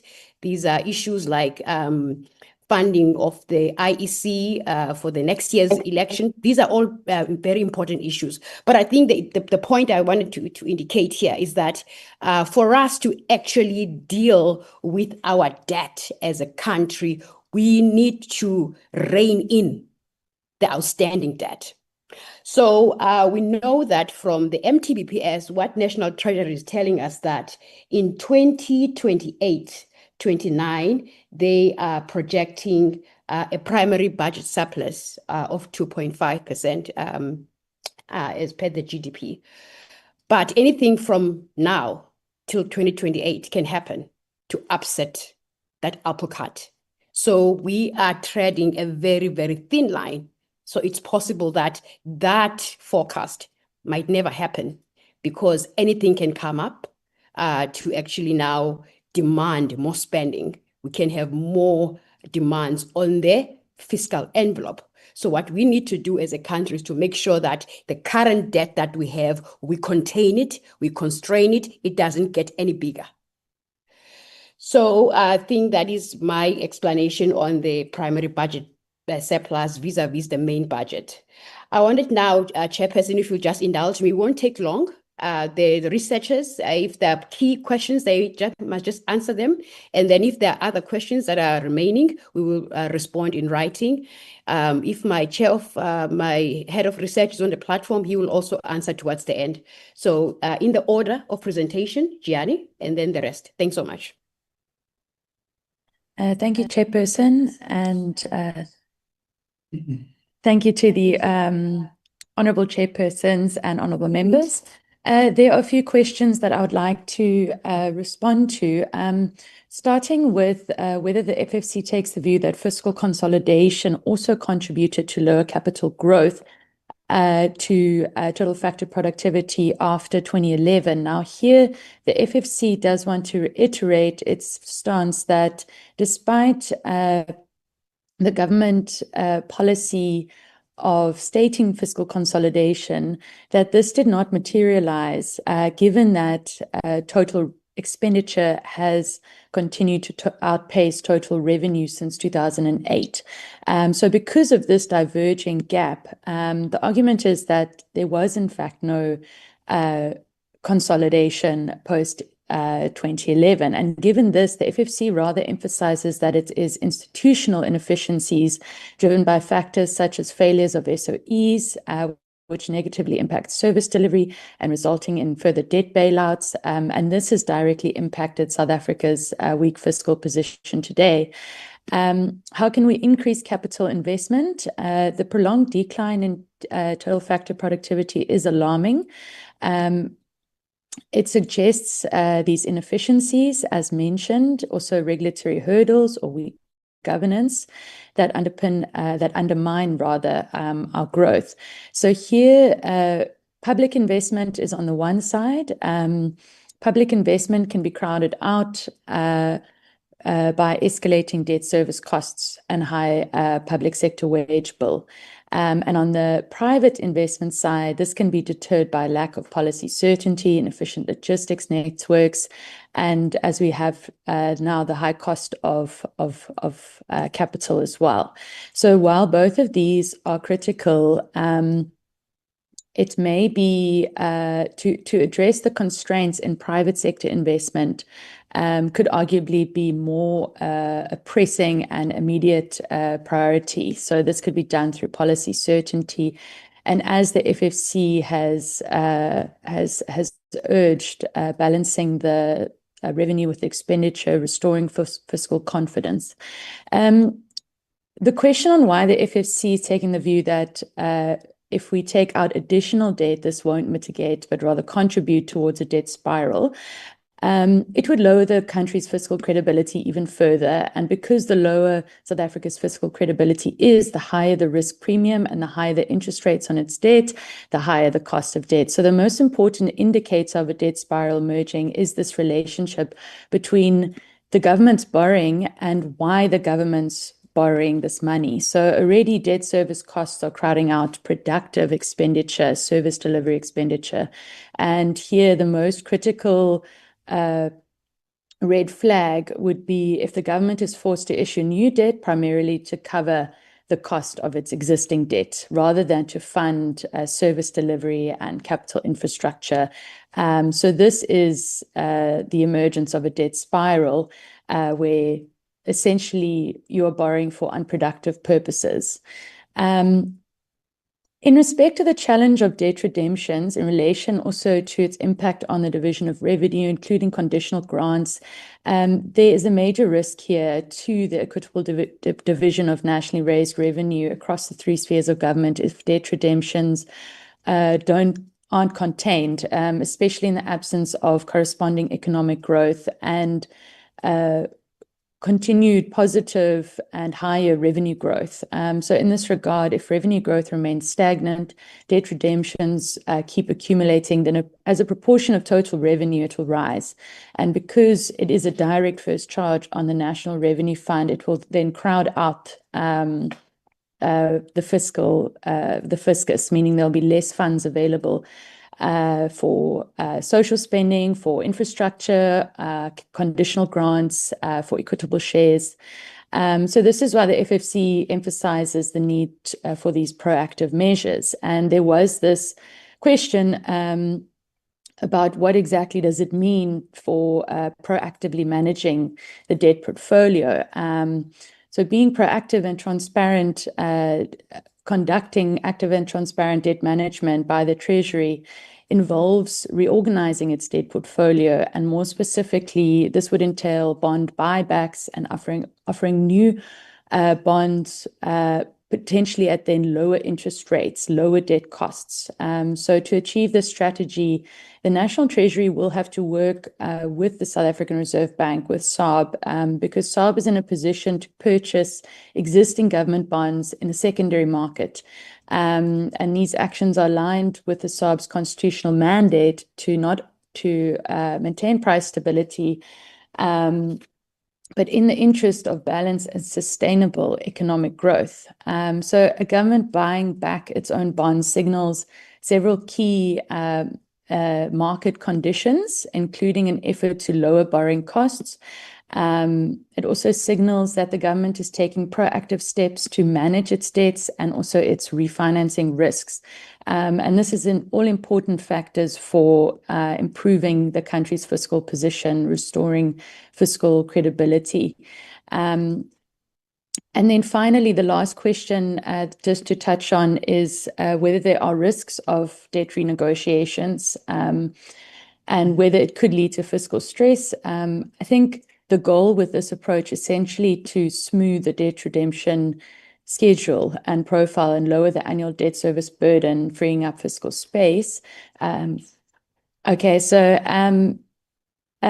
there will be risks. For instance, if renegotiations are handled poorly, this could be perceived as a sign of distress. However, the potential benefits are strong, as it would provide immediate fiscal relief and free up resources and reduce solvency risks, improve market confidence, and so forth. Apologies for taking so long. I'll hand over to my other colleagues if they have other inputs. Thank you. Thanks, Jenny. I'll first off, just on a point of clarity that was raised by the Honorable Mazimbuko on one of the recommendations that was misread on the appropriations section. So just on a point of clarity, the recommendation applied to the Minister of Finance and not, as I had previously mentioned, the Minister of Health. So that would read that the Minister of Finance should be responsible for proactively building fiscal buffers into the budget to help mitigate climate-related shocks. On the point of climate resilience, again, that was raised by the Honorable Mazibuko around any sort of recommendations around climate funding. So here I'd like to point out the recommendation that the Commission made in the 26-27 Division of Revenue, where we recommended that the Minister of Forestry, Fisheries and the Environment, in conjunction with the Minister of Finance and the Presidential Climate Commission, look to make coordinated efforts to partner with international role players on strengthening international climate funding. And here we highlighted that such an approach could be the creation of a climate fund to help support countries such as South Africa, whose global contribution to carbon emissions is marginal compared to that of other more advanced economies, but still experience higher economic costs associated with these extreme weather events. On the issue raised on rollovers, So here, in terms of the recommendations around ensuring that these large rollovers can be mitigated, here the FFC would make recommendations around strengthening expenditure planning and execution across the different departments to help improve credibility of the budget. It would also emphasize tightening oversight of these departments, not only by National Treasury themselves, but also Parliament, and also ensuring that the remedial action plans are in place and linking future budget allocations to demonstrated performances in spending. On the point raised by Honourable Burke, as was touched on by colleagues at the PBO, here the Commission recommends that any sort of performance-linked grants, this should be to the Honourable Member that talked about grant performance and not Honourable Burke. So here we just want to point out that the FFC made recommendations around linking grant performance to the spending capacity of these municipalities, and also looking at performance-linked feedback mechanisms for provincial and municipal incentive grants. On that point that was raised by Honourable Burke around the different entities when it comes to infrastructure, the Commission here points to the 2026-27 Division of Revenue, where we zoomed on at looking at subnational government's role in infrastructure. And here we found that there was an absence of a single window of coordination for infrastructure projects. And so we made the recommendation that as a means of a single window of coordination, the Minister of Finance, in collaboration with the Minister of Public Works and Infrastructure, should develop a subnational infrastructure coordination framework to help streamline infrastructure development at the provincial and municipal level. And lastly, on the point raised by Honourable Dr. Masengwani around whether the Commission is questioning the need for the national dialogue. So here I'd like to unequivocally make clear that the Commission is not questioning whether there's a need for a national dialogue, but looking at the quantum of expenditure related to the national dialogue, and whether, given the pressing social needs at the moment, such a huge amount, looking at balancing such a huge amount in relation to spending on high impact sectors like health, education, and job creating infrastructure.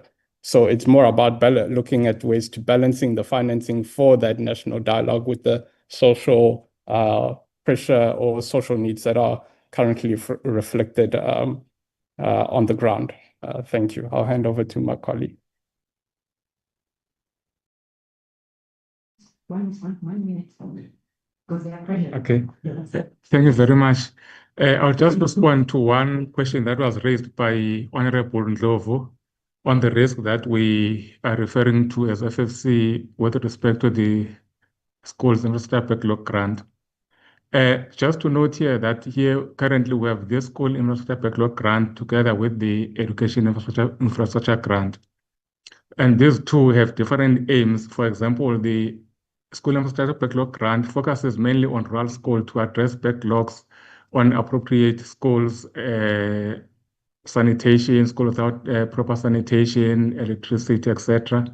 And then now reducing this grant by 21% will affect the delivery of services and improvement in these schools. In fact, analysis by province is even worse, because some provinces like Limpopo, the cut is as far as 83%, and for Free State is up to 73%, meaning less resources are available for this for this grant for those provinces.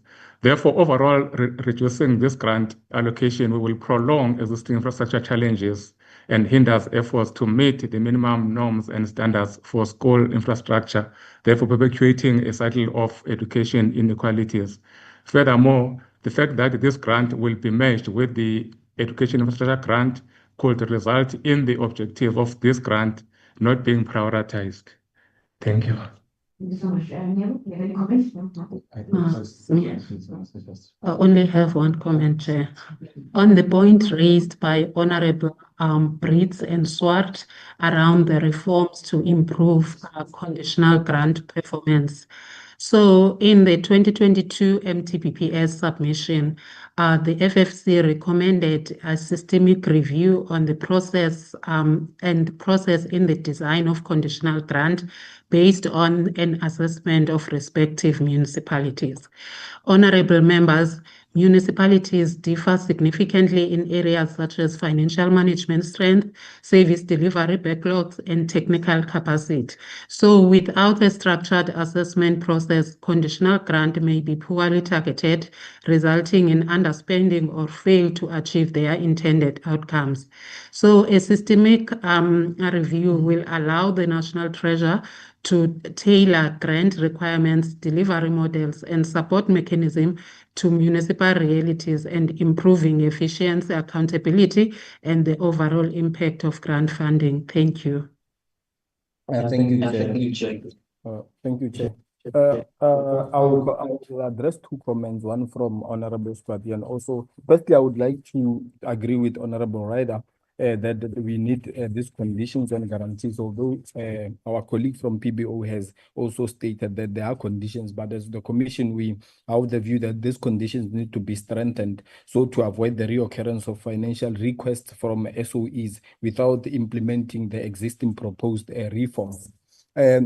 From Honorable Squati with regards to unsolicited bids, the Commission is of the view, as highlighted in the Commission's 2026-27 annual submission for the Division of Revenue, that the provision of unsolicited proposals is a positive development as it encourages innovation by inviting private sector stakeholders to submit ideas and recommendations that public sector partners may not have considered. However, the Commission is also of the view that unsolicited bids are not without challenges and may also be problematic in that placing the government's primary point of interaction at the feasibility study stage could be a potential lead to biased project selection and a lack of competitive bidding. Thank you. Thank you so much, Chair. I think because of time, Chen, if you can just take it 1 minute, but I'm very pressured for time because we really need to wrap up. Just address 1 or 2 questions, that's it, and then we hand over, please. Right, thank you, Chair. Thank you, Honourable Members and Chairs, for allowing me. I think I just want to address one thing, and it's with, again, as I always try to come with data. So recently, since around May, our bond yield on the 10-year government bond has dropped from the high of 11 down to 8.67. And what that means is that in the markets, bond markets, the demand, the required returns for investors to want to lend government money has dropped, right? Because of the decrease in risk. So as perceived by the market. So what that means is also that it creates an opportunity for us to, as I said, restructure the debt portfolio, because basically we can now possibly borrow at the same amount, but costing less. Because of this, originally we had to borrow at 11% of required returns as yield on the bond. Now we can go down to 8. But this thing does not happen automatically. This needs Reserve Bank and National Treasury to go back to those borrowers of the first batch. That is, those people that lend government money at the 11% and say that, no, here is your money back. Thank you very much. Now, and then we borrow from the 8%, the second batch. That's the opportunity, but this does not happen automatically. It needs active market engagement, and it's not an easy job. And I agree, I concede to Honourable Ryder that I was a bit harsh. And the reason why that is because it is indicative of inaction to do these things, to restructure the debt, despite the better than expected revenue collection, despite the low inflation, despite the credit rating upgrade and the lower bond yield required. Under these conditions, we should see a lower stabilizing level, not higher. The fact that this now, the new MTBPS showing a higher stabilizing debt level suggests to me that someone is trying to be lazy. And so if we act appropriately, act proactively, restructure the debt, and make sure that we use this opportunity amongst the many crises that we just come out of, we may then turn the ship around, as we are actually already in the debt spiral, already in the debt crisis of, as I think Honorable Konkwa asked, what's the likelihood? We are already in that because we've been borrowing money to spend more than actually what our revenue envelope has allowed us to when collected. Thank you, Chair.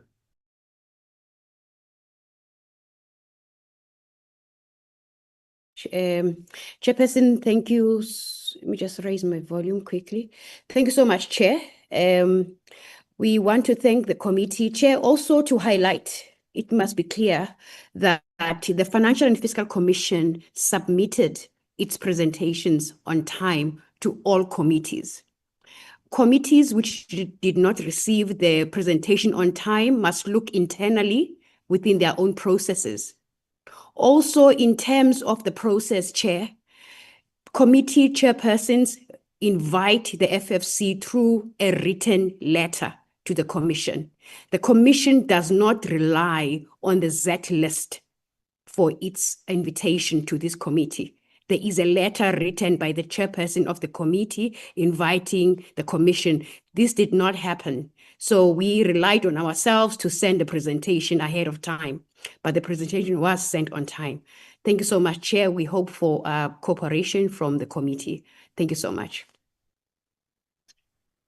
Thank you very much, Dr. Mbava and Team FFC. Colleagues, as I indicated, that's a matter that I think the Secretariat will improve on, the Secretariat together with chairpersons of committees. I'm now going to invite Honorable Maimane, the co-chairperson, to make his closing remark and close the meeting. Honorable Maimane. Thank you, Chairperson and thank you so much to the FFC and the PBO for the presentations.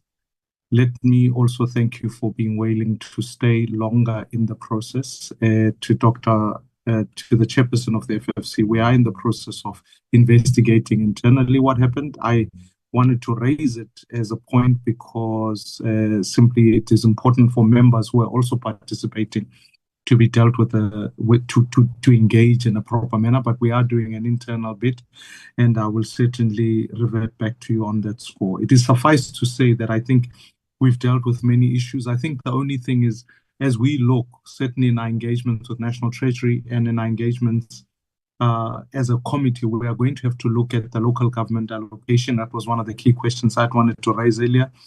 It's clear that in the February budget statement, the minister had raised the fact that the cost for employees to get to work is higher in South Africa relative to other developing economies, yet there's a clear move. When you remove the grant for public transport, it does mean that we certainly going into next year need to look at how we offer adequate public transport for citizens, but also deal with local government in where it's at. I do think, honorable members, it'd be amiss of us not to welcome the removal. It's not the removal of South Africa from the grey list. It would be amiss of us not to acknowledge that South Africa in many ways has been upgraded by some of the rating agencies, and that in fact, when we look at the medium term, there are some interventions that are taking place that must be welcomed. So in the light of that, I do think as we make recommendations as various committees, I have taken to heart the comments made by both the FFC and the PBO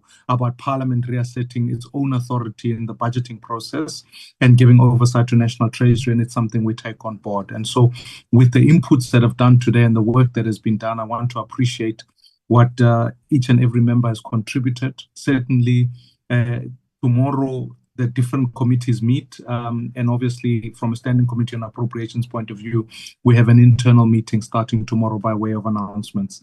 Thank you, Chairperson. Thank you for the hard work of chairing this extended session, and it is much appreciated to both committees. Thank you very much. It is my privilege to close this meeting at 13:27. The meeting is therefore closed. Thank you to all the members and chairpersons. Thank you.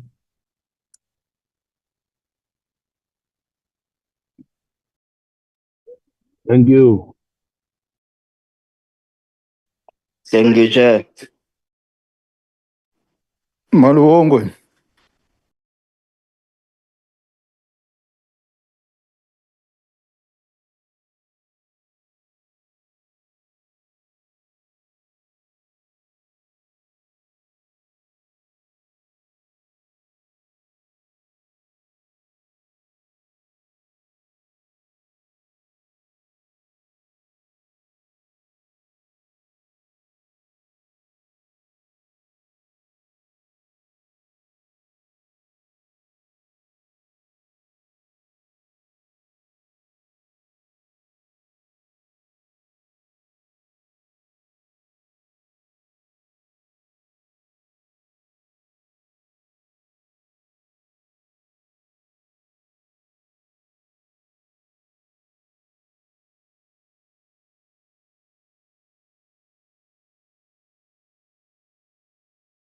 Recording stopped.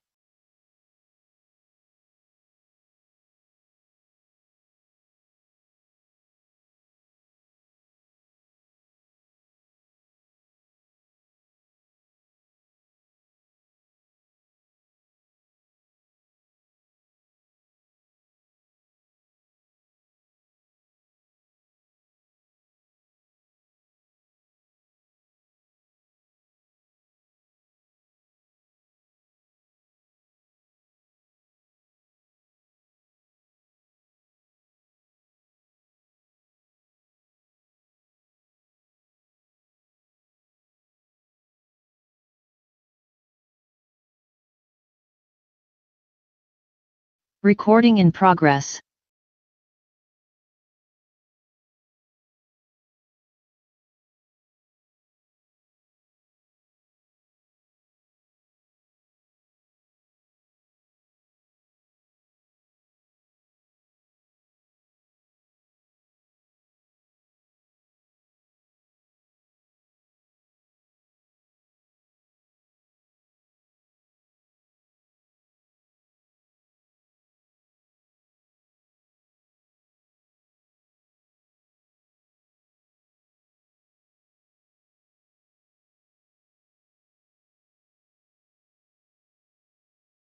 Recording stopped.